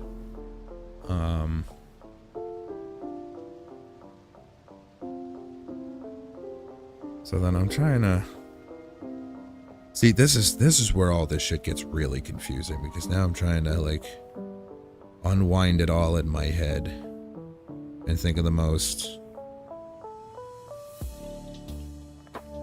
straightforward process for it. Which I guess realistically I don't actually have to do that, because it's exactly what Black Mars did.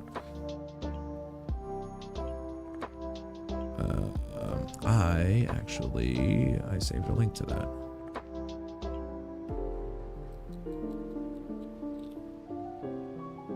I believe it was this one. It was this one. Alright, so we do that.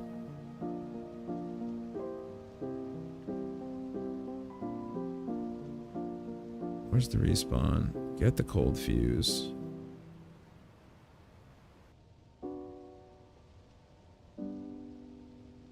Oh yeah, no, Black Mars just SDCs in with the first one. And then, presumably, he just runs up here, makes the... What's that for?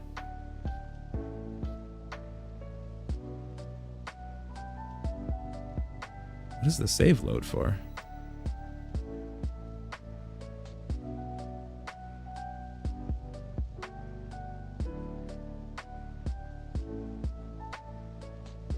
It's pretty versatile, so it's nice. It gets some use like this, yeah. I don't understand why he's...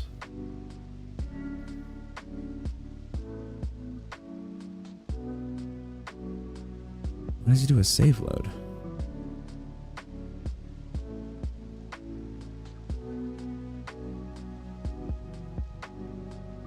Oh yeah, no, that's exactly what he does. He does 2 SDCs. He does the first one to get in, and then he does the rest of it under there.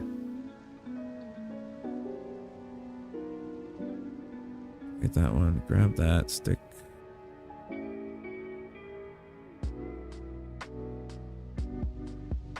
Use the stick to the shield. Portable culling.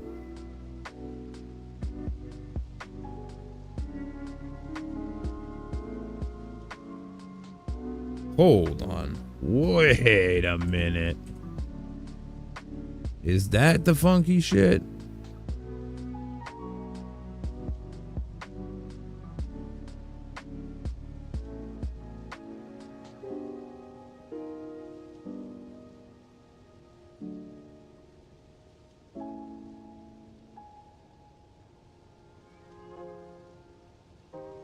Okay, now that's confusing. So then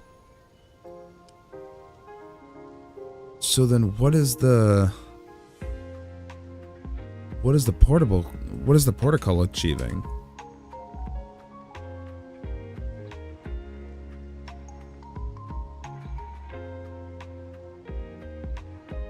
Very confused by that. That is.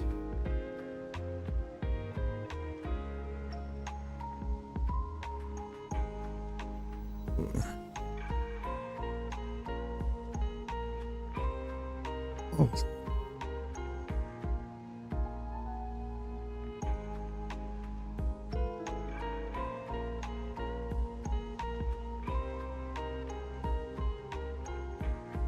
This shit is starting to get really confusing.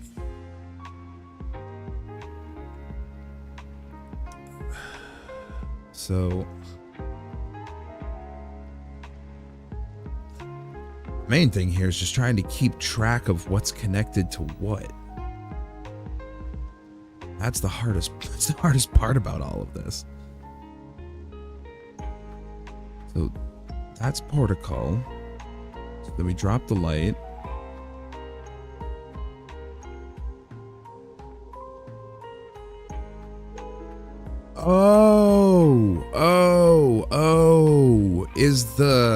Is the protocol required to use the Monero FE, or to use this method to actually Monero FE the device? Is that what's happening? Is that what I'm missing?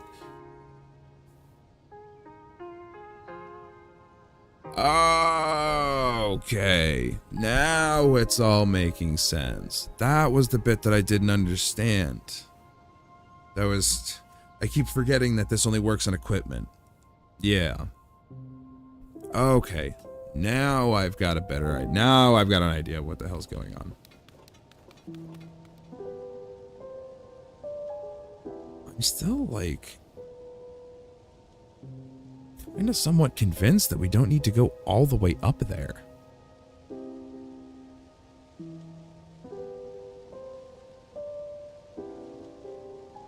Like I'm still like, there's a part of me that's like kind of convinced I could just like, I just clip through right here.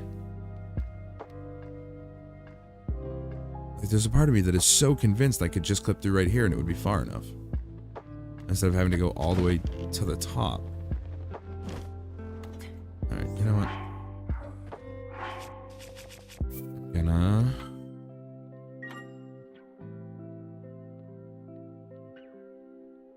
Oh, there, you can do the gas and stuff back there with Monero.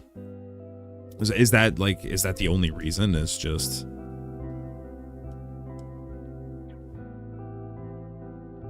Okay, yeah. I was gonna say that the only reason is just to have the extra room to work with. Hear this part beforehand, you could probably ignore it. Yeah, just clip closer.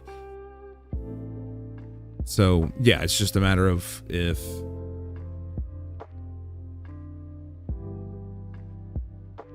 Yeah, so it'd just be a case of setting up the SDC with like a shield base instead.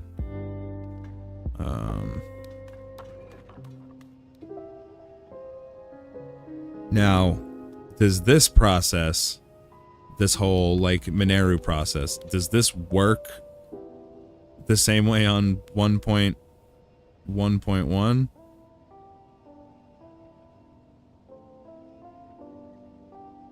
Or are you gonna tell me I'm stuck living the hard life on current patch for this?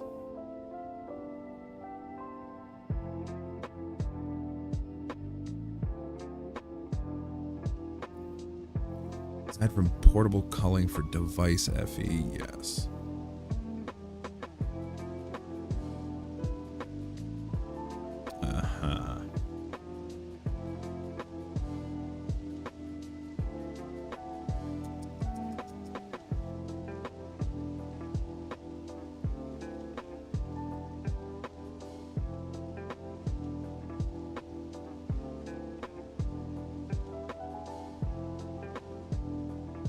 I would imagine shock would work just fine. I can't imagine it would affect gas work any differently.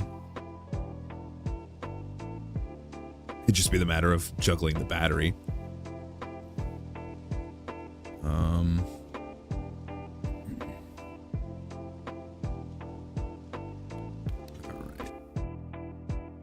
Let's see, I really wish there was an easy way to get my hands on.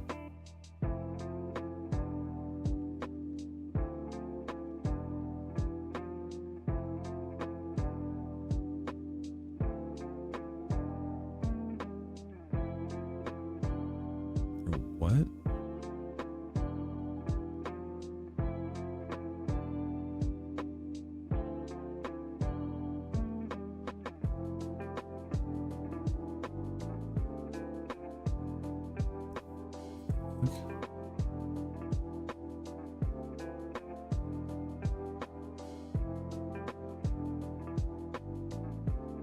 Does that just feel like bots?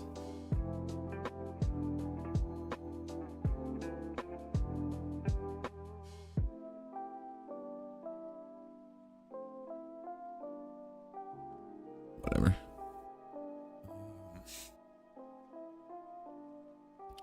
They don't take away your battery in this, do they?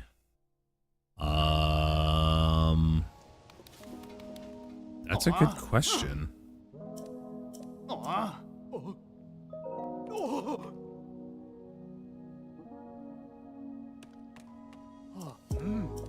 wonder how that would affect that. I wonder if that would just... Like, I wonder if that would kill the gas. Like, shock gas. If they take the battery. I feel like it would probably be like the one thing that they wouldn't take, but... No, they don't take it. At least doesn't... Yeah, no, I don't think they're taking it.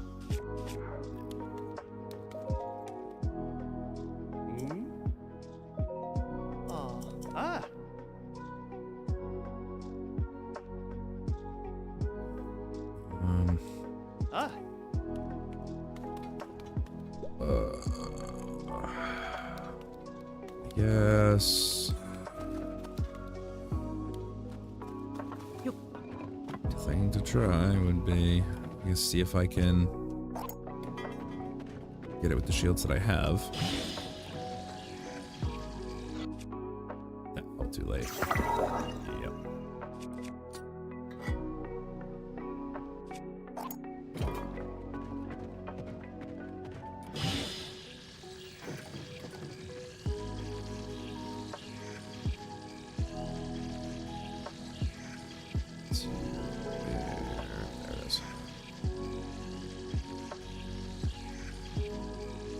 want to see the timing he used for this.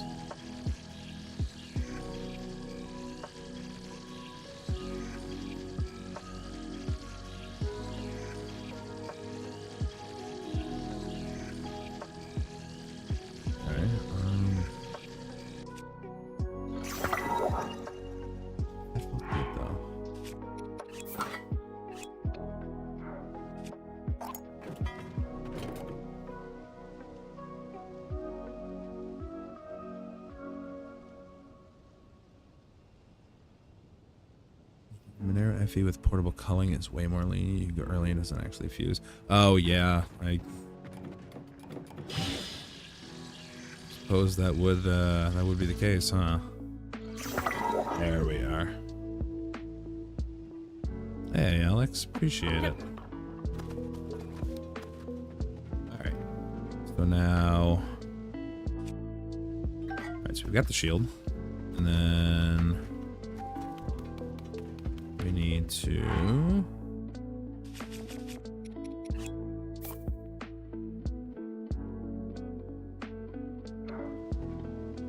take out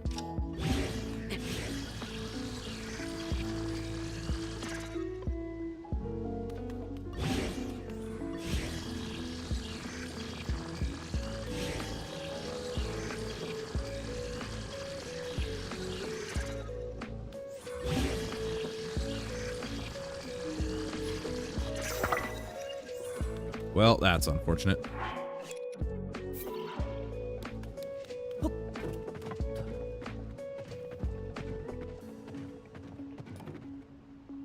have to choose which game do you think has better glitches, TotK or Breath of the Wild? TotK.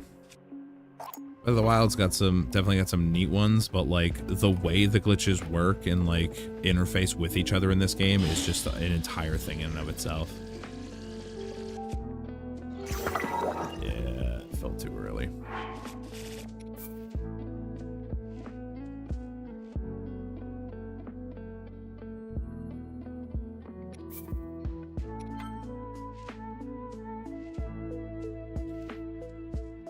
Oh, I really wish I'd practice EFE more.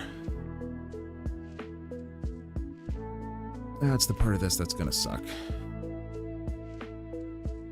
I mean, actually, realistically, if I wanna be honest, the SDC, that SDC I'm actually not really, because the thing about the Monero setups is they're very, very convenient as far as location goes. The ability to like do this stuff anywhere is like, it's like second to none in convenience. That is like probably, at least for probably a while, the closest we're gonna get to fuse entanglement on demand. It seems like way too much of it relies on getting it right the first time. And I'm wondering if, because of the close proximity to the Citadel with this cave, I'm wondering if it wouldn't just be easier to do it over there. At the very least, setting up like, at least like setting up the portable culling side of it at least. Because if we could set up the portacull and the SDC to clip in the Citadel, then like you were saying, portacull Monero FE is a lot easier, or it's a lot more forgiving because you can fuse early and it doesn't actually fully fuse, which means you can have another chance at it. So I feel like that might be the best, like the best blend of methods, is get the prep set up here where you don't have to worry about fail one step, everything falls apart and you have to restart it. And then just go from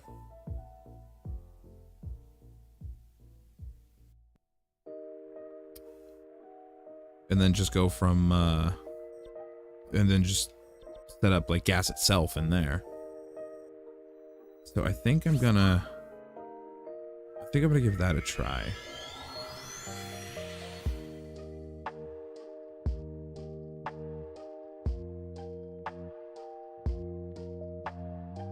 Basically, I'm trying to see if I'm trying to cut YFE out of the process in general. Because I could also easily set up gas here if I just YFE like a light or a fan or something. But I'm trying to... I'd like to avoid having to rely on YFE if I can. You're annoying, go away. So I think... First thing to do would be...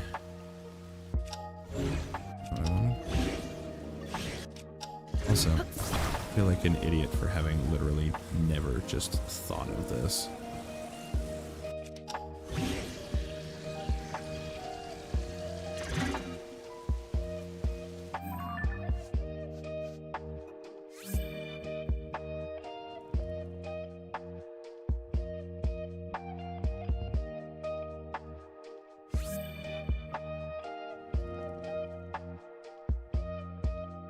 Very quickly become my favorite method of doing this.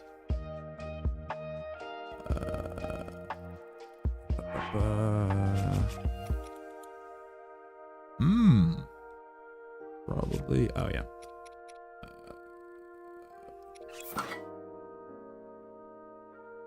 Yeah, it doesn't matter if it's just straight fuse entangled. That's fine.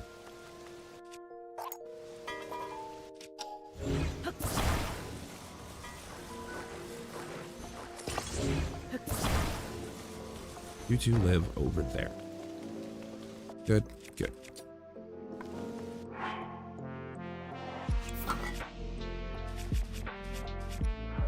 don't know where that's gonna end up.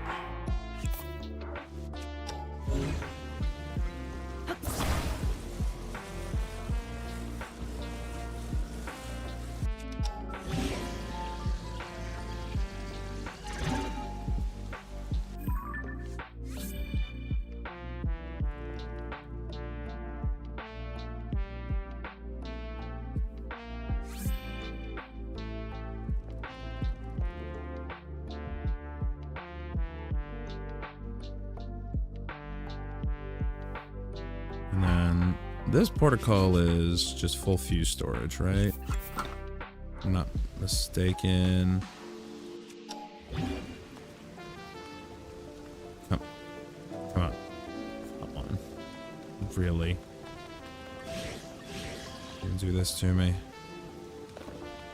Because I'm an idiot and I always make that mistake of forgetting.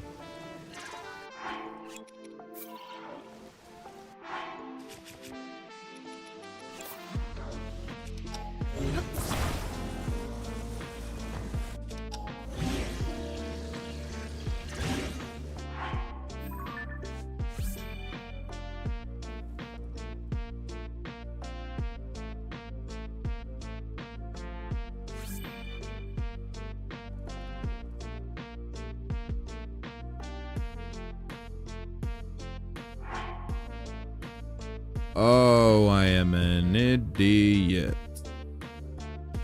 It's alright, I can save this. Couldn't save it. Oh, I can save it. Let's go. Alright, I didn't bungle that, right? That's...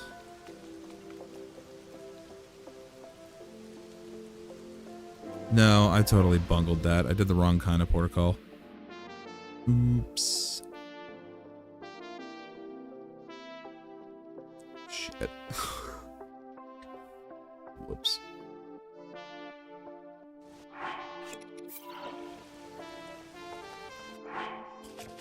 It's so hard to keep track of.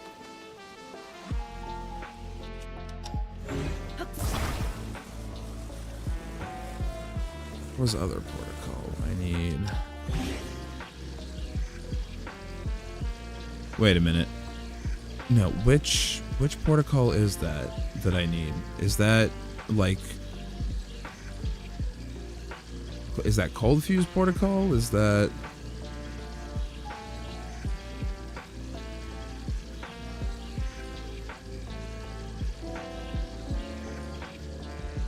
no, it wasn't cold fuse protocol. Son of a. Oh my god.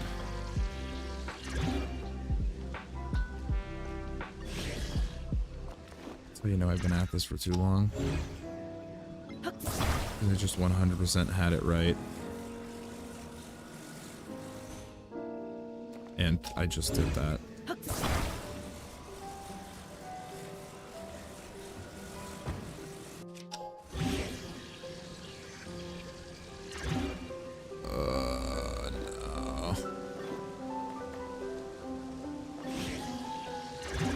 Okay.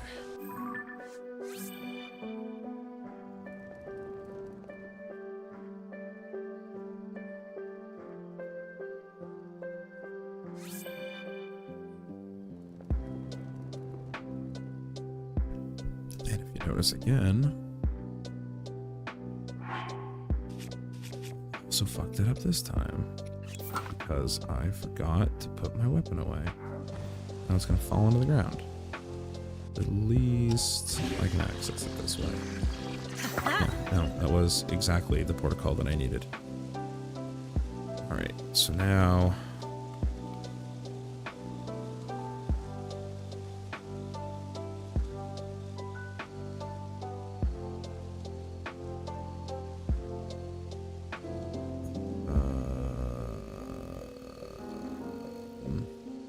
thinking, do a little thinking, do a little thinking. All right, now so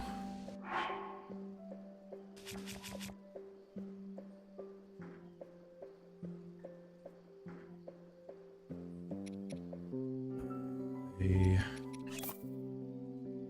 want a light. No, I'm just gonna set up the gas here. It's easier if I set up the gas here. How am I?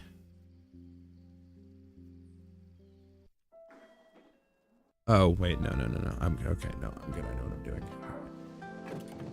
It doesn't seem like it, but I know what I'm doing.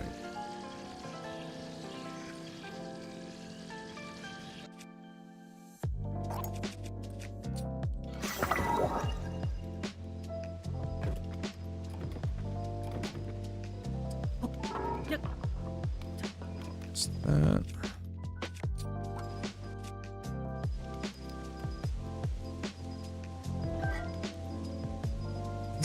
Is it the wrong? Might.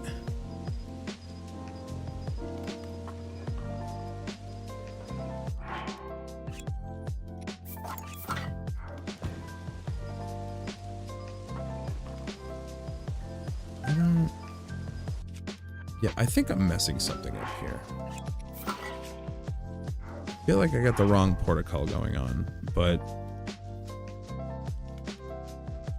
hold on. This is confusing. This is very much confusing me.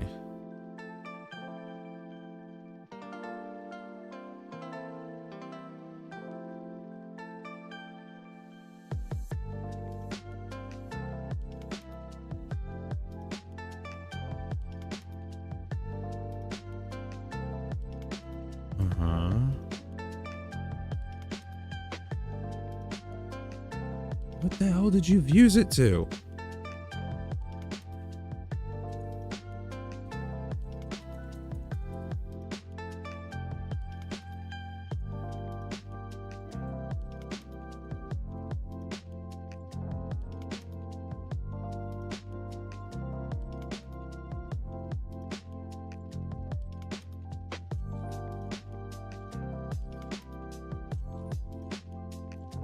But it's...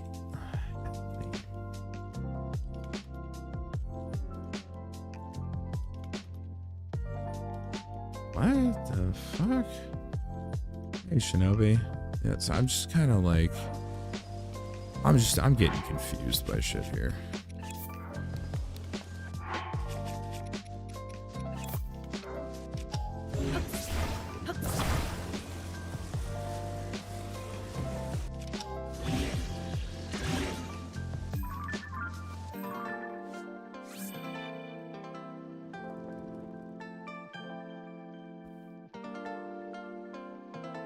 Then I need to...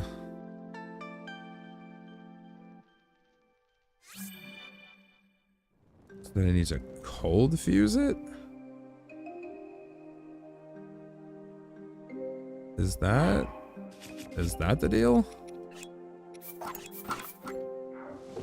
Is that it needs to be a cold fuse?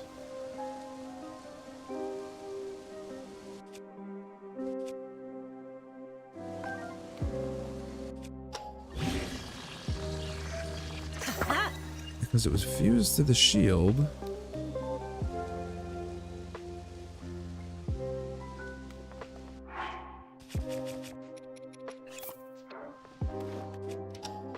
Oh wait, no, that's not gonna call what I'm worried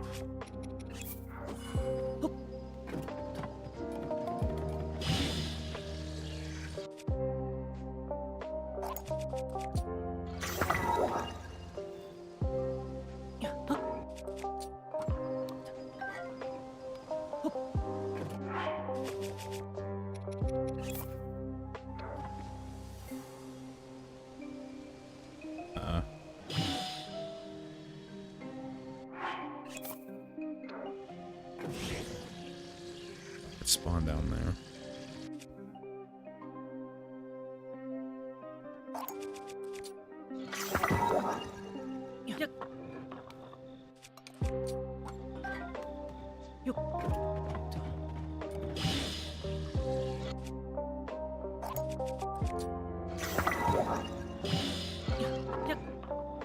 Yeah, at least if you set it up this way, saving grace is you can attempt the gas for as many lights as you have. Or you can attempt the protocol FE for as many lights as you have. You don't have to worry about resetting everything.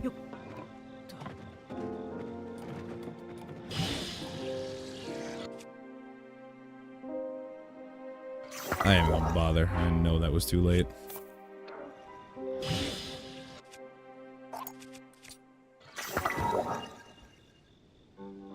But like, I'm still doing something wrong here. Or I'm still getting something wrong. Not entirely sure.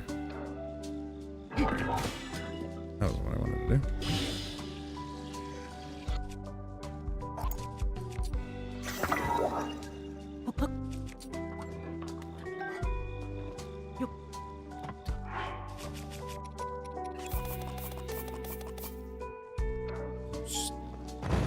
Take those out. Hey, just the person I've been stressing over. How the hell do I do this? Or rather, more specifically, in your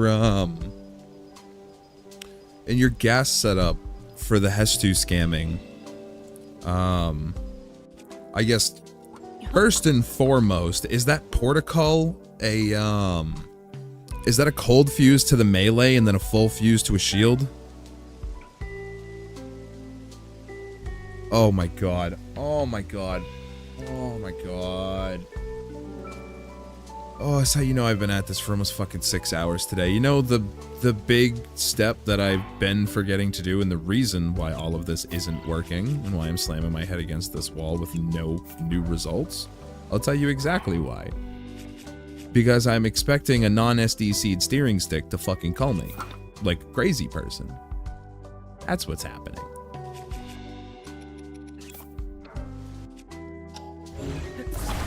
I can connect everything to the right parts all I want.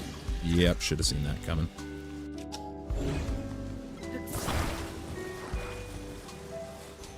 That doesn't mean anything if I don't actually SDC the damn stick.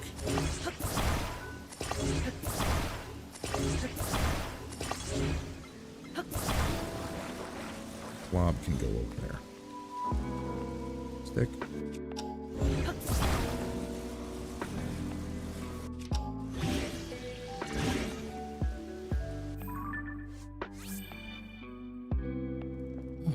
try this again, but for real this time.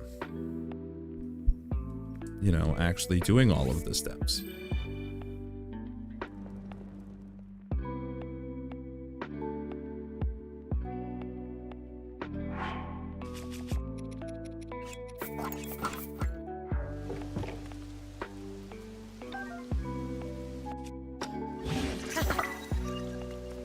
Gee, what a difference. Son of... Do you see? Do you see how firmly ingrained the wrong process is in my muscle memory? Do you see? This is what I've been dealing with. This is exactly the shit that I've been putting up with. And it's exclusively my own fault. I just can't get it through my own goddamn head to stop doing it.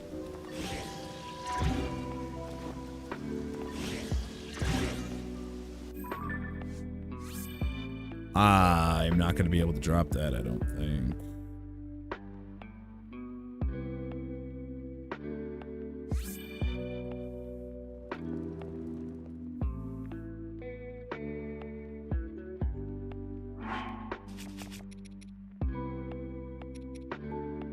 Hello there. Yep, saw that coming. I'm gonna improvise. I can't. I literally cannot Is this thing null F-feed? Is that what I just did by accident? Because I feel like I accidentally just null weapon F-feed this thing. And that I probably shouldn't have done that. Oops. Did I do that?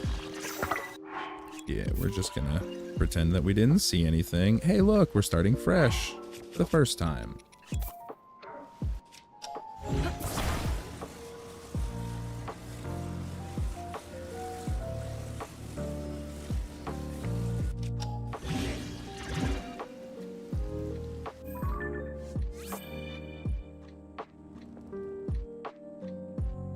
Waiting long enough this time so we will be able to drop it, which that wouldn't have been a problem if I was looking for fuse entanglement, but I specifically need to cold fuse.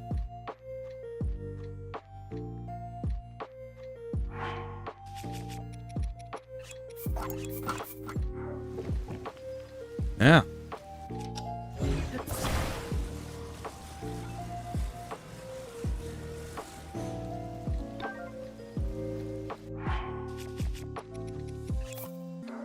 Gonna forget.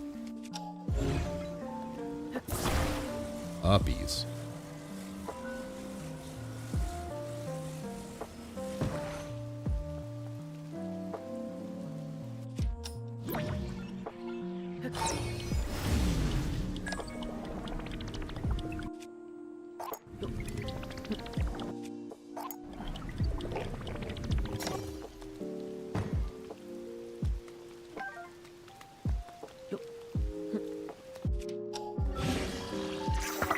There. Now we've done it right. Over there. I'm out. Okay. Now we can bring our ass out. Come here.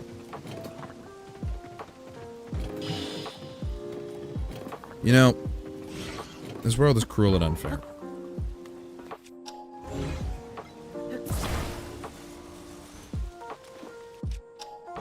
But it can be made significantly easier with the right level of brain power.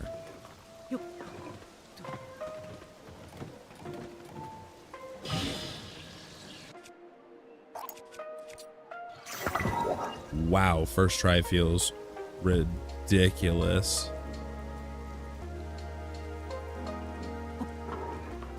Yeah, the problem I've been running into that I didn't realize I was running into is my dumbass kept forgetting to actually, to SDC the damn stick.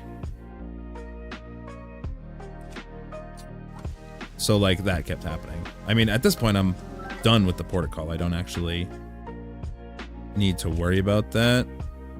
Can I just... I shouldn't use the portacle weapon for gas, right? That probably not the best idea, right? Or, I mean...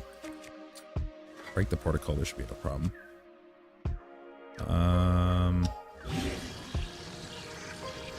And then now it's a matter of...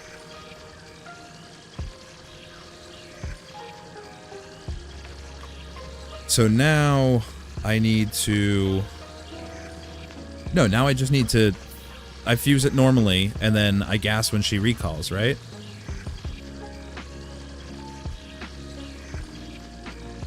Yeah. And then...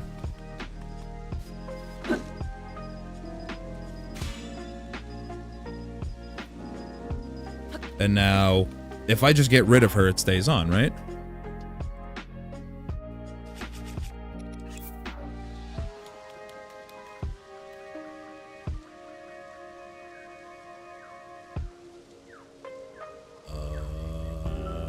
Was I not supposed to do that part?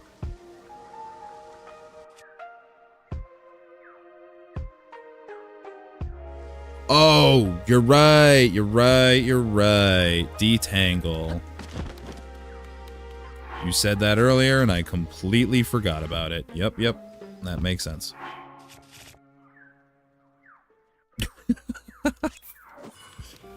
Well, if it ain't the consequences of my own actions.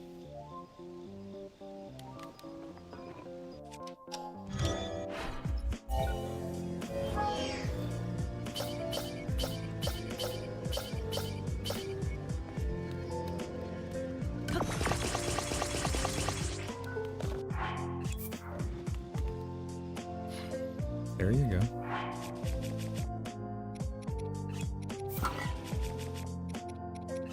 That's alright. You know what we call this? Free practice.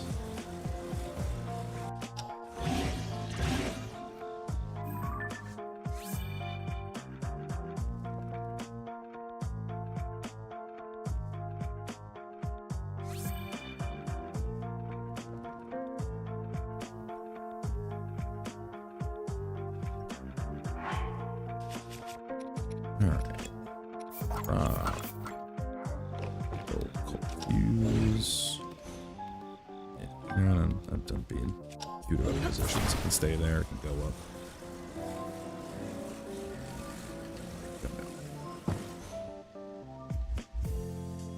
I suppose that other one's still over there.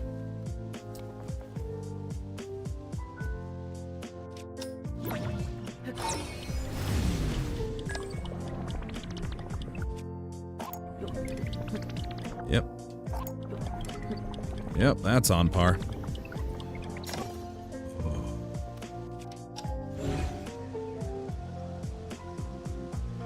Cold fuse SDC, if you don't mind breaking the cold fuse, you can SDC in other things. But I feel like for this I specifically need to keep the cold fuse, right?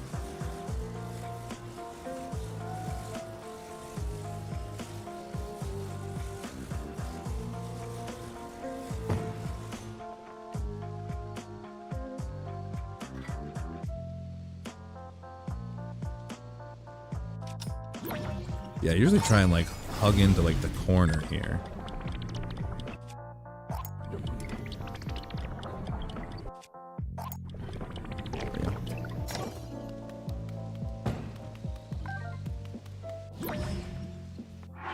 Yep, step I always forget about.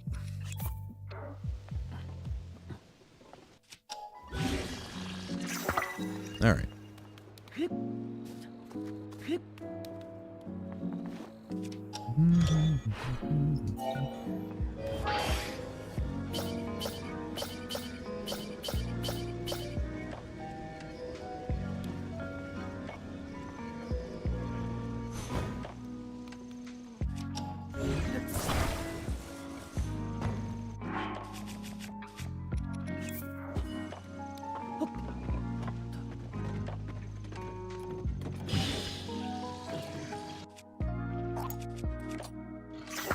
Oh, dude, the portacle is so easy.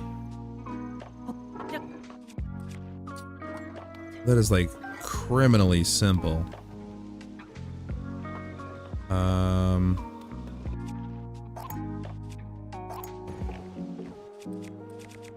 Just in case at this point.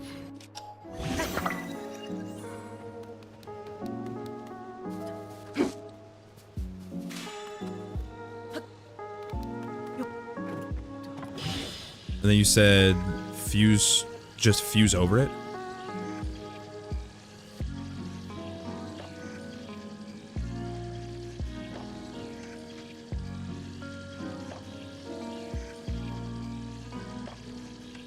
Okay. I'm afraid to do anything without the go-ahead. Alright. So that's that. And now I can dismiss her ass. Good, good. Alright, and then we can pick up this. I can freely mount... If I haven't SDC'd the stick, if I mount it like normal, like if I use this to build a hover bike and fly over there, I can then just take this stick and like then use it for the SDC, right? And it won't get like heavy on me.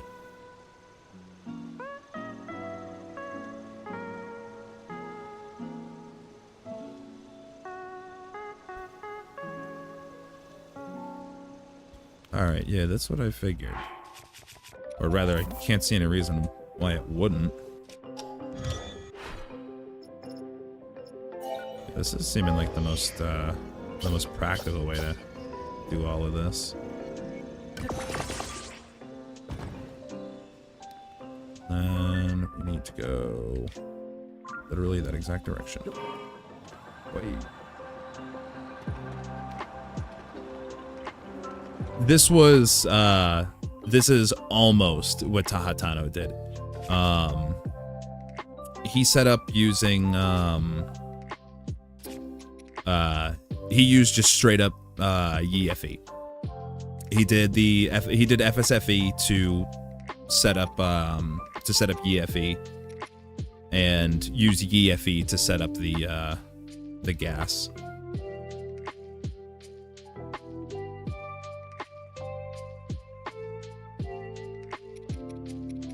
Got what I was doing in here. Or at least that's what it looked like he was doing.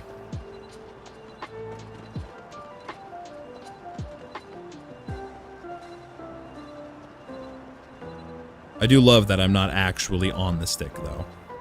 That's entertaining me quite a bit.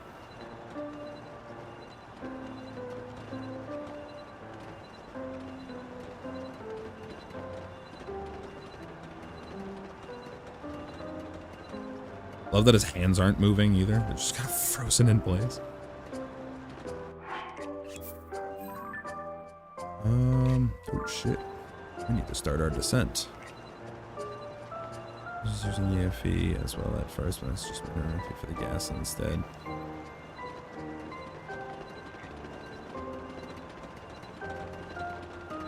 Yeah, at this point, just natural progression, more or less.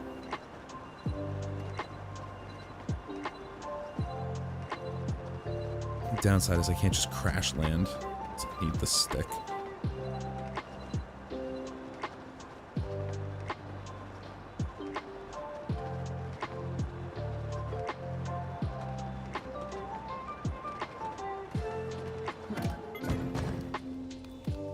Alright.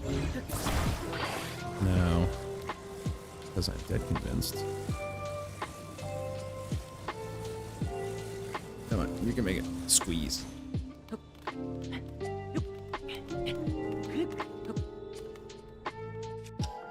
So I am straight up convinced I can get through it here. Be just fine.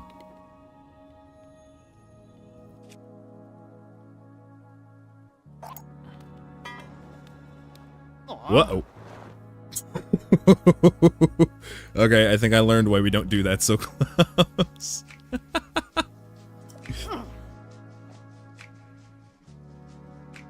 Though this is kind of interesting.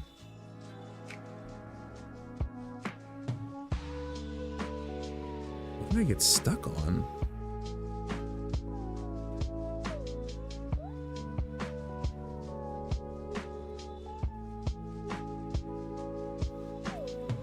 You know, if nothing else, why am I black and white too?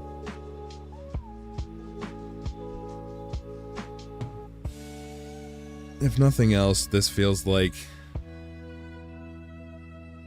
an excellent opportunity to take a bathroom break. That's what I want to see when I get back. So I'm gonna go run to the bathroom. I'll be back in a couple minutes.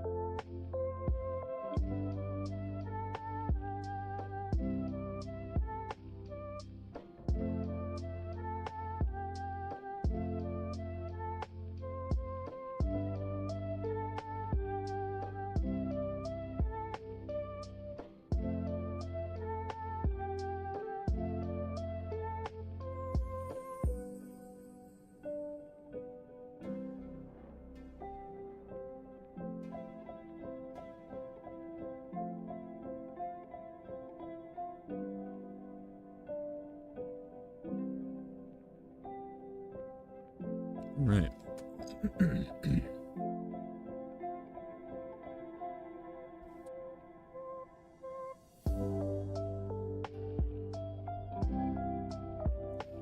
Alrighty, let's see what happens if... Do that first. Oh, let's see what happens if we...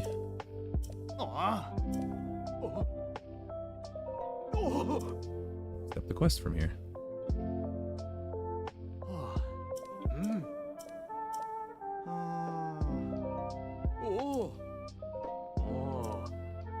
It's just gonna load me back up.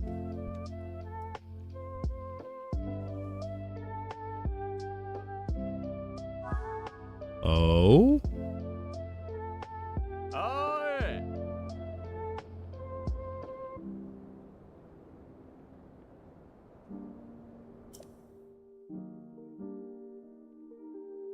Is it just gonna void me back in?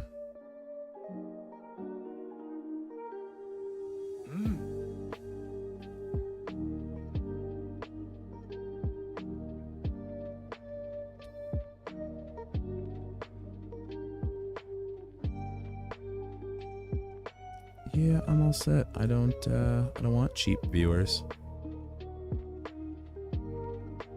No, thank you, bot. I'm all good.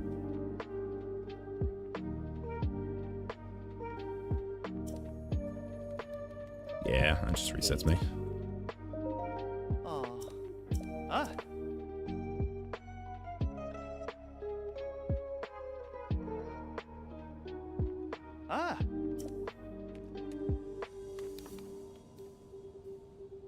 All right, valuable lesson learned. So, in fact, we can't clip that close. Very good to know.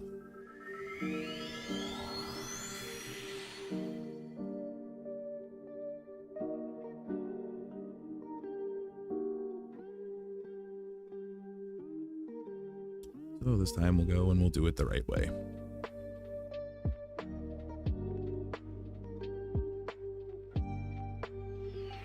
I just had to see if I could make it a little bit quicker and easier.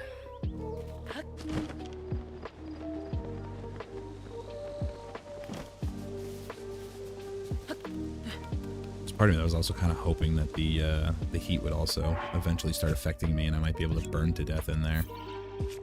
Or in that dialogue, but didn't seem so.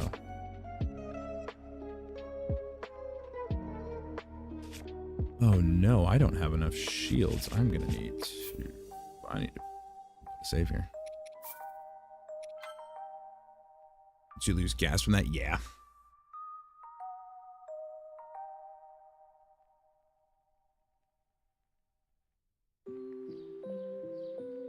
I feel like if I had declined it, hey, Sideways, I was wondering when you were going to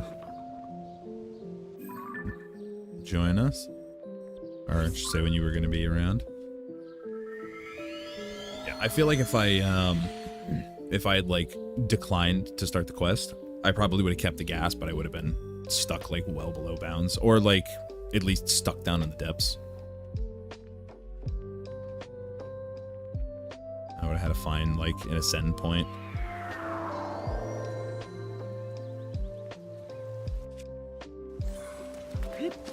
Yeah, you have missed quite a bit, Sideways. We have done quite a bit of learning together as a family today. We have done some wonderful discovering. Hey, Shadow. And we have done some incredible optimizations.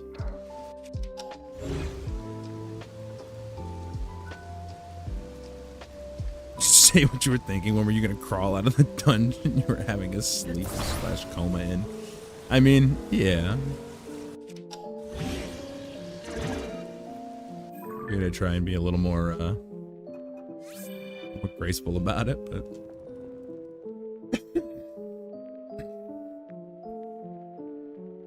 yeah, namely, found out that the whole proving ground step for getting your, getting all your gear back in the Hestu scam process was absolutely a leftover unnecessary step that got overlooked, which means people who have done all of the or finished all of the shrines are in fact still going to be able to do this.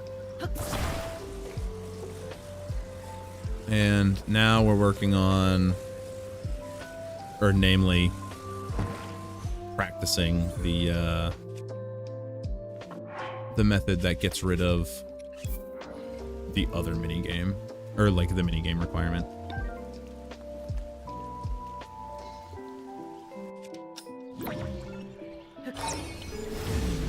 But then one of the main things is I figured out that yeah, we found that out earlier. I was thinking about, you don't need a shrine. Like, you straight up don't need a shrine. If you just go back to reset the cave quests to neutral, they reset you to your equipment and you get all the slots. Like, you just straight up don't even need a shrine. Like, you just go back and talk to these guys like you normally would, and it just does it for you. Like, I'll show you when I once I get this process working. I just hate I hate STC in here because it just doesn't like to work.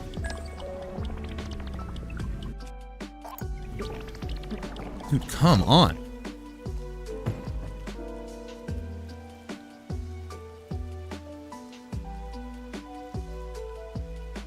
Yeah, everything that I was seeing was like, go to a go use a shrine to get your inventory back, and then go back to the cave and prompt the dialogue with them to like give up.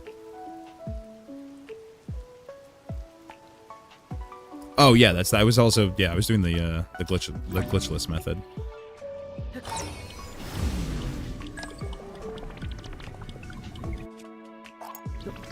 There we go. Yeah, seems like an unnecessary step.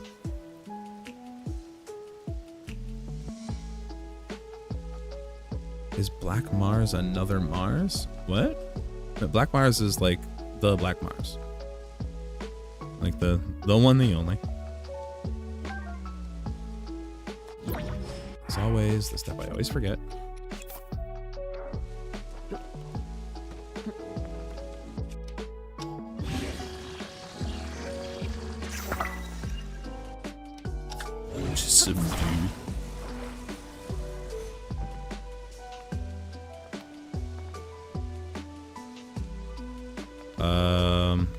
Okay, so I did forget a step here, but that's fine because it's not actually a big deal.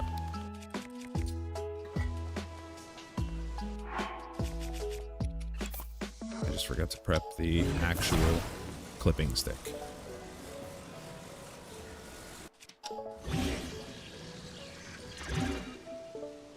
That felt good.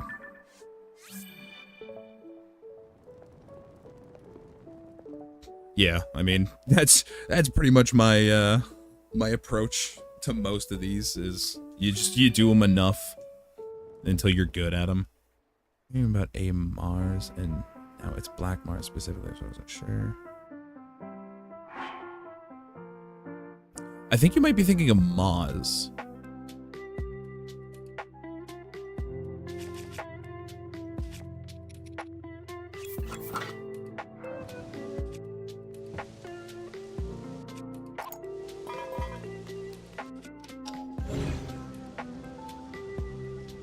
Do not try out the recall method for SFE.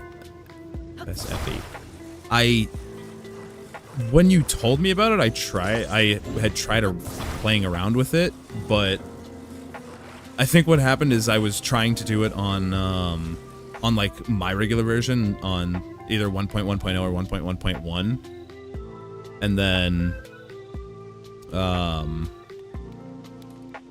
and then like somebody told me, probably you told me that it didn't actually work on that version, and then I think I just never got around to actually testing it out on the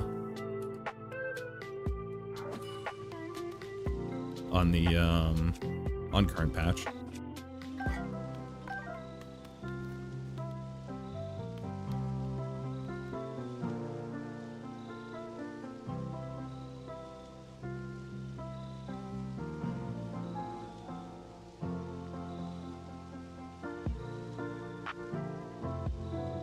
Wait, what doesn't?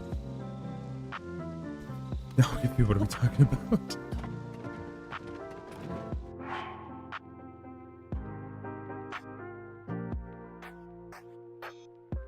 Oh, maybe it was something else. Use the recall method for anything that isn't equipment, pretty much. Yeah, I don't... I mean, it may have been something else. I may have been having some,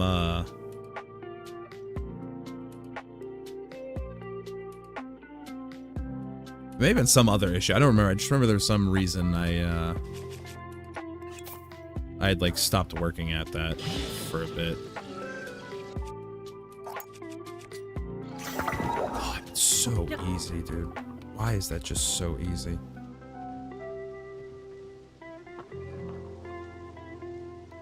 Alright, so, no, I don't need Portico anymore. Portico is good. We don't have to worry about that.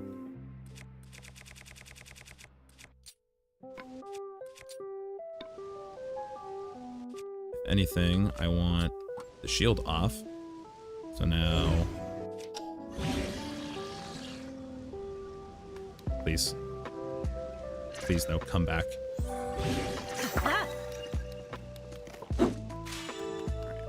Do that, and then... Something I have a literal infinite number of. Hop on.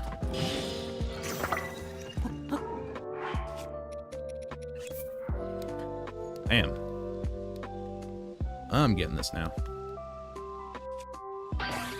Grab that. Grab that.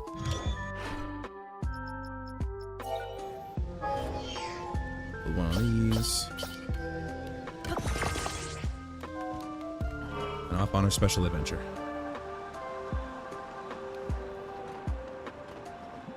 If the target equipment was not previously equipped.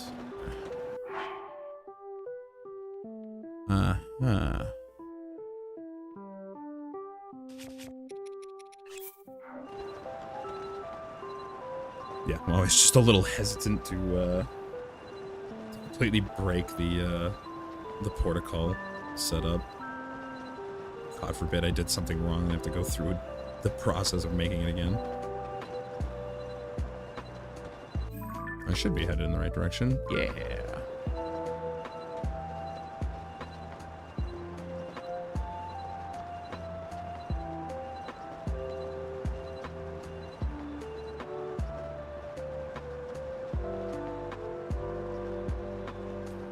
You can auto build those. Yeah, the fucking crazy asshole who hand builds all of his hover bikes.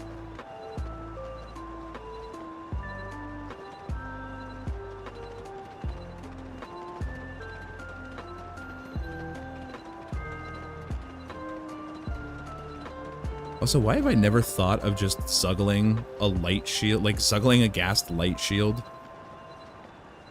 into my hand for just like a permanent source of light?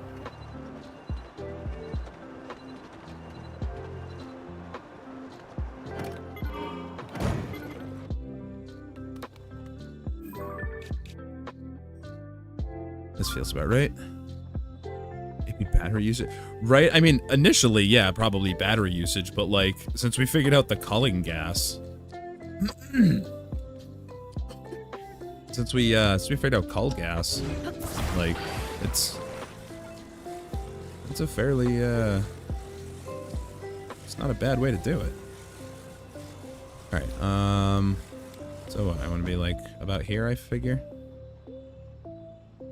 Culling gas that uses battery for shields. Oh, does it? Ah. Oh, I see. I was never actually, I didn't actually know that. Wasn't aware of that bit. All right. So now. Oh, way too early, son of a bitch. Oh, but I ragdoll clipped. Let's go, dude.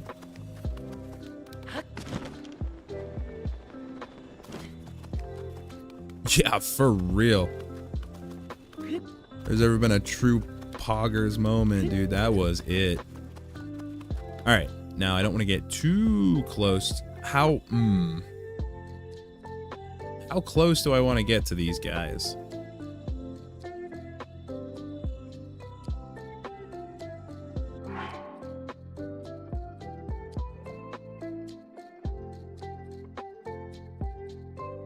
This is the part that I'm scared of. Is I don't know how close to get to them. I don't know where to set the gas warp.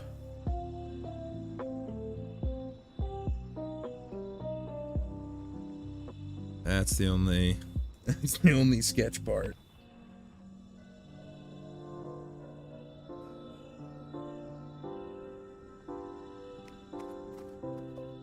Afraid to, I should say, where did you set your gas warp point?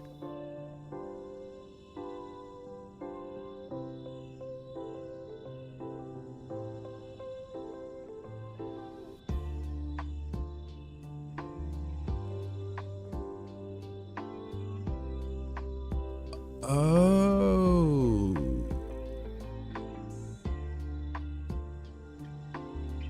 Oh, okay.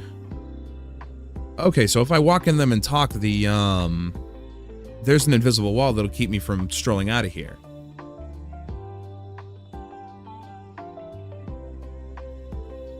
Okay, so I walk up until I get, well, because the whole thing is, realistically, the gas warp needs to be inside their dialogue prompt box. Like, it needs to be in the zone that prompts them to talk. I was just afraid that if I walked up to them, it was gonna, like, warp me outside or something. Or, like, just force me back out. Yeah, can't actually move past the NPCs. Perfect.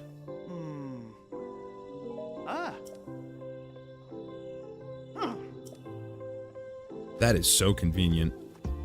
This just straight up wouldn't work if that weren't the case.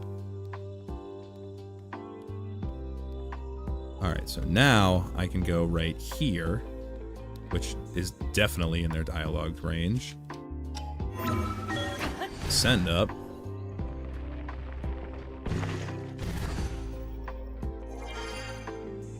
Set the gas warp. Because apparently I like to wait for it to finish.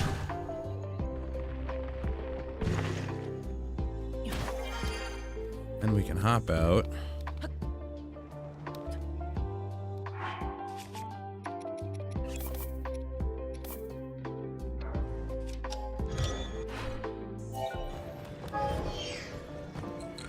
Don't come back here.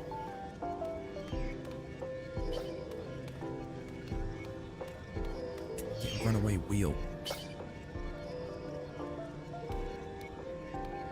New to TotK, so which video should I take a look at for glitches? That depends on what version you're on.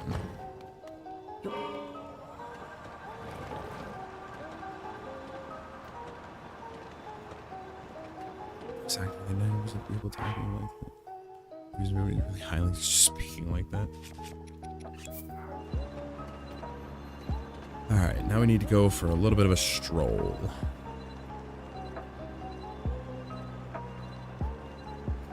And on the bright side, gassing a Notice 1.2.1. So if you go onto my channel, I have on my homepage, or if you go to the playlist tabs, the playlist tab, I have a whole playlist dedicated to glitch videos that work on version 1.2.1. It'll be labeled just TotK glitches, version 1.2.1. And then I believe if you're looking specifically for like weapon or item duplication guides, I have an additional playlist that should be labeled just duplications, like all duplications or something like that, or like duplication guides for 1.2.1 or something like that. Let me look real quick.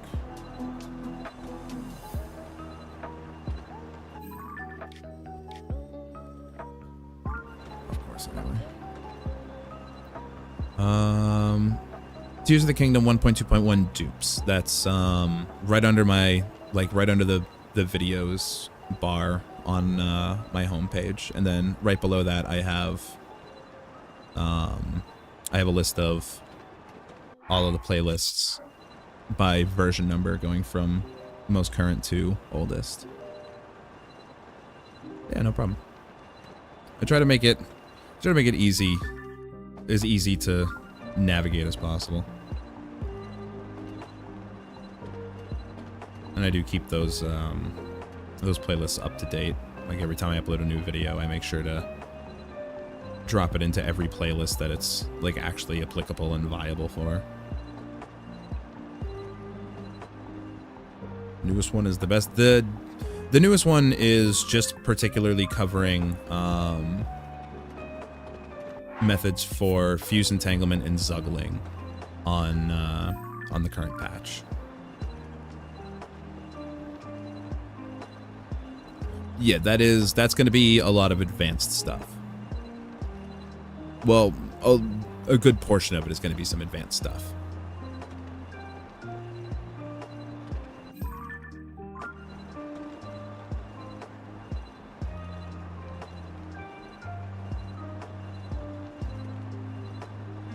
Oh, I'm so glad I took the time to BID some of these Zonai charges.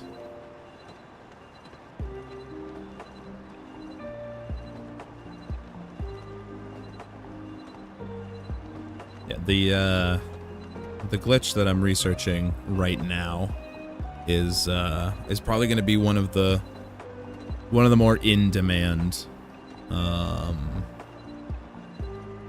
like one of the more casually in demand topics, because this is going to be going over or covering how you can fully upgrade all of your inventory slots from Hestu for 1 seed per upgrade instead of the cost like exponentially raising like it always does, or like it normally does. In fact, once I finish with this, we're actually going to be able to see that in action, more or less. Except for the fact that I don't actually have any Korok seats left.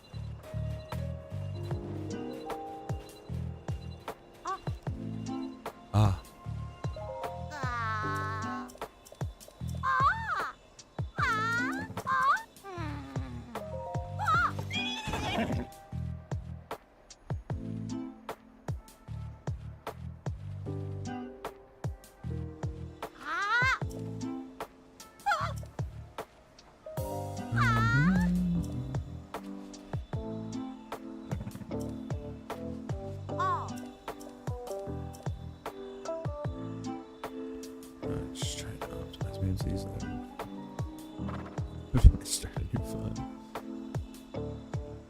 I need powerful, unbreakable Master Sword glitch. Well, I have a video for that.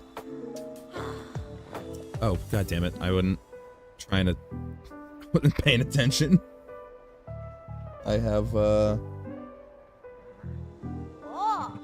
mean, that one will be pretty easy to find. It's very, clearly labeled for being an unbreakable Master Sword.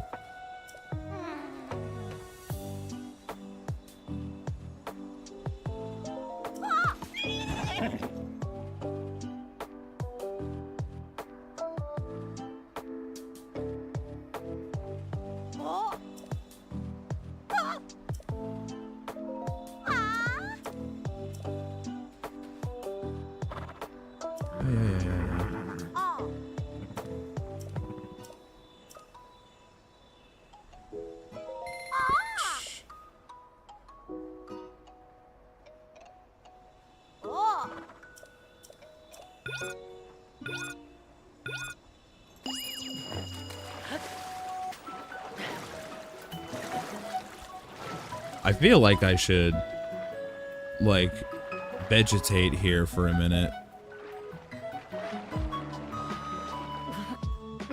But actually, now that I'm remembering,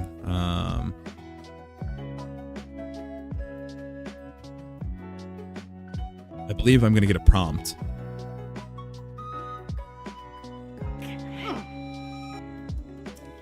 That's gonna be interesting.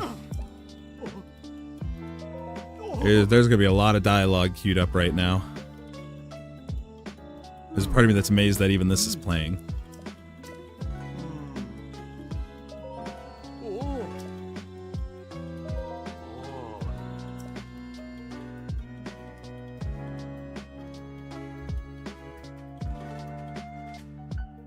I'm not mistaken, I'm about to get the minigame dialogue. Ah. Oh. Oh boy.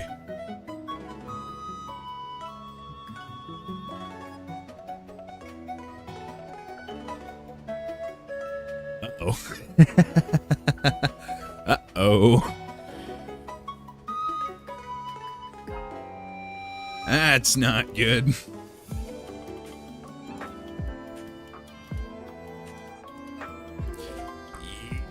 Think we might have soft locked a little bit here.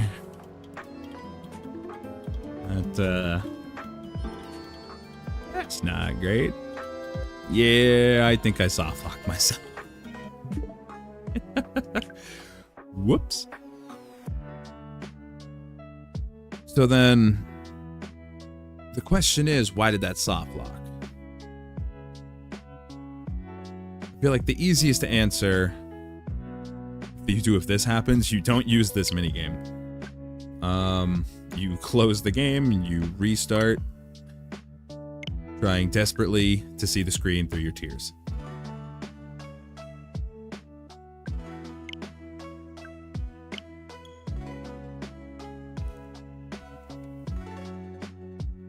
So I feel like the easiest answer as to why that would have soft locked is because of the queued up text. That would be my guess, is because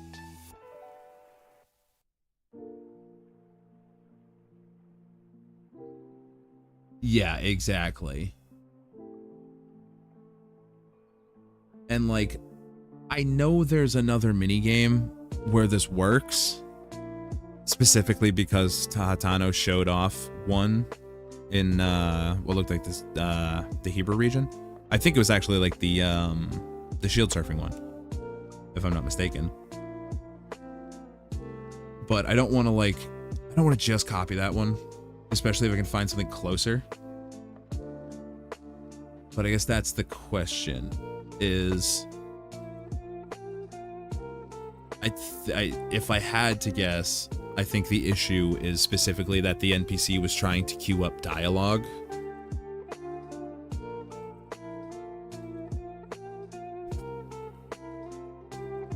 And because there was the load error, it wasn't able to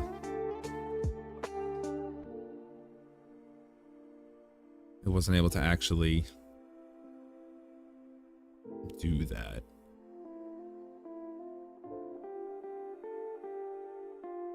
There's part of me that wants to load up that autosave and just see what'll happen.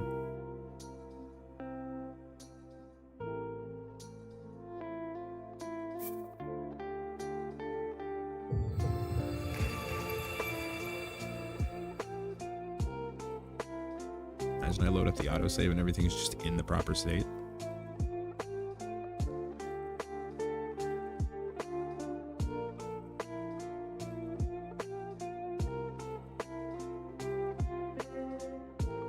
Aw. The minecart land minigame? I think there's a place to avoid out there, though.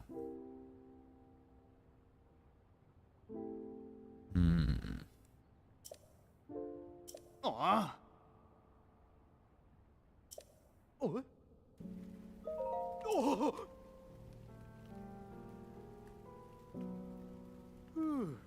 Oh. Ah. An arrow mini game. So yeah, this is where I'm like 100% relying on on all of you. Oh, this is gonna be. I didn't even consider that. It should have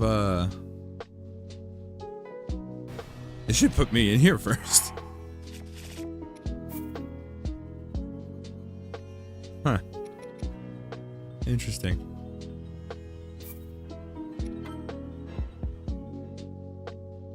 That's interesting, that minigame,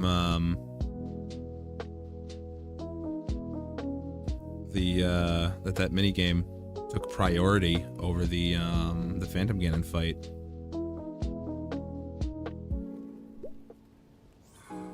Yeah, that's one of the side effects to the Unbreakable Master Sword is, technically speaking, the game always thinks that we are inside the Sanctum fighting Phantom Ganon.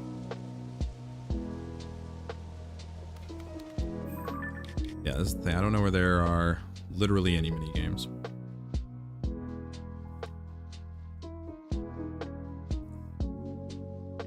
Some random cave.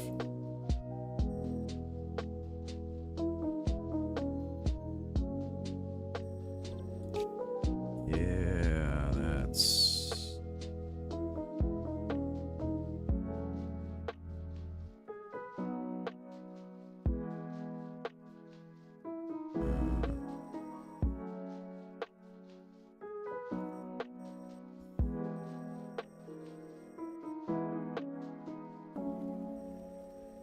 What happens?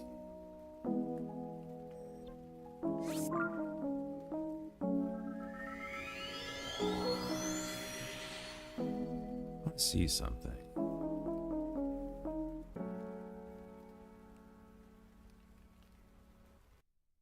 Uh-huh.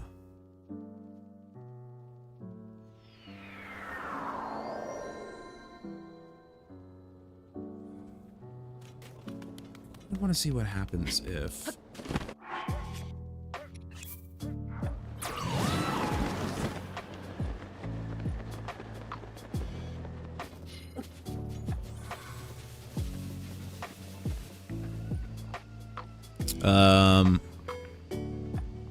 I'm going to be perfectly honest. If you want to do both of those videos, start with upgrading the Master Sword first and then make it unbreakable.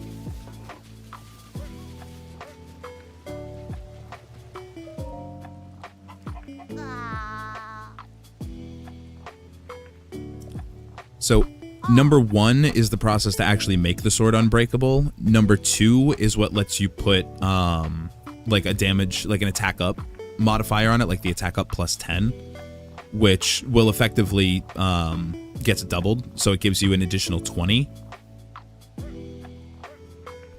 But yeah, don't worry about it. That's all in the video. Namely, 1 is the process to make it unbreakable. But if you want to upgrade it, that's what number 2 is, and do number 2 first. Because it's a lot, like, everything's a lot more convenient if you upgrade the normal Master Sword first and then make it unbreakable. That is also true, though, is the only issue with, do we have an alternative to Master Sword Explode? Not that I think anybody's gonna know what that name means. That's just the name that Ock gave equipping the broken Master Sword. When I asked him if he had a name for it, it's just what he came up with. But do we have a process that doesn't involve, like, to WST the Master Sword, that doesn't involve breaking it? Or I guess I should say, does Invis-Zuggle Overload let us WST the Master Sword like regular Overload used to?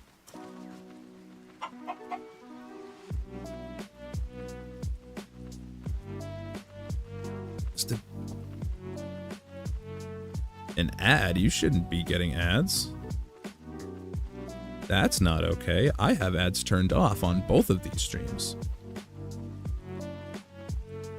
Bring 3 logs here within the time limit. Never actually read what he wanted me to do.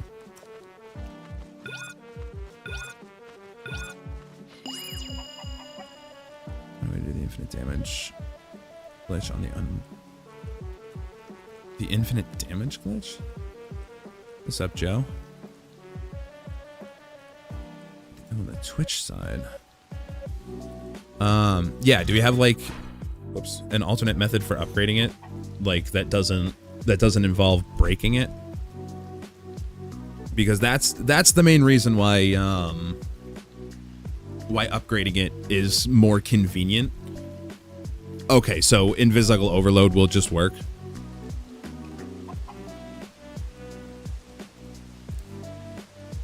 But yeah, that's the main problem, is that upgrade method requires breaking it, and from what I've understood, or from what I've been made to understand through comments, is that on 1.2.1, if you've already made it unbreakable and like had it at the 1 durability and then you break it for the upgrade, it won't reset to the 1 durability like it does on lower.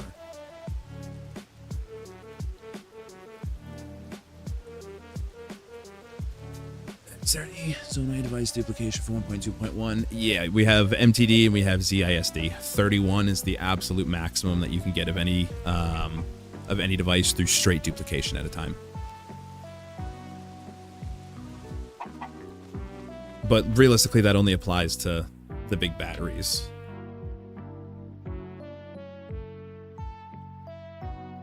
We're calling from here, right?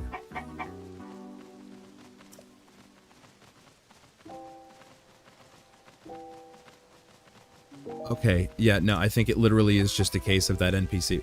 Then how on earth do they load? Or is that not where the mini game is?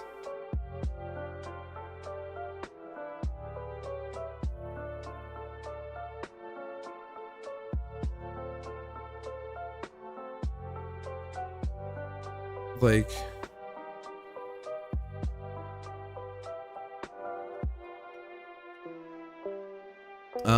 Techno, if you do like if you're just trying for like basic weapons, regular fuse entanglement desync will work for WST now. If you, or I mean always would, but like if you just use FSFE, then you should be able to just WST with regular fuse entanglement desync.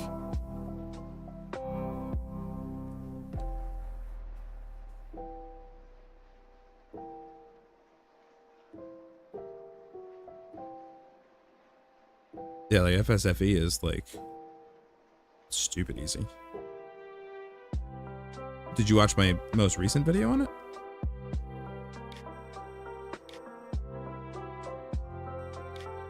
Where am I right now? I'm still there.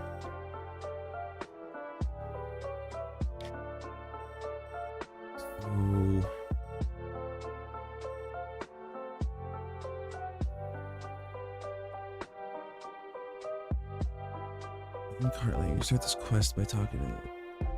Now start this quest, you may need to complete the ancient city, Rondia.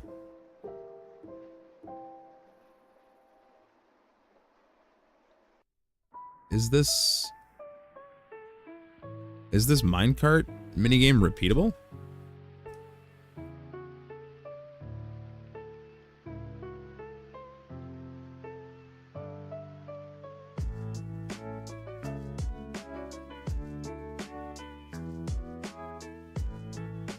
Am I still on 1.0? I've never really played on 1.0. I've typically been on 1.1.0, but like, I'm realistically, I could be considered on, I could be considered to be on all versions. Like, I've played on 2 of them today.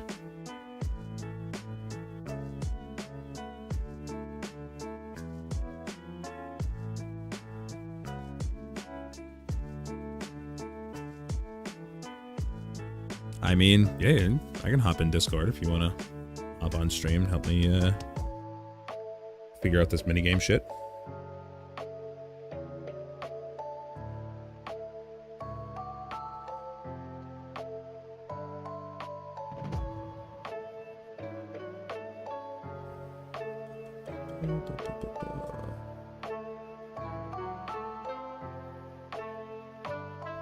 Make sure I don't have you. Say some.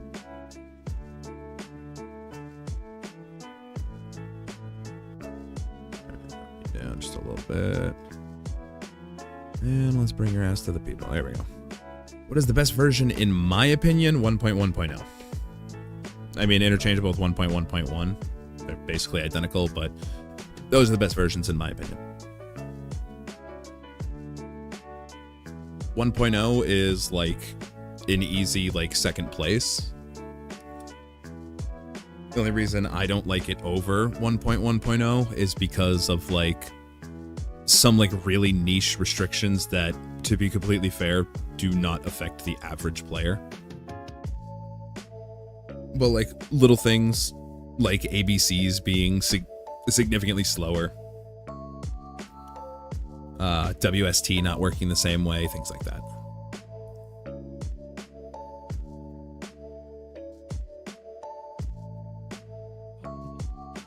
You know, I just miss MTD being easy, because that's basically the only glitch that I ever got like much use out of. Well, actually, no, that's not true, because I also tasered myself in front of a weapon stand hundreds of times. Yeah, 1.1.2 duping sucked. Is there a way to go back from 1.2.1 to 1.0? Yeah, you have to, without modding your system, you need to completely reset your switch. I think instead of you can make it faster than normal. When the hell did this happen?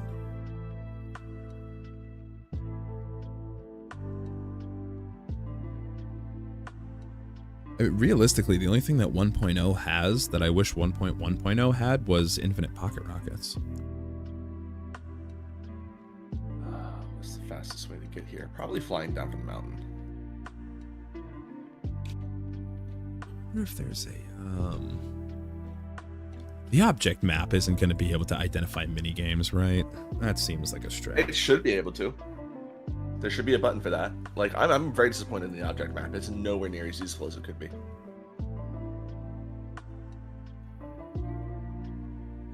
Like, there really should be, all the mini games should just be a button. Object map. Recently, a new setup got done for... It's pretty nice. Fortunately, we realized that cart slides are way faster than we thought at first. So...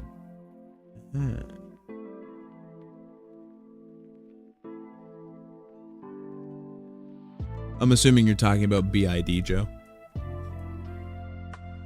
In which case, realistically, that's just the best item dupe for any version, especially with easier setups now.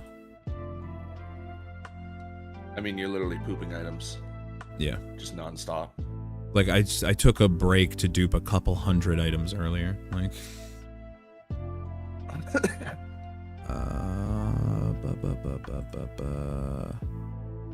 Anyway, I'm flying down there now to check it out.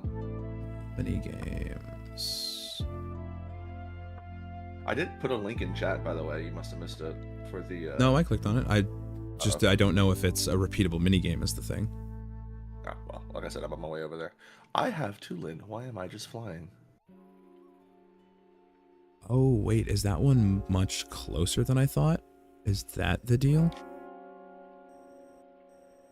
I mean, even still, that's gotta be... Game. Found an area known as Selmy Spot, which is located north of the... Yeah, dude, that is not helpful.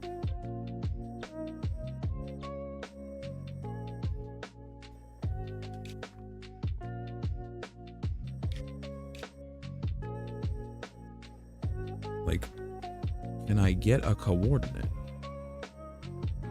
I know, right? The game literally has coordinates. I mean, it's still stupid that the coordinates don't update with your map marker. But it's just hilarious to me. It's like, game has coordinates. What does everyone do? It's over yonder past where the boulder used to be before you did the quest, and now the boulder's gone, and oh, wasn't, it's just not like it used to be these days, but yeah, just go over yonder and jump the cliff and go around the Lizalfos. Watch out, they get spicy this time of season. Like, fucking A. You got a small, short story on how to get across, like, half the kingdom when it's right next to a shrine.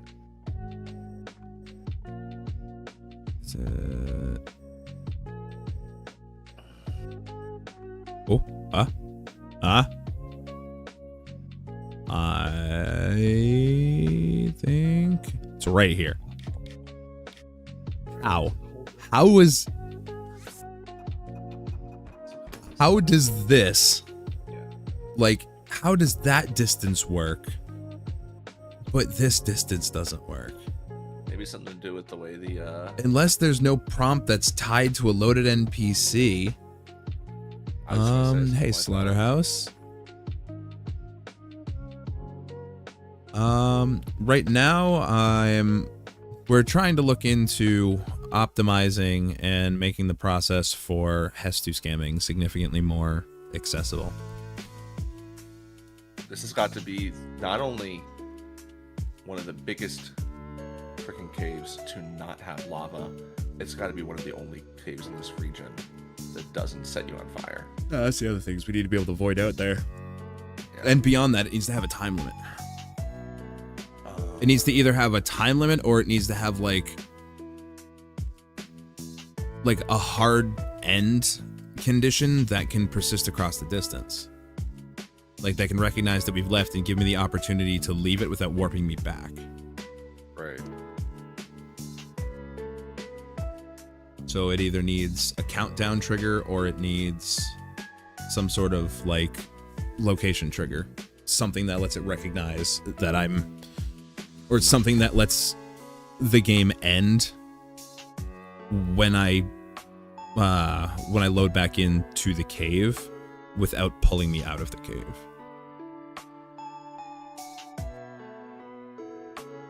Shield surfing works, but I don't want to use that. There has to be something closer. Why are there so many mini games at the fucking Tabantha Great Bridge? Jesus Christ.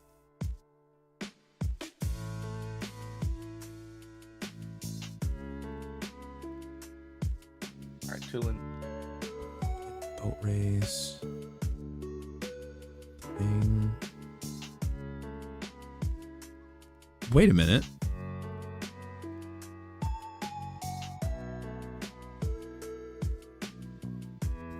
Wait a minute.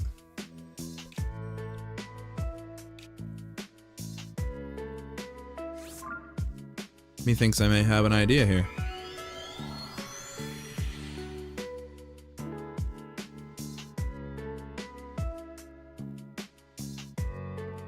I think I might have something. What about the race at Terrytown? That screams repeatable. Not only that, but there's a lot of water there. Exactly.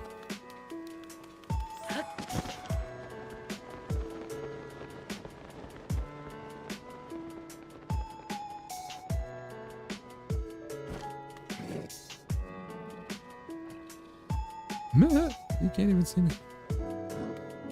These Gorons are the best.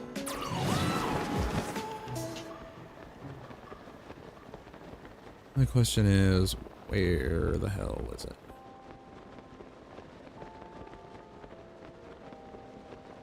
There's a time limit on the minecart.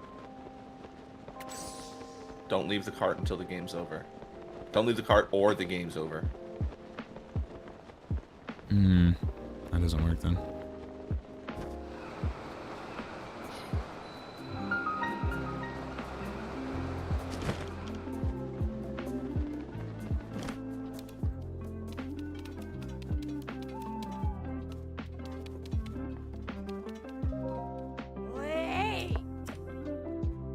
Oh, they yelled at me because I put the cart in the wrong spot.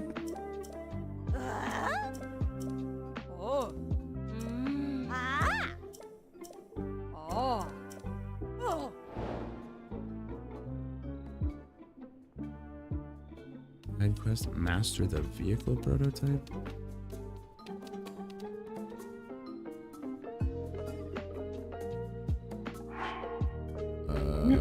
It's so great watching you just find content. Man. Like, you've never done that one before. I haven't either, though. I literally spent like 15 minutes blowing that car up and getting yelled at. No getting out of the minecart, you're disqualified.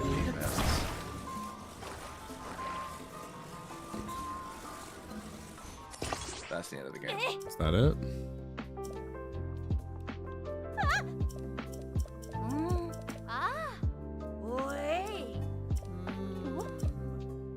Alright, another thing I want to try.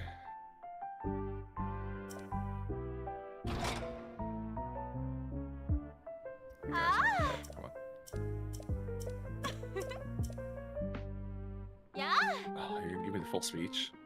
Alright, I'll do it, sure. I mean, I think this is repeatable because they give me the full speech every time. I certainly haven't done it yet, though.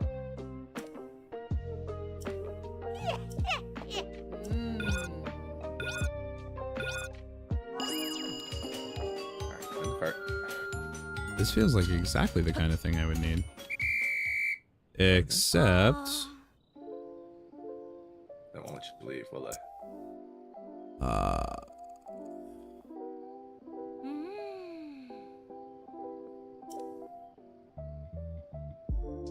So here's a quick question. Do you think that that trigger is just around the area and not above or below it?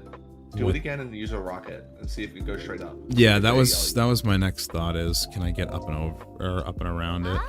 No. You can if you could you set it up so that you could clip through, because that water is absolutely below you right now.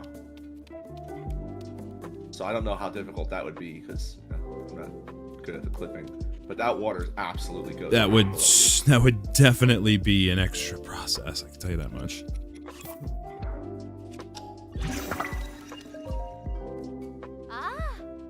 Hey, you can't just leave the game. Yeah, no, you can clip through. It's just it would be a very cumbersome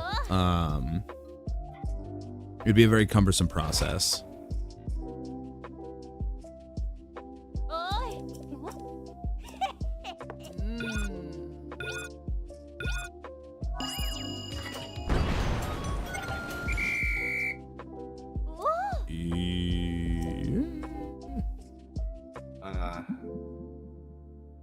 Some kind of vehicle trouble.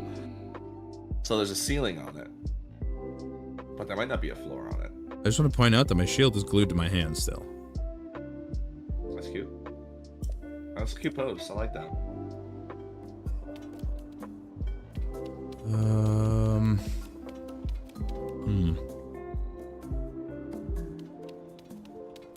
Okay, so... Yeah, I think this one's a bust, by the way. No, I'm wondering what if I just actually do the quest, because this seems like a first try, so that might be... Don't let go of the steering device or go too far off the course.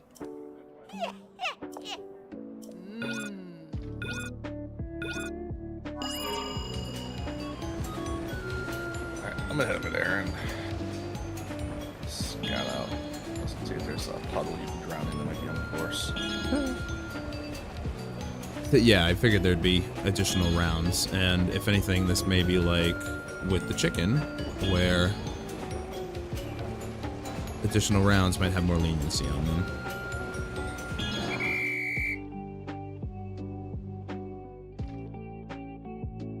Wow. Thrilling. I see why they put him in Mario Kart. Link is a professional driver. Oh boy, oh boy.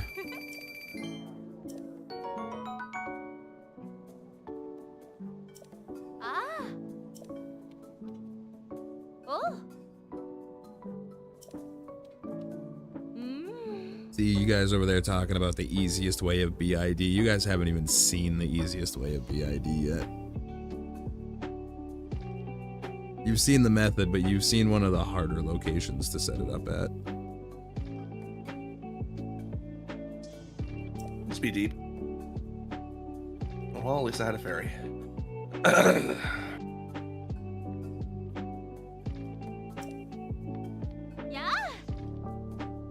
Terrytown. Oh yeah, no, the video's coming. Believe you me, the video's coming. Yeah, I'm just waiting for the footage. We actually lumped in the research for that video into this stream. That's the vehicle prototype. I mean, there's a lot of videos coming. Yeah, there are videos coming right now.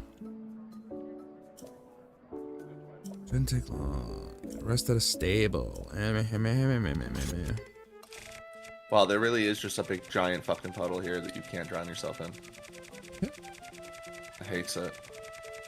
Why you gotta tease me like that, game? It's scrolling through all of this looking for wood.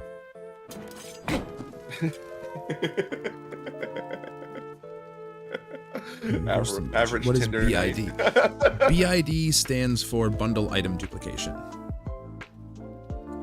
And basically what it does is the process will look something like, say I want to dupe diamonds.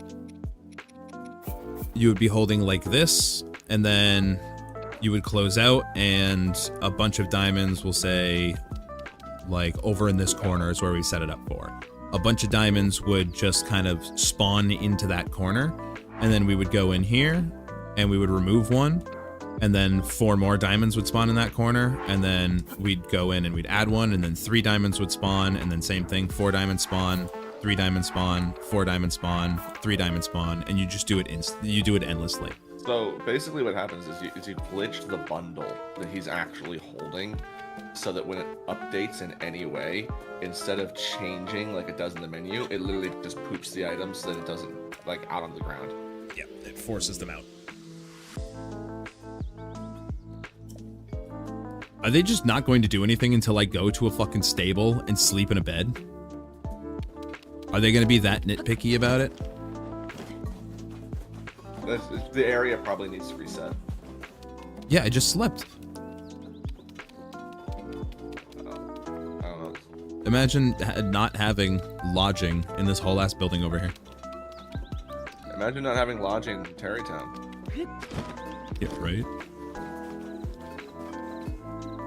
Like, you have to buy a bed for thousands of rupees.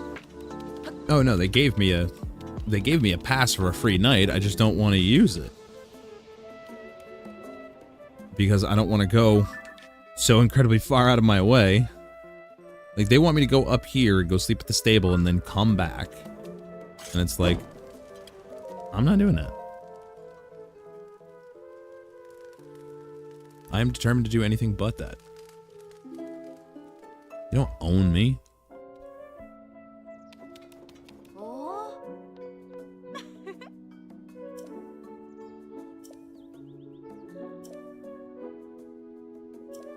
Oh my god. Insufferable. Well, just listen to the lady. I don't want to listen to the lady. That's literally all it came. See you later, Nada.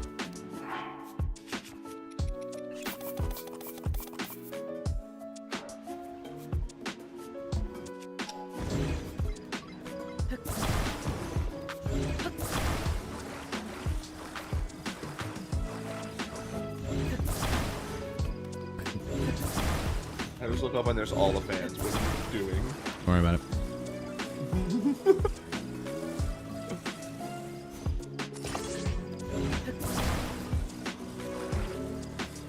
Oh my god. Who do I talk to now? Okay. At this point, a fucking therapist. Yay.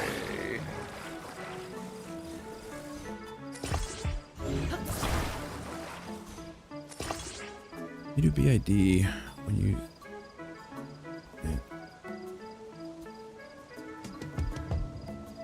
Doing gets disabled.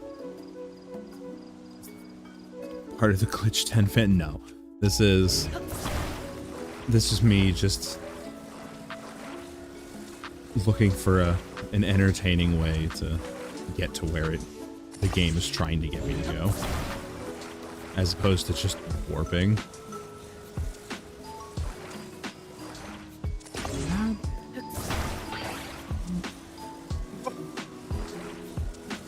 You know, you could build the engines before you slap them onto the machine.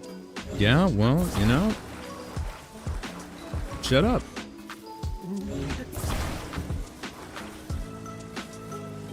We don't need that kind of attitude around here. We should do a Zonai device race.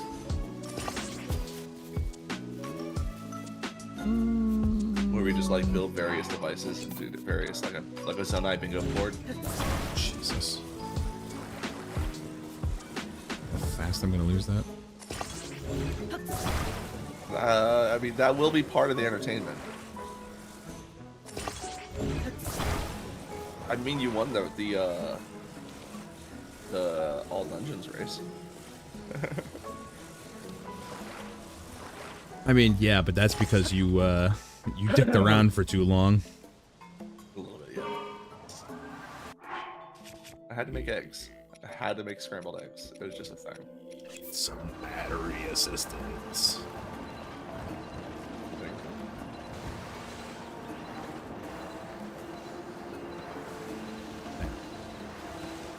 I love it.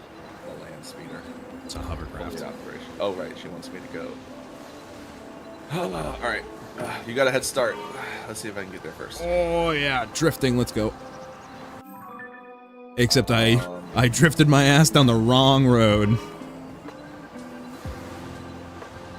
What am I gonna build? Oh boy. Crap. I need to.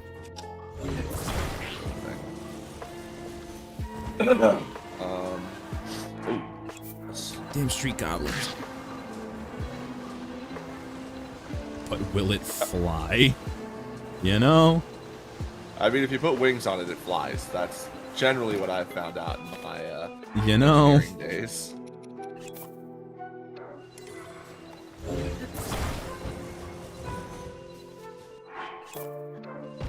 Times she's gonna answer the important questions.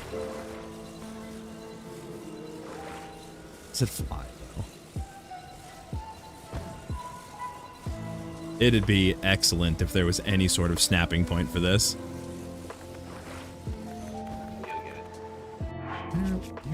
It should snap to the steering section.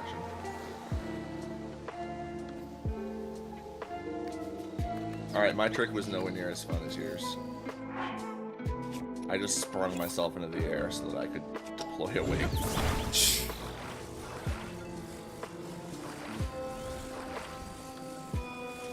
And then realize I have no rockets on my shields.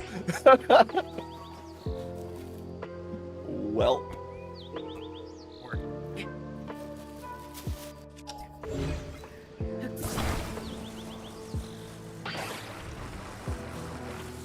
What have you done?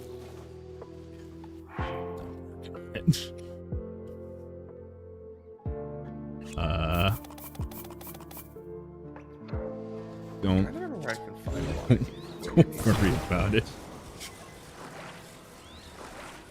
I want to say... We'll rebuild him. Bigger. Hunger. Bigger. Oh, We don't down she want to goes. spend a lot of money.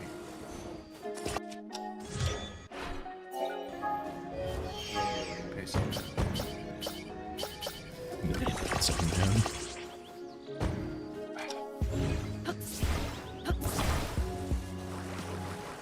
That's what I think.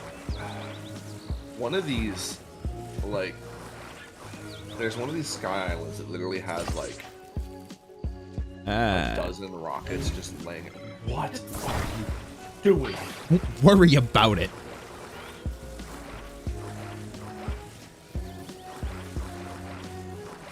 Something. It's all that matters. Doing something.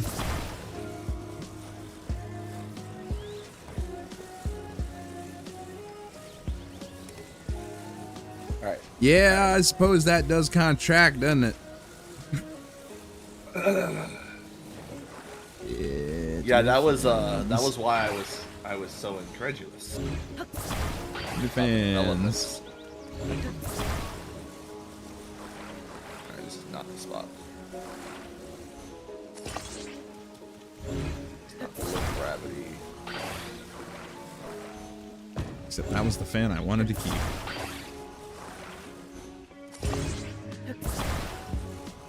Maybe it's literally the one giga rocket. I don't know if I can get one in the middle.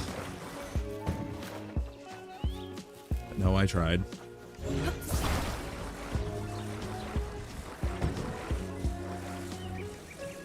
You could also literally put the wing on the front. It doesn't need to be this other crap. However, It looks better. It would be a disaster.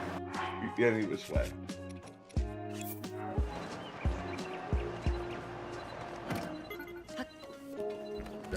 There you go.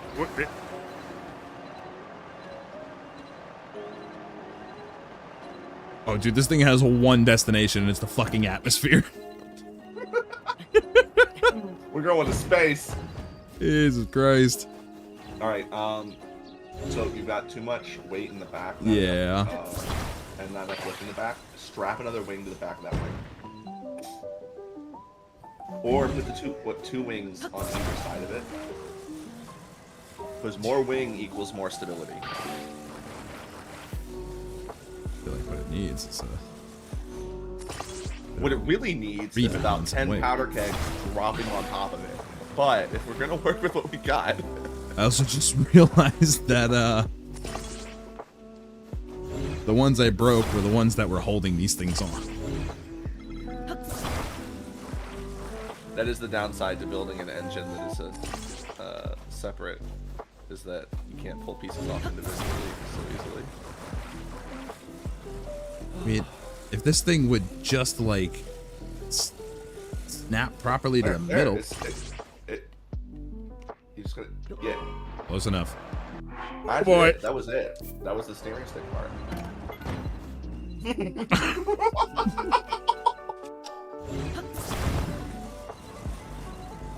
All right.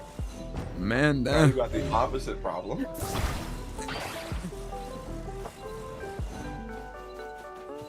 please give me some context.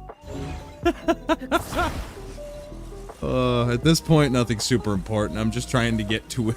I'm trying to get to a stable that this game What happened is insists on I'm I a sleep bad at. influence. Okay. Bad Hey, thrust. on the rockets. East Garrido Sky Archipelago. There are so many rockets just laying around here.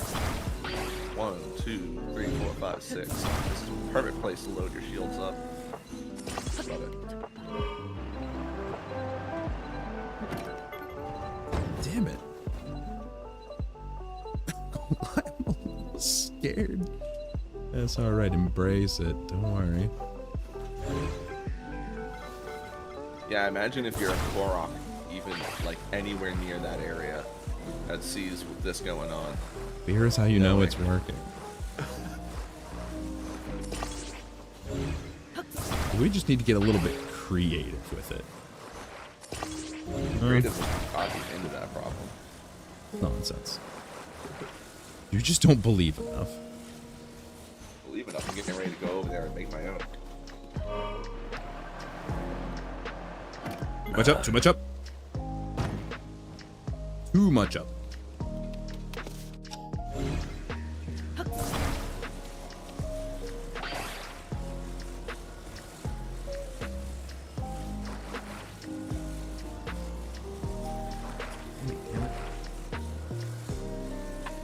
Why are you rotating?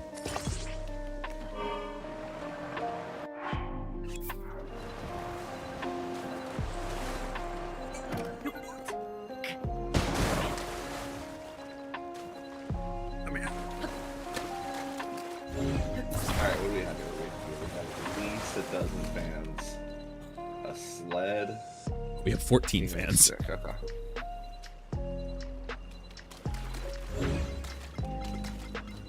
Thinking. Fans. The sled is important. Well, it's very important. It gives us that all-terrain adaptability. You're not wrong. Oh boy, that went real bad real fast.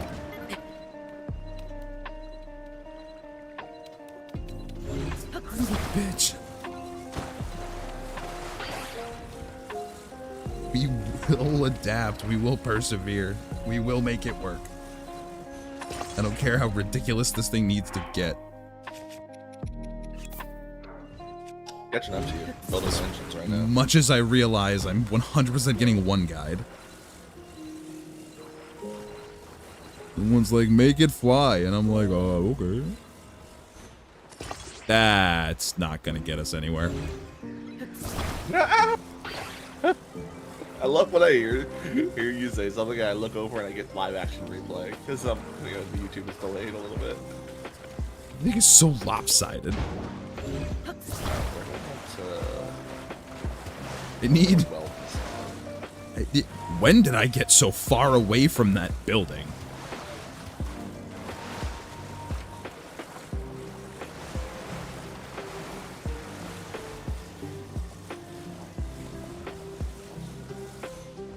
Back from lunch, were you building?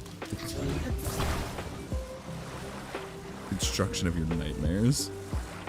Mine's gonna be way worse.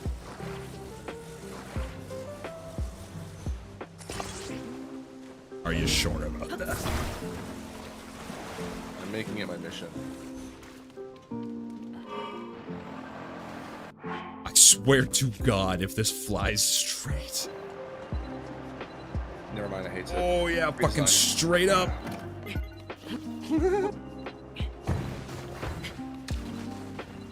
Close. We're Am I limited close. to Zonai devices? I think I'm limited to Zonai devices, right? I can't just go steal someone's wood. Yes. What about a box? There's lots of boxes. Nope. Zonai devices.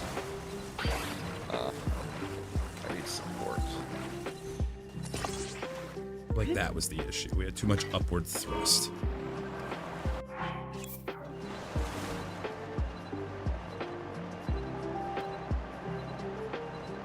It is so fucking upsetting. It's incredibly hard to control, and it's equally upsetting. I feel like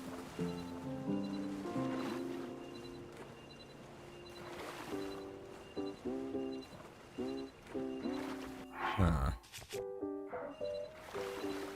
14. I should still have enough room for 2 more fans on here, right? I like how you're just like, more fan. Can't go wrong, more fan. Don't worry about it. This problem has a solution, more fan. Bad news.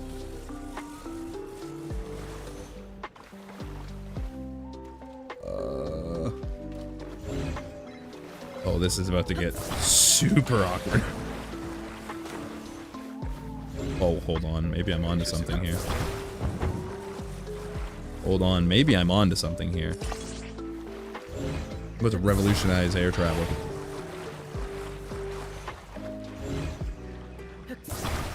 I gotta figure out how to launch mine. I've kind of lost the all-terrain in this vehicle. Oh, it won't hold. Never mind. It didn't hold. Need scaffolding.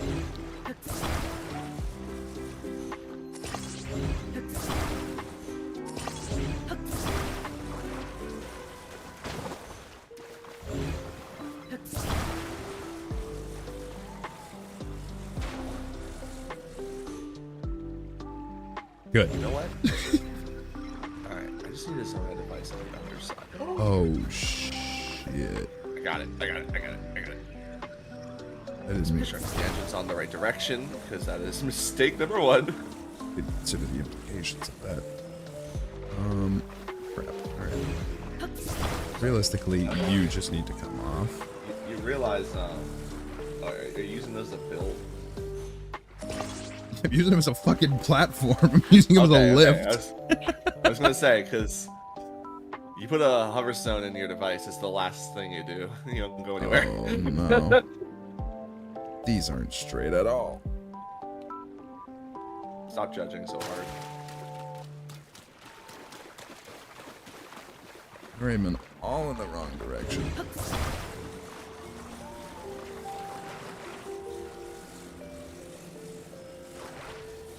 Right now,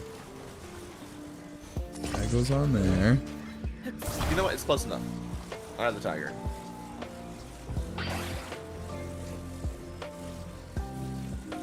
The goddamn launch pad for this thing. If it works, it works. If it works, I'll fucking shit myself. What? No! What are you doing? My best. What? Bro!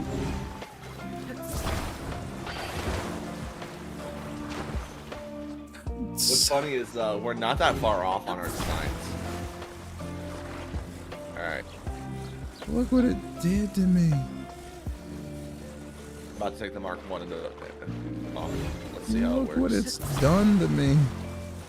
This is not going to work. This sled is not touching the ground.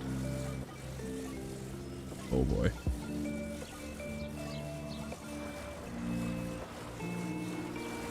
And it got nowhere. It just needs a better launch. Here.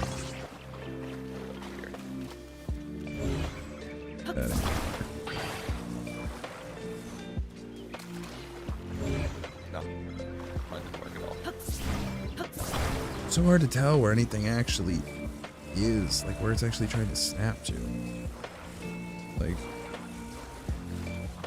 I believe that is where you're supposed to, if I remember correctly, get good.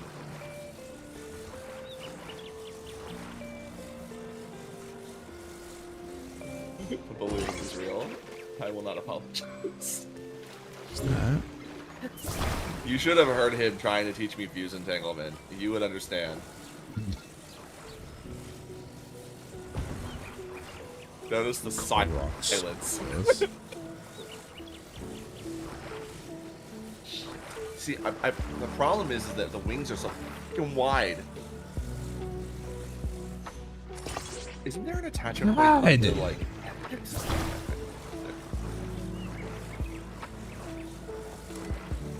A lot of this is just remembering where all the anchor points are, too. Because there's an anchor point under the, each wing. So you can, like... attach them there. That's like, I swear to God. Oh, I did it backwards. No. My life is going to be so much easier if I just...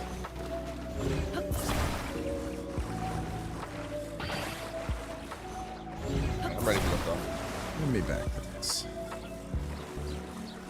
Moon. Bring me back to that. Nice and simple, super basic. When we know this shit worked. Yeah, mine's not even getting off the ground. Well. So much for And, hoping I've that I got still have the blood schematic.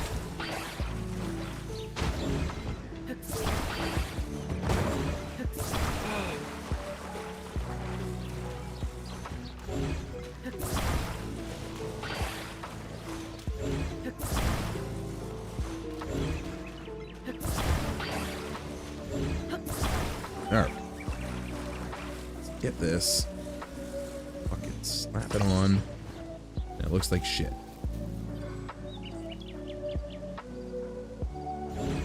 I've got a new idea. You're right. Why am I trying to reinvent when I could just steal your original design and improve it?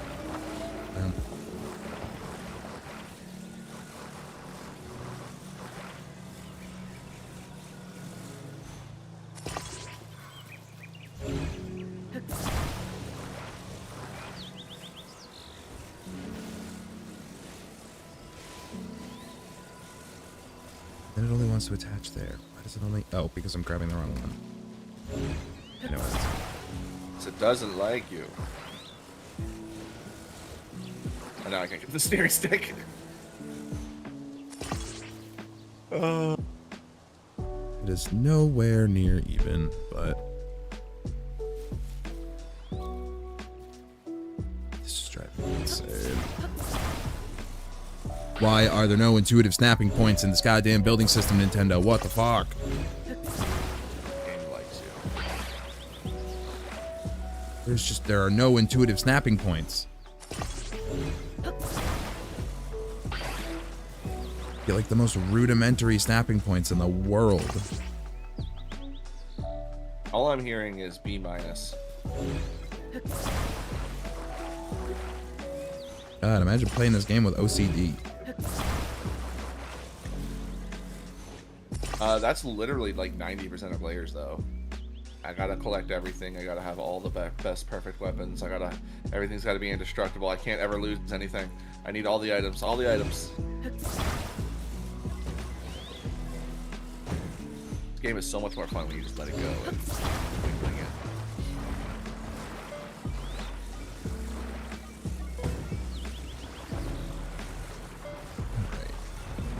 You. All these wings, all these fans are so incredibly in my way. By the way, if you need a platform, a stake is actually one of the best ones. I wasn't convinced the stake was going to be high enough off the ground. Of course there's foliage in my way. That is a problem that can happen.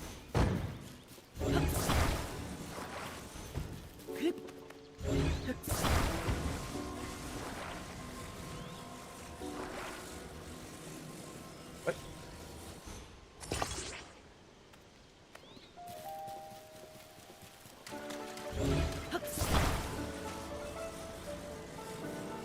Well, I was trying to do just the tip, and I didn't.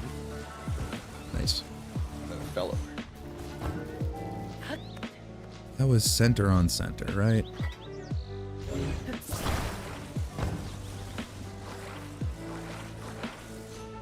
Center on center. My God, I think it's fucking even. Looking good. This is the dumbest goddamn thing I have ever built. Not even gonna stand on its own.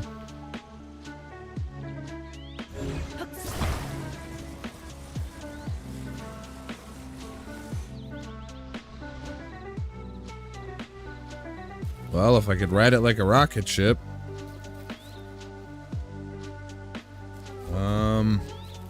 Now I just need to Nice. figure out how to...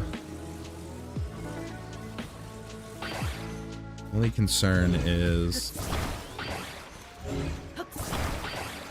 There seems to be an upper limit of how many things you can just connect in an area, whether they're attached to each other or not. It's not far enough? Crap. So far, 3 seems to be the best estimate I can find on that.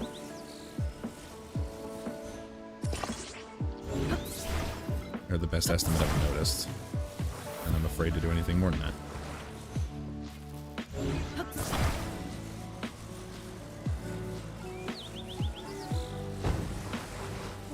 What's the opposite of aligned? Misaligned?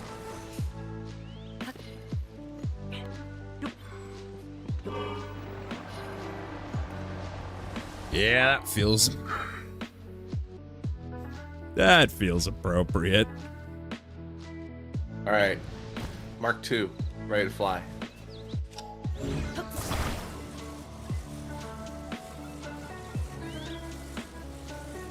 Oh, I put everything on... I put the wings on backwards. I'm sure it'll be fine.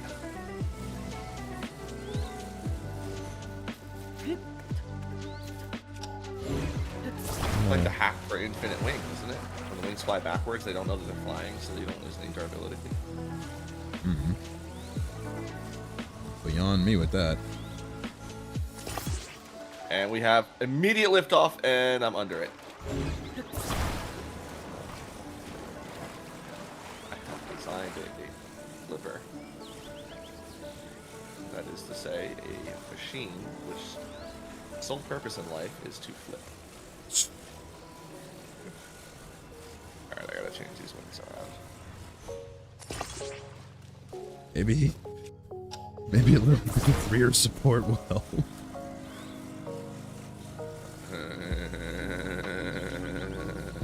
Alright, just needs a little help in the rear. Perfectly normal. Too thick. Needs support. Not even inaccurate.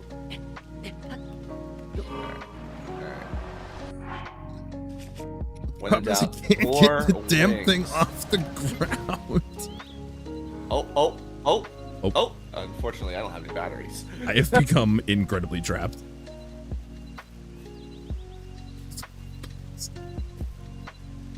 I used 3 wings.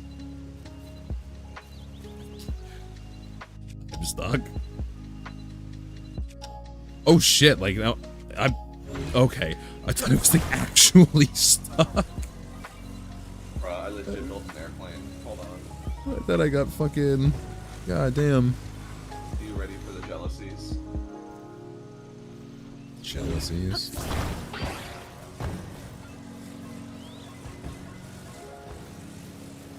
Also, I'm doing all this in OBS preview.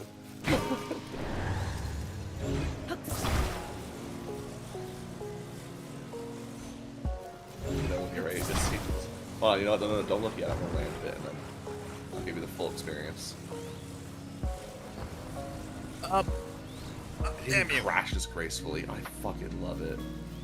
Hang on. Working on something.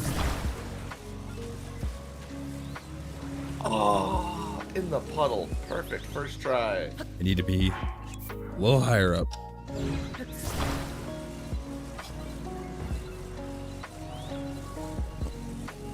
Get up there.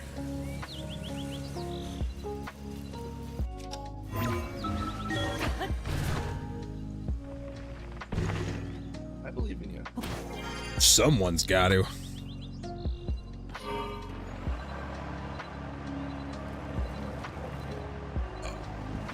Oh, You built a rolling device, kind of like a motorcycle that you can sit inside and spin hours. Yes. You can set up put it back. wheels on wheels that will. So like, I'm trying to think of what would be the best way to do that. been building this for 40 minutes straight. Oh my god, it's so heavy.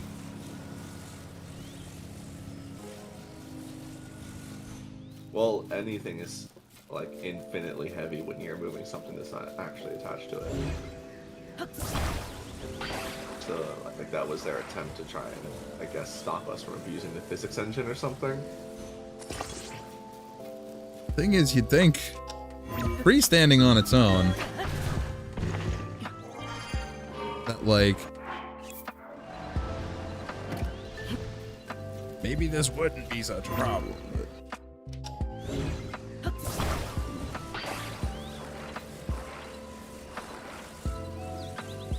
What the heck's a Joe Swanson? hey, Peter. Oh! Yeah.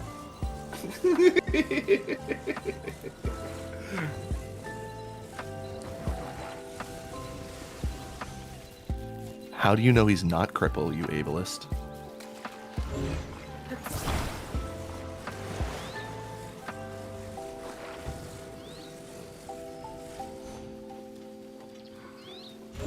I mean, this is the part where I would say that I do kind of technically have some sort of a physical disability, but like not by the sense that you would Broke think. brain doesn't count.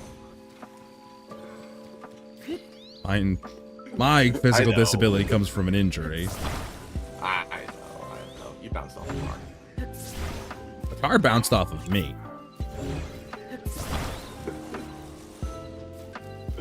It says you were settling extra jumper. Too thick to kill. Alright. Like, we just get on up there a little bit, please. Whoops. Ah! So that's just the straight hard limit, huh? A disability is my PhD. It's hard to carry everywhere. It must be real hard, like a real pain to remind everyone to call you doctor. All day long. Would you like fries to that, sir? Excuse me. It's doctor.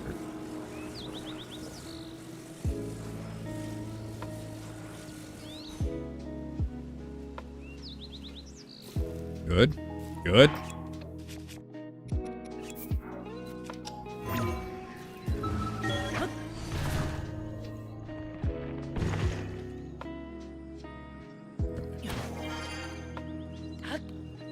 Makes me wonder. As my witness, why this did they will call it fly.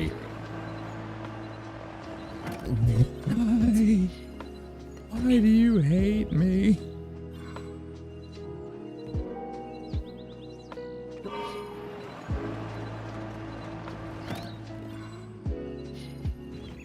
I want to look up Oxford Language Dictionary. I want the etymology of doctorate. Wait, why? Oh, so we're just being stupid. Congratulations, English. Licentia docendi, license to teach. And they just call it a doctoral degree, doctorate, doctor. Meanwhile, that's why they call, like, doctors often get called sensei in anime and whatnot, I guess.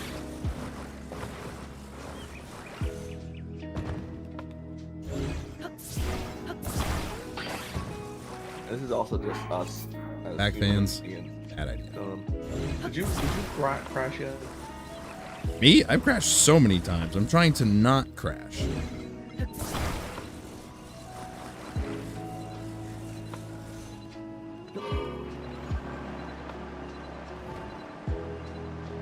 Straighten your wings out and add a tail, you'll be fine. You say that like I haven't already tried that. I'm staring at the device right now. Yeah, I've tried that on previous attempts. The wing started off straight. And then you got to him. Problem is, it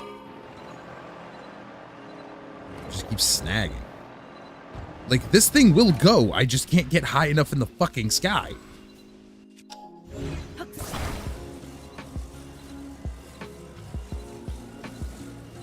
Like, that's the issue.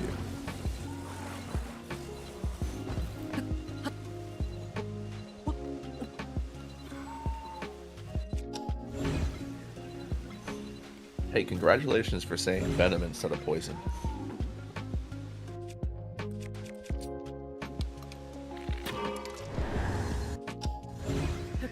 Like, next to no video games get that right. Every video game's like, it's poisonous, watch out for it, bite.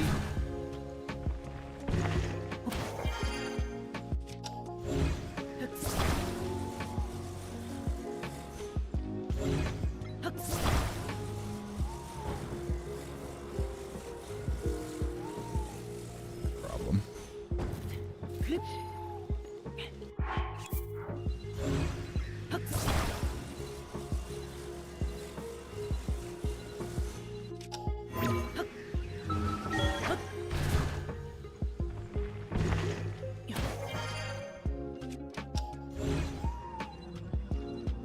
I would like to formally apologize for what is happening here. I guarantee you that we would not be going this far.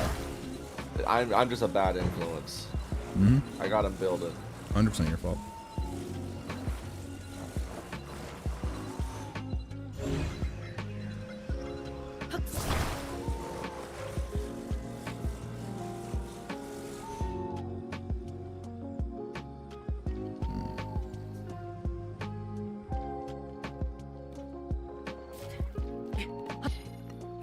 Why am I in the full shoes?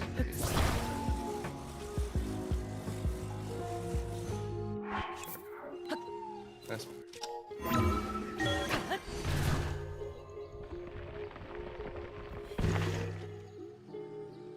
Can I bring it towards you and push it onto the platform? Yeah, I tried. It's a weird height thing. Please, for the love of Christ, give me enough. Well, we could start with trying to move. That'd be nice. If you want to give it a head start, you can put a rocket on it. I don't know that I can put a rocket on this. Put an angled rocket on the back or the front. It should take you straight up. I mean, straight at the angle. Without, like, rockets don't tilt the thing they're attached to. Right. It's just whether or not it'll physically let me. I've been doing much counting.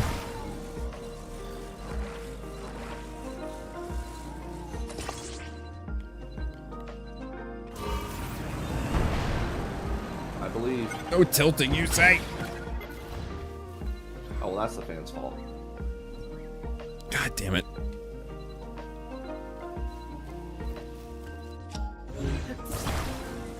I mean, it looked good for a second. Yeah, until the rest And of gravity caught up with it it. may also be the wings as well. The fact that they're angled. Because they want to correct themselves.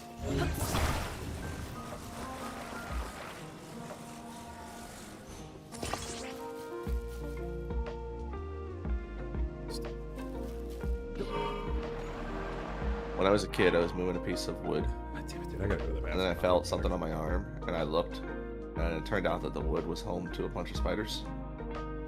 And, yeah. But they were tiny spiders, so it was a tiny spider bite. Although the mark stayed on my arm for like a couple of years.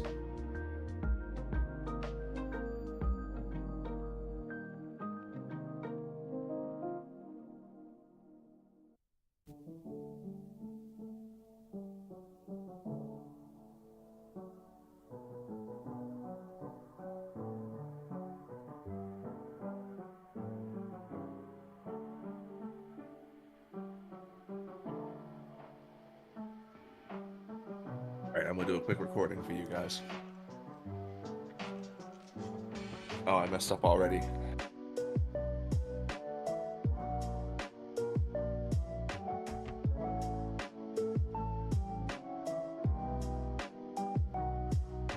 Oh boy.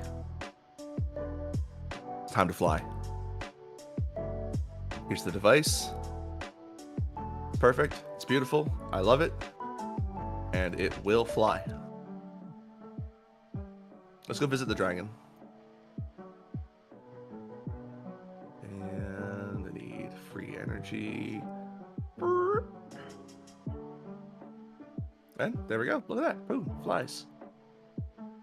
That dragon is really far away. This is supposed to be a short recording, but we have to go buzz the dragon and get set on fire. It's got 12 fans, So it wants to work 3 now. wings, Didn't want to work before, but now it wants a to. stick, a sled, and my wings are coming off. All of my wings, they hate me. Yeah, there goes They're- one. oh, You know, because God forbid the thing that lets I'm out you of power. fly properly lasts for more than literally 60 seconds. We're about to go careening to the left. well, Why is this flying so well with just one? I mean, we're absolutely spiraling into well, this is fun. a corkscrew, but, well.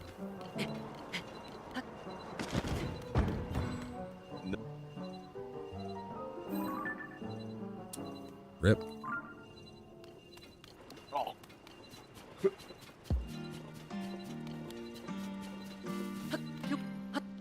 And I'm out of fairies. Used to Would you having believe- 0 stamina. That recording ends with me dying to a frost. Yeah. The recording started in the same spot you were.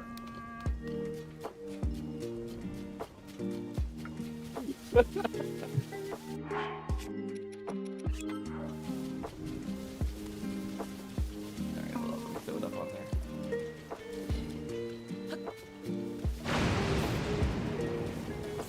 What am I OBS setting? So what did I just record? So I recorded the mic and I recorded the audio so I can hear it. Desktop audio's off though, so you're not in it. Yeah. Yeah. Oh. Ah. Oh. Oh. Sure, because if I don't use it, not gonna do anything.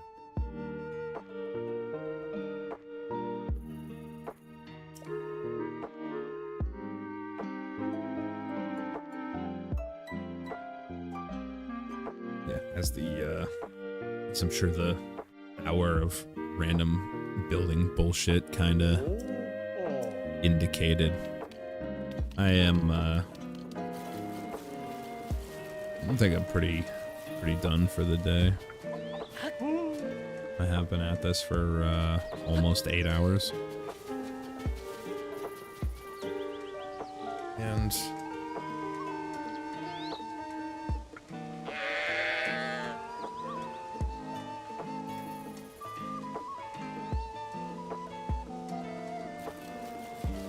I've been at this for nearly 8 hours, and it's starting to take a toll on my brain. Before you stop, I have to share. What do you have to share? I mean, it's still rendering into the HD, but this is at least it's my device.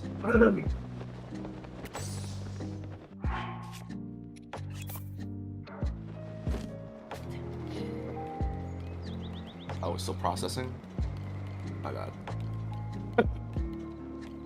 Never mind, false alarm. It's terrible. Ugh. You could bring up the screen share. You act like that doesn't take the most effort in the world. Yeah, see, no, that's good. Yeah, we're probably gonna try and look into some more mini games or some other mini games to use for this tomorrow.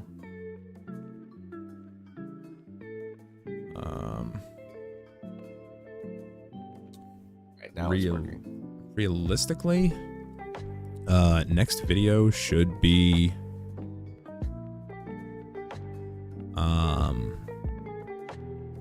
honestly, next video should be out like this week. It's not going to be a long one. It's going to be a it's just going to be easy equipment duping, like weapons, shields, shit like that. Yeah, I mean, I just need some audio. The scam. When am I gonna get the scam? We've already hit the scam. Like my inventory's already been upgraded. Like the actual like learning the process, that part is all done. It's the part that I'm working on now is trying to optimize it for people who don't have like as many of the requirements available to them, like the single use or like the one time mini games that you can't replay that we need to do to set this up. Like I'm trying to find workarounds to that and like the most accessible way to do it.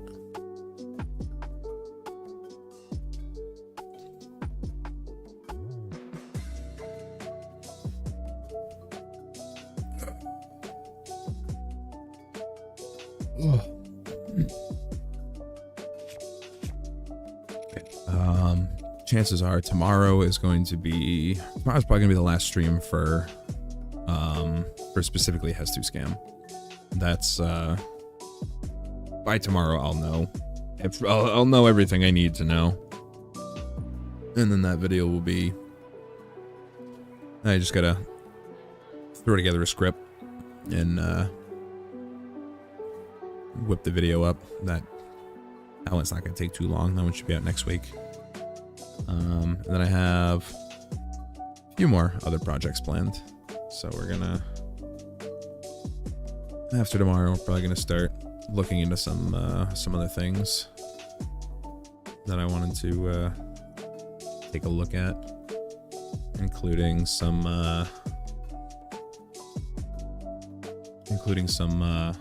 MSG stuff.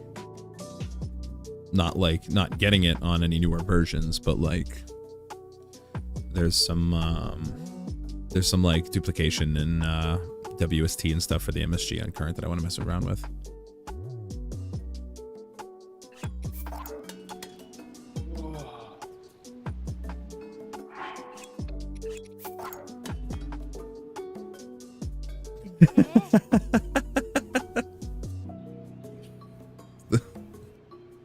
I thought that would clear something out. No, you cannot get the MSG on 1.2.1. So this is a special version of the Master Sword. This isn't a normal version of the Master Sword. This is the normal one right here. These are copies of it from the prologue. Because the Master Sword that you get in the prologue is its own special weapon. It's not like the regular Master Sword. Yeah, it's called the MSG Not Found because that's just a default name. It basically, I mean, it means what it says. There's no message associated found. Like it doesn't have a proper description, doesn't have a proper name. It wasn't ever meant to be viewed in an inventory. This is just the Master Sword that Link has in the prologue. And to avoid, not necessarily a soft lock, but to avoid a situation where somebody could end up running their Master Sword out of charge before killing the 3 keys in the prologue and just kind of get stuck waiting for 10 minutes doing nothing. The sword is, as a consequence, it's made invincible. And back in earlier versions, I'm willing to bet it would be a soft lock. I'm willing to bet if you could break that sword, it would not recharge. It's probably not programmed to. Oh no, this one is not programmed to. I'm saying like that's the reason they made the sword this way, is rather than giving you like a regular, like giving you just literally the Master Sword that would have the parameter where it can get broken. You would just be stuck waiting for 10 minutes for it to recharge in the prologue if you didn't kill those keys, and like literally dodging them for 10 minutes, and it would be miserable. So as a consequence, or to avoid that, they made the copy of the Master Sword in the prologue have not necessarily an infinite durability. This is a very big misconception. It doesn't have an endless durability. It's modified in a way that whenever you use it, its durability never goes down. So like it has the standard. Ravio's hood is in the secluded Coliseum. Yeah, Ravio's hood is right somewhere that's not on my map. It's like right here-ish. It's secluded. It should be on your map. You've been there. Yeah, but did I get the? If you go above ground real quick. No, it's not. That's too far south. Like right here, right? It's no. You're far. You're too far north. It's south. It's in the Cluda. But yeah, the Cluda depths. It would be like right here or something. I just know it's in like some sort of dip like this, or like this, or like this. There it is. You have the name for it. You mean I have the name for it? Go back to the depths. Yeah, it's right there. The only thing is though is the easiest way to get to it is to go into the hole, the depths by Mount Lanayru, because there's a lot of rivers and all those rivers on the overland map literally section it off. So your best bet is to actually come in through either the death spot by Hiteno, or not Hiteno, Kakariko, or the death spot by Mount Lanayru.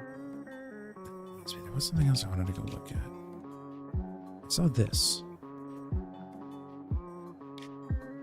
I don't know what the hell it is. I want to go look at that real quick. It should be a well, based on the way it looks. Yeah, that's what I'm thinking, but I wasn't aware of a third well chasm. Yes, that's why it stuck out to me. Because I only know the two on the western side. Those are the only two I've ever seen. Like I've looked up every single chasm in this game. I've never seen this spot noticed or mentioned.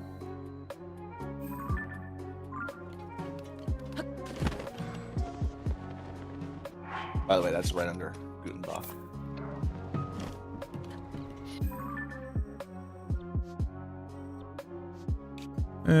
Sort of. It's technically not under the GSI, but yeah, I know what you mean.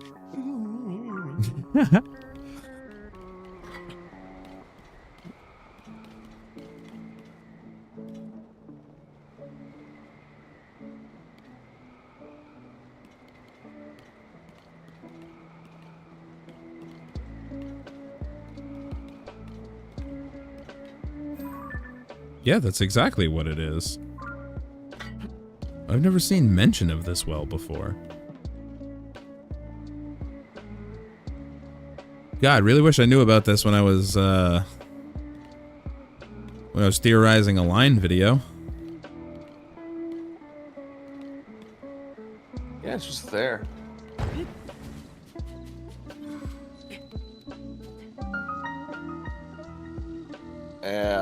I was like right behind you.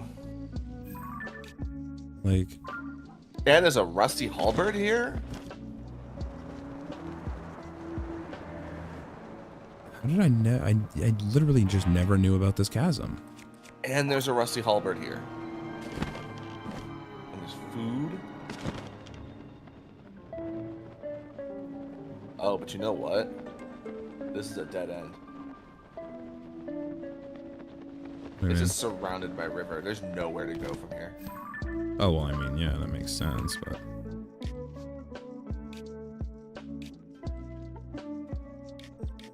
Now I'm like... Now I'm like gaslighting myself here. Like, I had to have known this, but... It is absolutely not. There is a way through right there. Oh, there's a one-way through. Yeah. Oh, Well, that's I what you guess mean, if dead you- end. So, like, if you come from... You said dead end, I was thinking, like... You If you come come in from and you the can't... west in the Gerudo Highlands, yeah.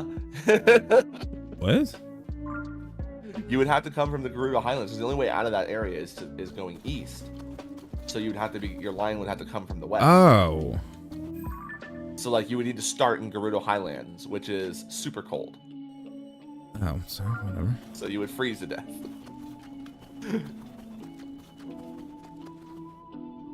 Yeah, we like lines. They're just really hard to do. Is there... I like the way I was doing it, though, using the runes. Like, all the same rules, except only you get to use runes. It's kind of fun that way.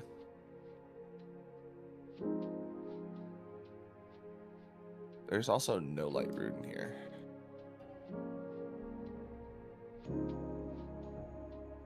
Yeah, that's what I was... That's what I'm thinking. Like, that might absolutely explain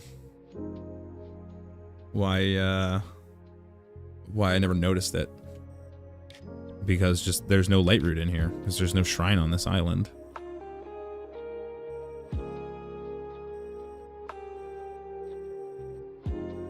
Yeah, you've got to get there's a light route on the other side of the river.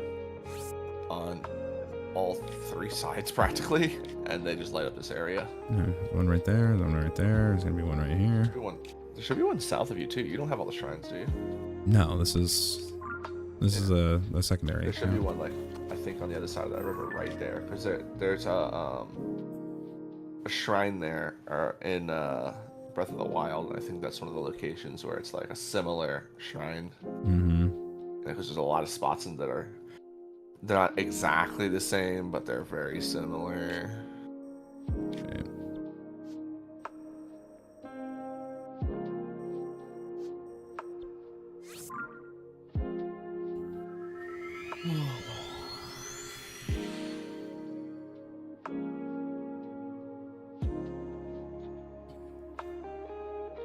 What is that? Oh, it's a bokoblin. With a big ass sword. Oh my god.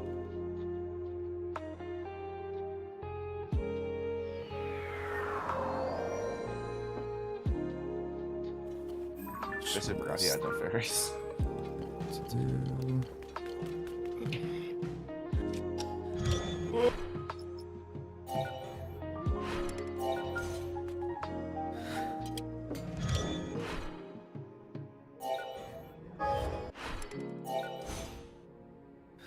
Fucking seriously? What are you trying to do?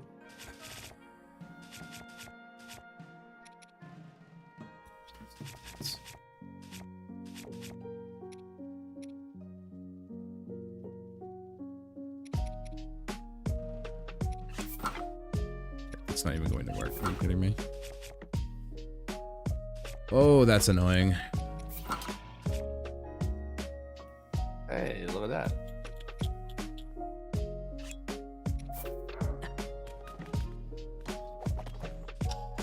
Don't worry, David. He'll notice.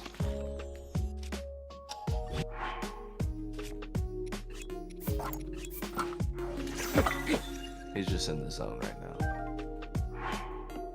That is not what was supposed to happen.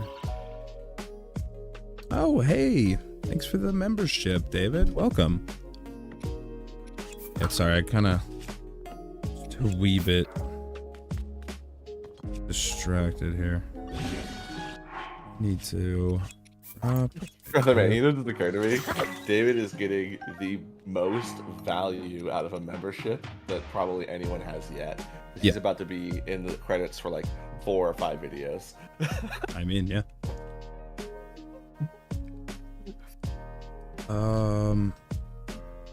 Why the is this not working? I don't understand why this isn't working right now. What are you trying to do? I'm just trying to fuse to the damn thing. Oh, I don't know how that works.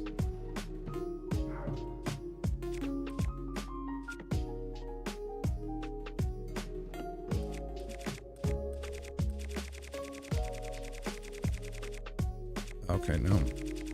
All the way at the bottom. There. Is that? Start a major spike.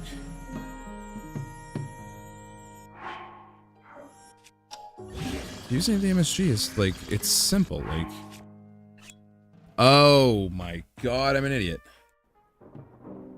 Oh my god, I'm an idiot. Okay, never mind.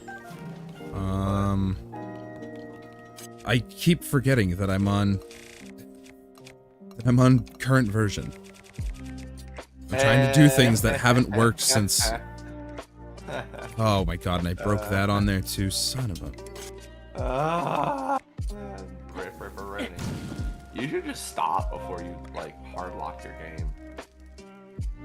I'm just gonna kneel down in the fire for a little bit. Face first in the flames. Make sure we're nice and toasty. I don't have any heat resistance, but I have cold resistance.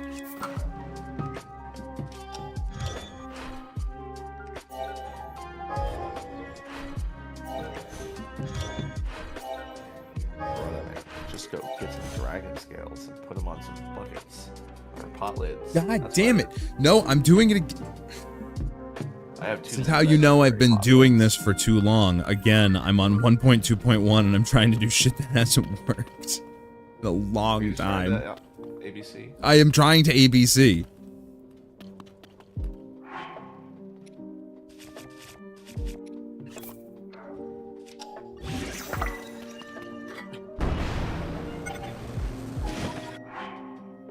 Poverty style, go.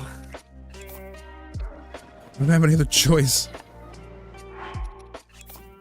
When you're poor on glitches, there's always the good old deploy wing. Deploy rig midair rocket. What are you trying to do? I'm trying to get over there, damn it, leave me be. Do you not have any of the sky islands in this area? No, this is a secondary account. Use this freaking, use the launch pad, you were just there. No.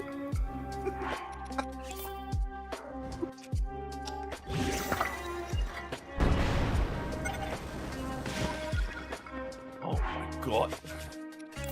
Nope, I've committed. This is what Brains wants to do. This is what Brains gonna do. Tell me you don't play this game without telling me you don't play this game. I told you I don't play this game. I've told everybody I don't play this game. I break it. I don't play it. Oh, there you go. That's the intro for your channel trailer. I've been far too open about this.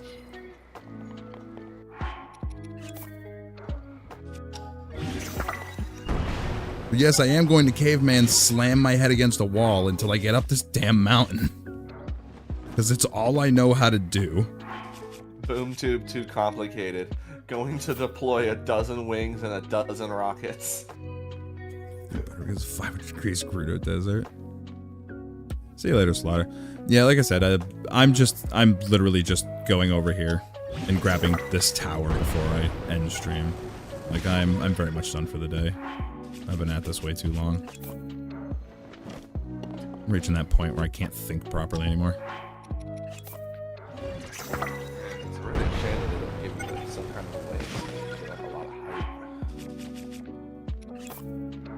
I mean, I know you're being a sarcastic prick, but, like, you're actually, like, you're right. They don't. For the ways that they do give us, we really don't get much. Rockets should last unbelievably longer than they do. Shit, right? There's literally no excuse. Like, it's the same thing with, like, wings and shit. Like, a fan lasts, like, 20 goddamn minutes, but a wing lasts 60 seconds. Like, what's the point? It's like, we want you to explore and fly and be creative and build, but not too much. Just flying on the snow. Yeah, what do you think I'm doing?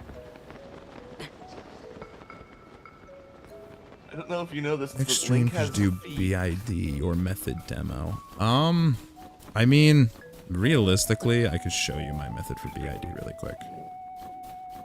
Again, don't want to call it my method because it's realistically not my method. By the way, like, this is absolutely 100% Killavictor's method. My contribution to it is just to set up in a different location.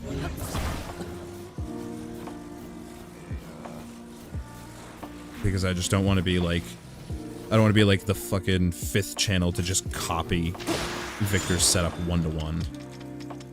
Especially when I really don't like the location that it's used, or that it uses. so, this dickmobile that you made, right? You're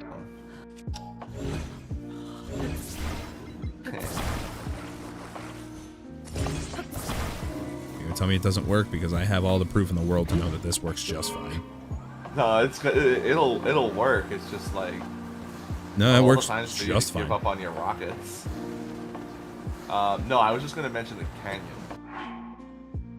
canyon. We'll burn that bridge when we get to it. Just like my ancestors.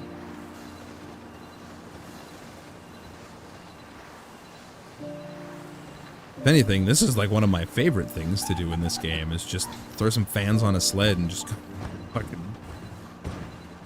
just go on a trip for a bit. It's an all-terrain vehicle. You know, I'm surprised that did so well with that jump. I was holding back the entire time. Too bad you didn't put a wing on it. Yeah, well, too little, too late.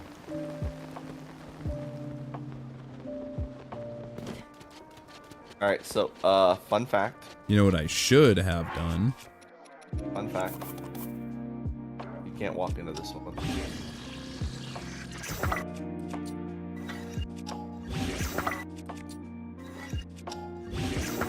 Did it like I'm not prepared.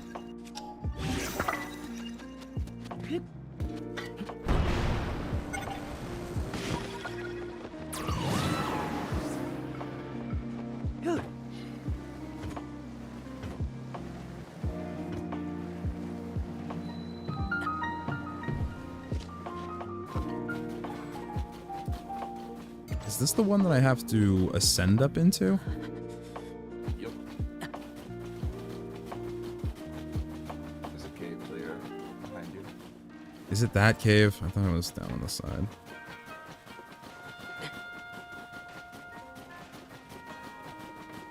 Right, you're thinking of the other one.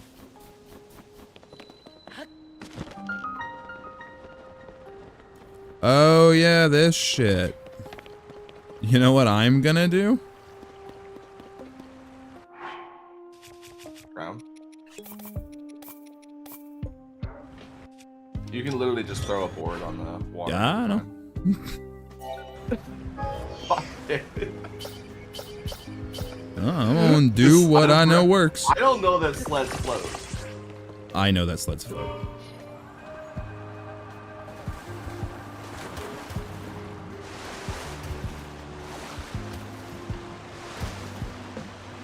Fan weighs it down a little bit, but it floats.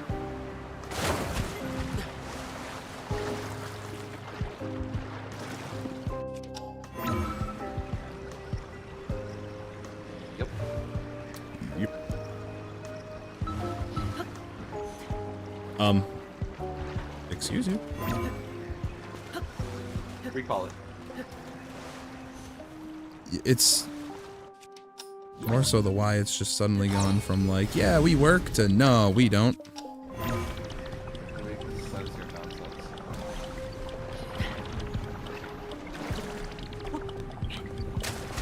Hello, game? Whipping me in a random direction? Alright, you can stop going over there now. Follow the post. Bring it God! Turn it into a flying carpet. Oh, And it's like, do you see why I don't like this game? This isn't a fun puzzle. This is what we call aggravating. Well, I mean, this is what we call cheese that's gone moldy. No, this is what we call aggravating. Even the intended way is just kind of aggravating. Well, that's what I meant by cheese. You're trying to cheese it. No, literally, even the intended way is aggravating. You need to be way closer to the middle. It's not that I need to be way closer to the middle, it's that I need to be exactly surface level. Is what it is. That's exactly what it is. Because I've had this problem with this one almost every time I've had to unlock the damn thing. For some reason, the physics loves to fling you off of that one post that you can grab for safety. And if you are like the slightest bit below the water's surface, you're not getting through.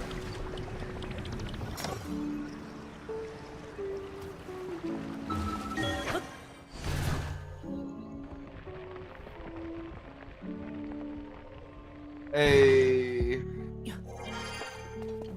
Hate this one. Which is crazy because I actually like the inside of it. This one's got my favorite interior.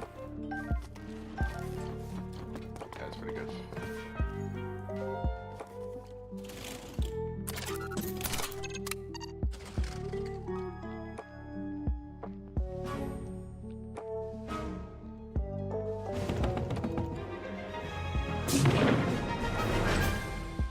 So I wish I could skip I hate this. having to watch. Mhm. Yeah, I was just gonna say, I hate having to watch that cutscene every time. Oh, I've done it 3 times today. Just 3. I mean, those are all the ones I had left. I'm only grabbing this one, just filling it out while I'm over here.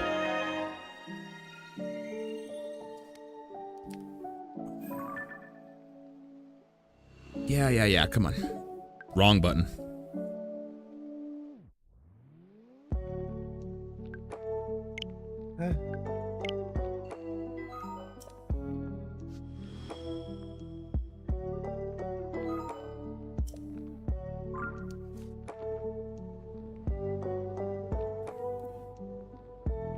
And Wait. in that cool sphere is a Will of the Sages.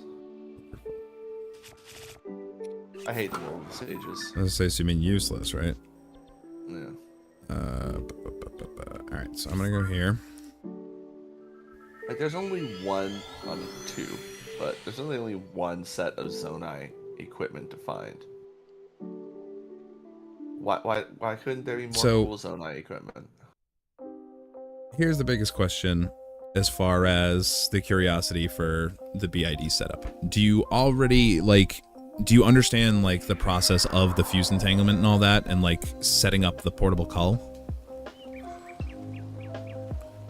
Like, do you already know, like, the actual process for setting it up, and it's just, like, what my specific location? Okay, that's gonna make this so much easier then. Because I'm not gonna bother dealing with fuse storage. I'm just going to save this real quick.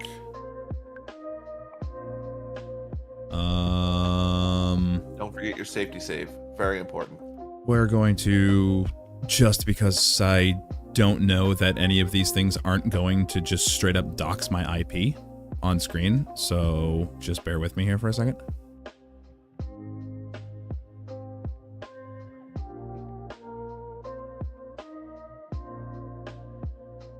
Because I'd really rather not broadcast my IP address live on stream. That'd be not the smartest thing to do.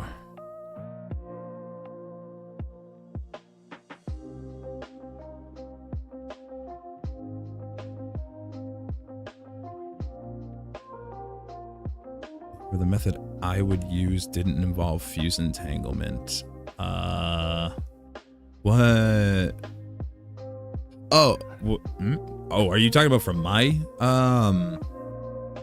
like from, like the original BID setup? Like the video I already have out on it? Like the one that uses, stick culling? Because if that's what you're used to, then, oh boy. Fuse entanglement is now way easier with fuse storage. So like when you hear fuse entanglement, a lot of times you think one what thing, up, it's learning time? but this is exactly what the last video was about. There are many ways to achieve fuse entanglement now in 1.2.1 and much easier than some of the older methods. You're just familiar with the stick call method. Okay, so then you don't know about the portal culling one.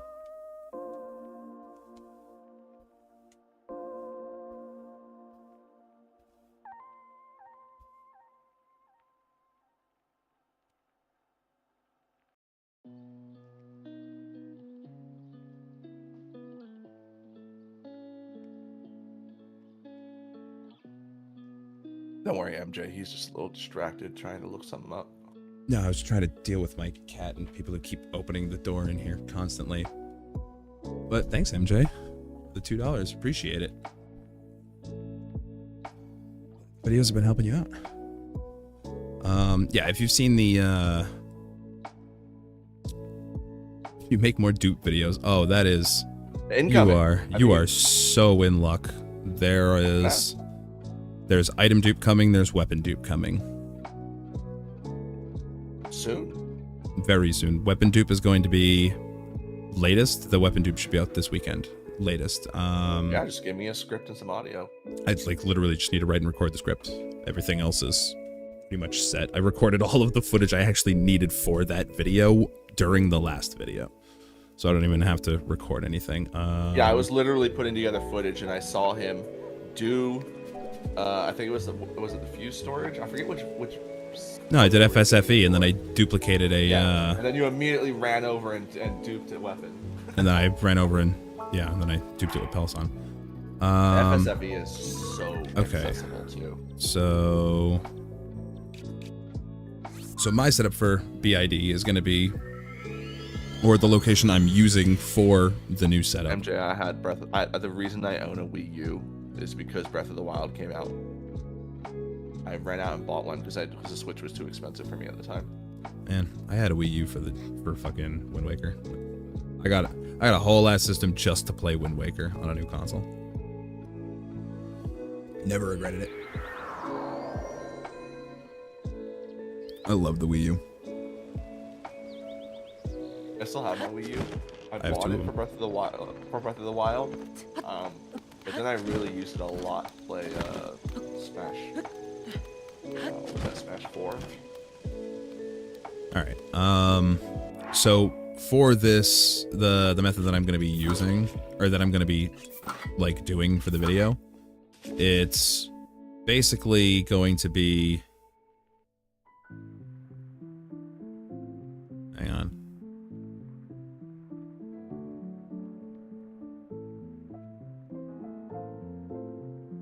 Okay. I mean, look. I'm just going over methods in my head here. That was the outside of its learning time. You can't just make requests. First of all, it depends on what version you're playing on. If you're playing on an older version, vendor scamming is easy and works and gets max rupees. If you're playing on the latest version, good luck. Go dupe some diamonds. Actually, this is going to be the method that's going to get you max rupees the fastest, because you can literally dupe 999 diamonds, 999 sapphires, 999 rubies, and go sell them. I mean, yeah, realistically. Alternatively, so long as you're not on current, there's just straight up vendor scam. Alright. I wasn't paying enough attention. Okay. Entangled. So, we set up the protocol. Namely, I'm doing it. Well, no, you don't have to. I don't have to clarify that because you don't have to. Alright. I would go to Terrytown in the house next to the inn on the right and just put a stick in front of the house, then fuse entangle, drop the shield, and then spam and go into the ground, and then yeah, that's the fuse storage method. But the thing is, I'm not using Terrytown because Fuse storage at Terrytown is kind of sort of really miserable. So instead, I'm using the Citadel. So you set up the portico with whatever the base is, and then you fuse it to the opposite type of the base. So if your base is a melee, then you'll full fuse it to the shield. Or if your base is a shield like this, then you full fuse it to the melee. And then you drop that inside the culling area. Specifically, my setup, we're putting it right here. And then we're going to go around.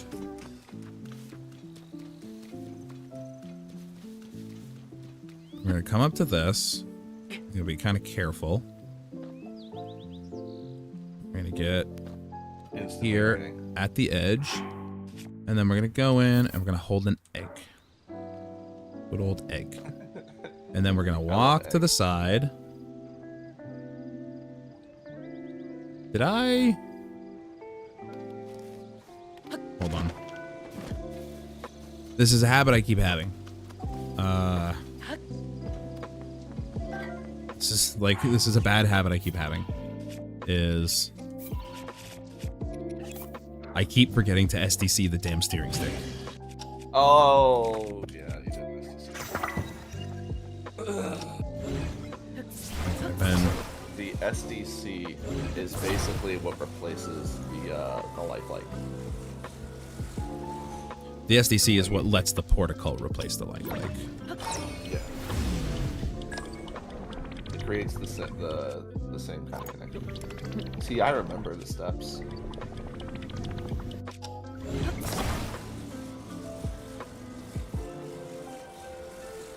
It's top 10 weapons in Tears of the Kingdom. I am not the person to do that.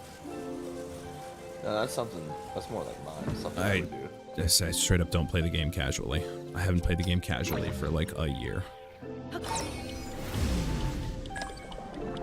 Plus, it really depends. Awesome. That was super cool. I love when this happens.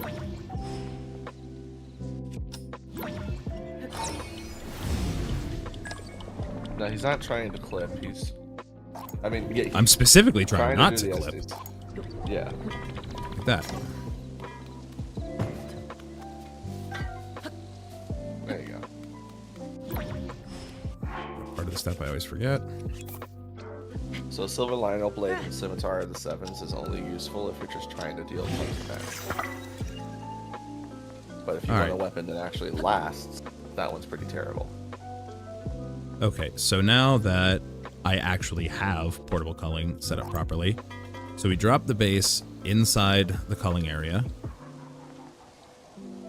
And then we're going to come along the side like we did earlier. I'm going to get up on here. When Yang should do a collab. Huh? Yang already does a one-sided collab. So yeah, not to sound kind of like shitty, but yeah, kind of. Like I try not to sound shitty, but like I can only be so favorable to someone that I've seen copy my upload plans more than once. Bro, he's coming out with a Hestu Scamming video, isn't he? He already came out with it. There we go. So we wait for the call, except I'm kind of dumb, but I don't think it matters what the item specifically is. But once you're called, unhold, rehold, watch a memory.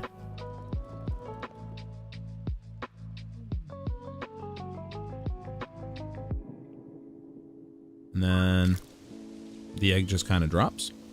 Now, if you're on current version, this is where you'd go in and you'd drop the you would drop the weapon that the SDC stick is fully fused to, and that'll break your cull. But because I'm on an earlier version for the sake of demonstration, I have to break the SDC connection like that. So now the SDC stick is no longer connected to the base weapon that we left over there. Then I watch another memory. And what this is going to do is break my call. So now I can fully go out, but as you can see, my item is still desynced. like it normally would be. So now we go around the corner because I like this little spot because it's a nice little alcove. And then we're going to drop our item there, go into our inventory. We're going to re-hold the item that we desynced, the invisible one we just dropped. And now we decide whatever the hell we want to duplicate. So what do I need more of? Money. Oh, you already have money. So I need some zonite charges. So Oh, yeah, you do. now you see that there's this little bundle of them down there. If you watch the other BID video, then this is just, you already know this part. What I'm going to do is set myself up to be able to pick them up. And then it just works the same.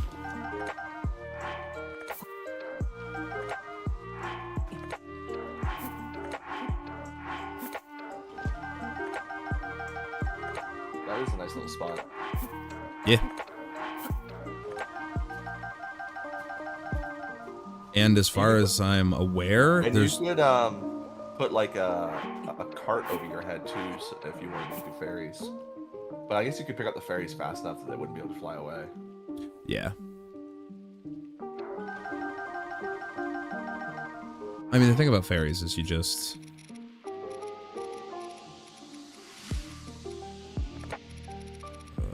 unhold from the bundle first. So, yeah, this is the BID that I'm going to be covering. Not the 12 videos in Terrytown, like some people. I mean, I can't pick them up, but like... you can absolutely just mash and grab. Just got the Master Sword and it's shit. Yeah, the actual Master Sword is terrible. I mean, Nintendo just has no respect for female characters. But yeah, no, it's No, seriously, as soon as they made the Master, they revealed that the Master Sword was female, it started being trash ever since.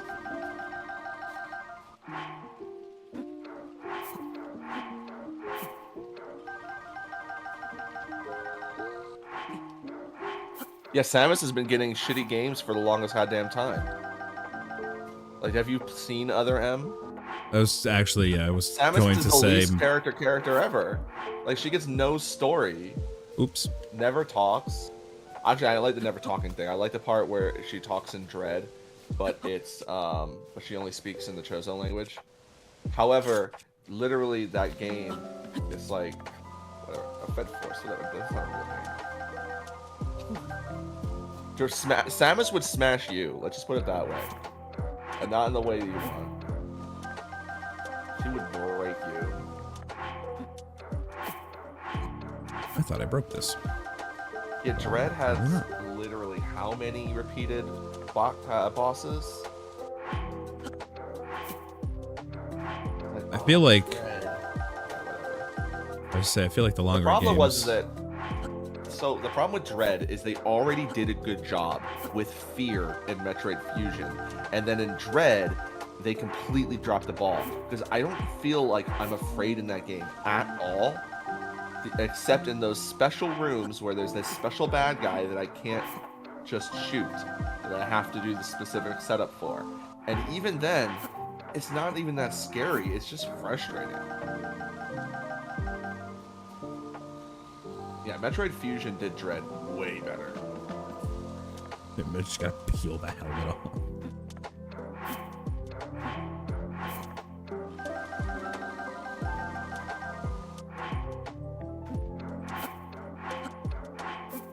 Yeah, this is BID. This is the setup that I'm gonna be showing.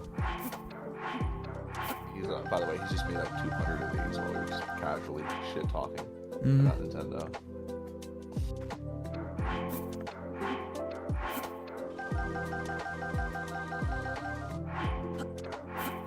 Fusion was fantastic.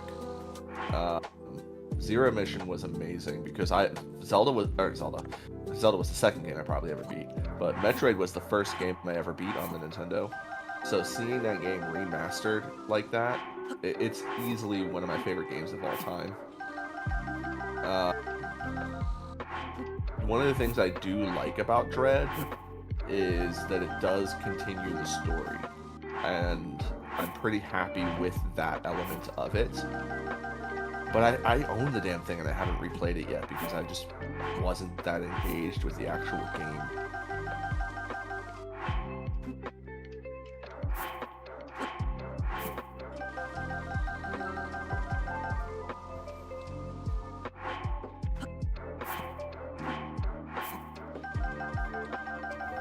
I'm just casually scooping some green orbs over here. Yeah, I really liked Prime 1 and 2. Prime 3, I played it. It had motion controls. I stopped playing it. I'm not a fan of motion controls. Yeah, motion controls really did bring on the era of the flop, huh? The main problem is that it's the exact same problem they had when moving into 3D, only it wasn't... Like, when they moved into 3D, they had to figure out how to make the games all over again. But they did a very good job, even though there are some camera issues. As far as the control works, it's pretty good. But moving into motion controls was basically the same situation. They had to redesign the way they approached games, and it doesn't feel good. I have I'm played still alive. hardly any I shouldn't motion be. control games. No, shift duplication is not YB duplication. Shift duplication is ISD. ISD was the way that we had to dupe creatures on 1.1.2 after MSD got patched.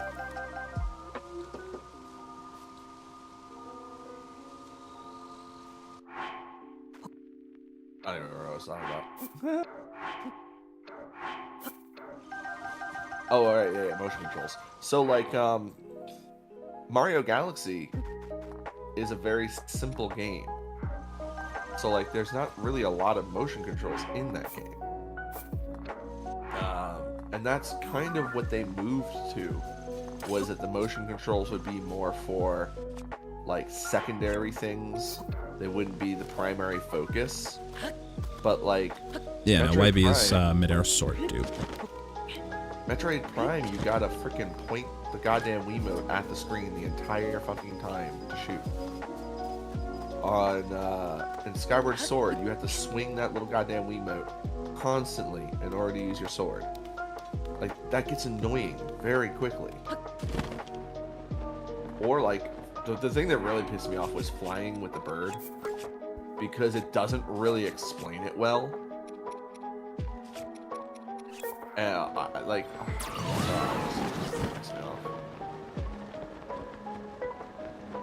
Notice that BID has some side effects. That depends on what you mean by side effects, like what you're calling a side effect.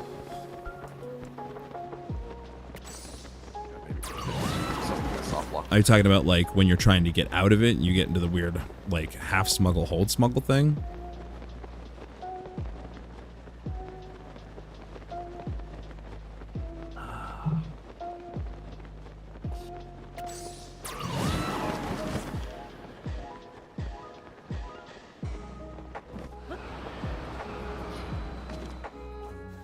I think what really bothers me most about Skyward Sword is because of the way they designed the game. Oh, The all you have to do most- for that is you just go back into your inventory, re-hold it, it'll be stuck to your hand, and then you just go out and then like just press hold again and you should be able to like hold things normally. So you just gotta try and hold a couple times. How many hours in TotK? Probably over 1,500 at this point. Probably approaching 2K. It's hard to tell. It's split across multiple profiles on multiple like instances of my system software. Yeah, same. I deleted my original save file.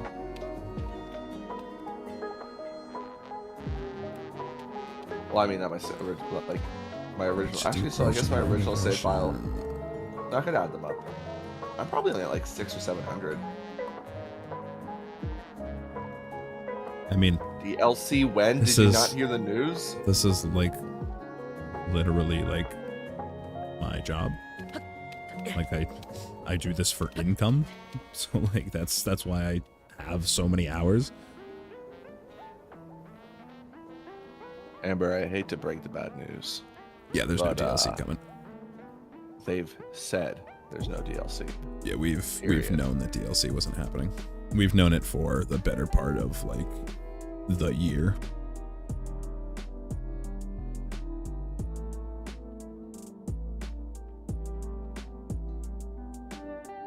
It's 2 diamonds in the cell. Yeah, Free money. the video, the dupe video that's going to be coming out very soon is basically just going to be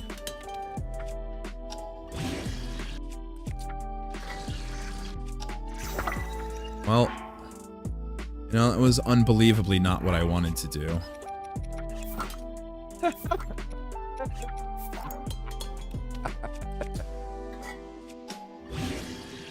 These dual wielding confirmed. Sometimes I have to just fucking like double check and like confirm like what version I'm on. Dude, are you serious right now? If you stop playing Tears of the Kingdom simply because you beat it, then you really didn't get the full experience out of the game. I stopped playing it because I beat it. Yeah, I did. You're still playing it. No, I'm not. The thing is though is I'm moving my hands and things are happening in the game, but I am definitely not playing this game. The thing with Tears of the Kingdom is a lot of the enjoyment is the enjoyment you make for yourself, and so you gotta be. I mean, that's just single player games in general. Yeah. So, like, if all you do is bum rush the story, then like this was never really gonna be the game for you. I mean, I definitely wouldn't say that. Well, then don't say that you beat it twice. Doesn't matter if you beat it twice. You played it for 1,000 hours. That's the context. I didn't. Not you. I'm arguing with chat. You know what you're supposed to be doing. I mean, it's pretty reasonable to beat a game twice and then kind of get over it. Like, it's a lot of time to spend on a game. For a single player game, yeah, that's like the average way. Like, the average way that the normal player plays a single player game is they beat it once and then they move on. No, first you gotta 100% it. Then you gotta see how fast you can do it. Then you gotta see how fast you can 100% it. Then you come back to it and 100% it again for no reason. Then you see if you can do any sequence breaking. Alright. I forgot the sequence breaking. So, Bro, I beat Metroid Zero Mission like so many different times.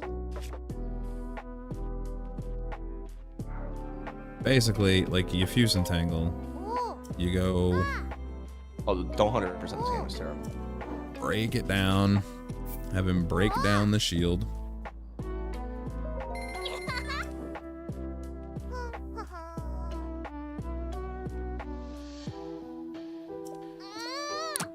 Man, I've got a solid 51% that's never going to get higher.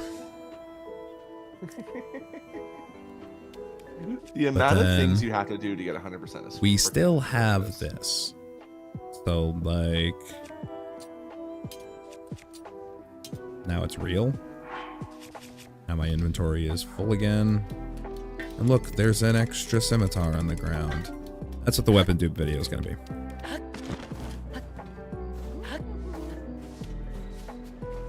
It's the unequip, re-equip that makes it real in your inventory, right?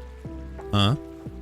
It's the unequip and then re-equip that makes it real in your inventory. Yeah, the swap off, swap back. Because if you fuck it up, it'll just disappear. Mm-hmm. Because that was the thing that I was messing up with using the weapon stand. Is I would pick it up in the wrong, I would do it all in the wrong order. And Yeah, that was the problem that everybody was having with the weapon stand. But, like, to be fair, by that point, we also didn't have, like, the greatest understanding of desync. No, not at all. No, we don't have any essence dupe, heart dupe, stamina dupe. We don't have anything like that.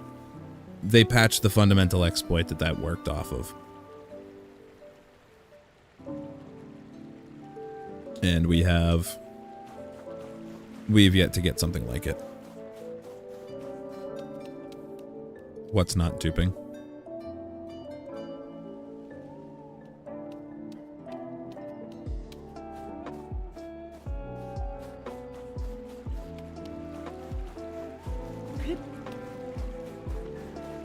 Oh.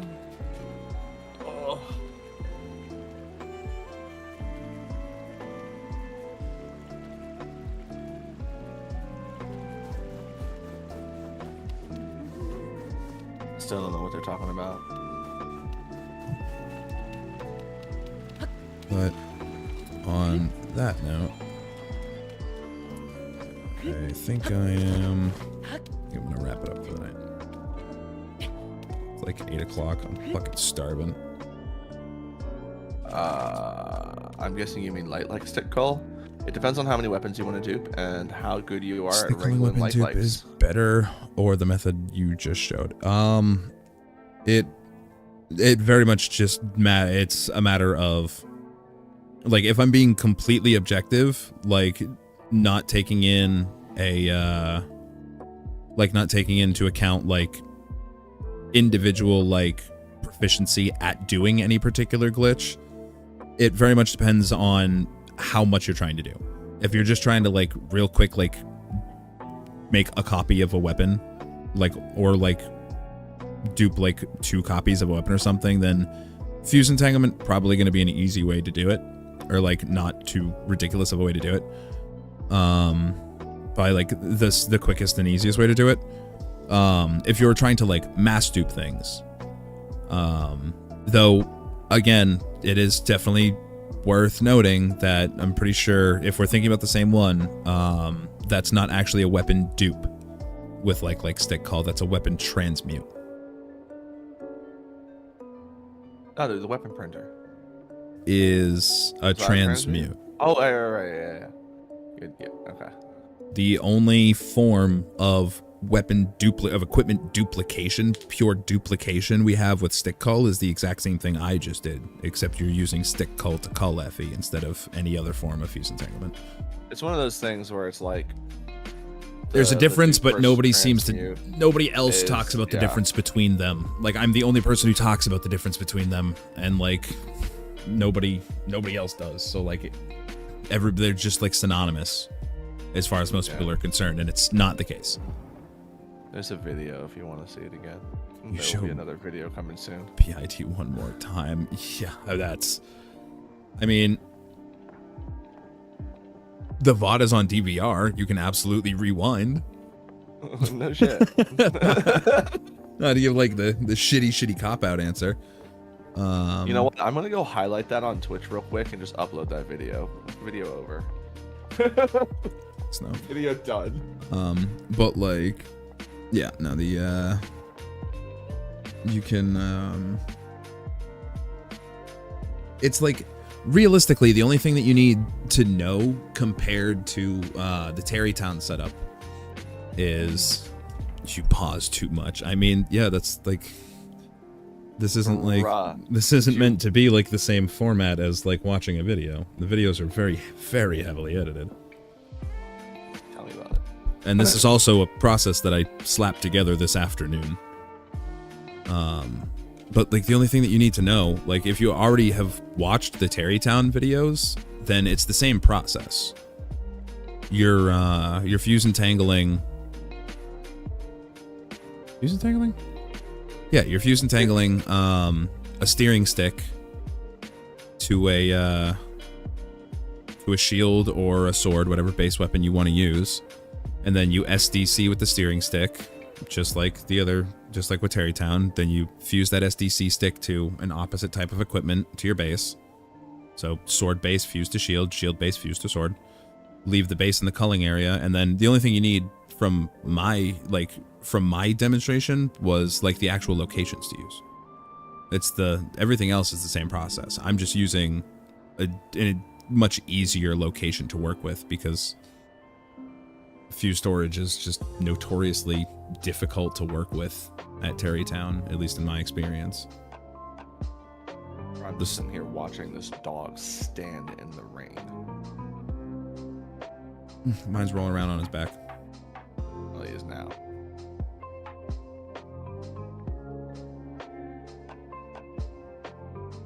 Think all your glitches broke that dog. Not as bad as last time. I know, right? I was just thinking the same thing. Last time we had the dog. Last time was a true what the dog doing moment. That old boy just running into the door. I have like, I have several minutes of footage of him doing that. Just he went on forever. I had to stop because he wouldn't. But to echo the sentiment I made an hour ago, it's now been almost 9 hours. So yeah, I'm wrapping this up. So I meant to do that an hour ago, but then someone was like, hey, can you show me BID? And I was like, yeah, why not?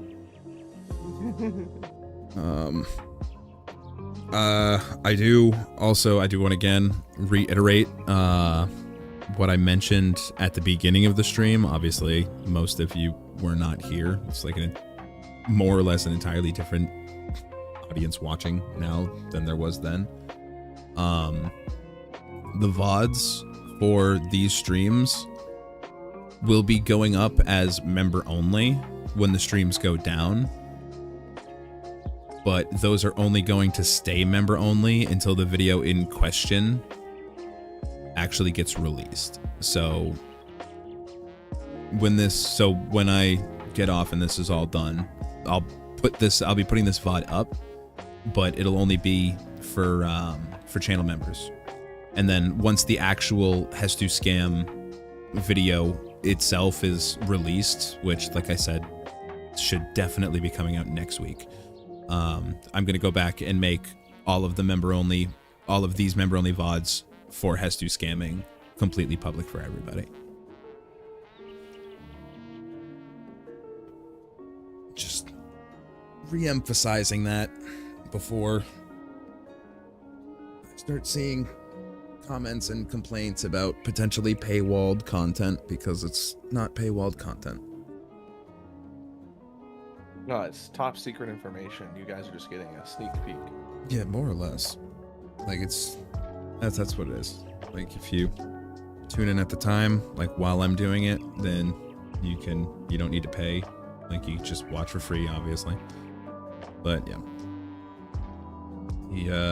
The research and testing VODs are gonna be member only until their associated videos drop, and then they'll get shifted public, and everybody can just kind of have fun with it. But anyway, all the rambling done, getting out of here. This was a stream that was not supposed to go on for longer than 5 hours tops. Hey, you only need 6 more followers on Twitch to reach your goal.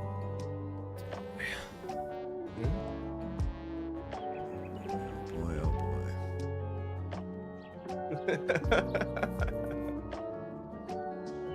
All right, earlier today that was 5. I don't know. Twitch numbers. Rip. Yeah, Twitch numbers bounce around everywhere. I don't understand it. But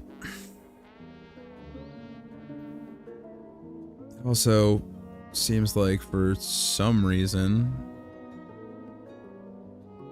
I couldn't tell you why, but in like the most convenient fashion,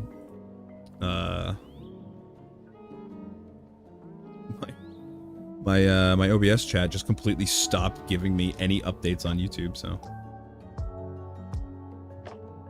It'd be like that sometimes. but anyway, good night, everybody. Thanks for coming by. I will be back again tomorrow.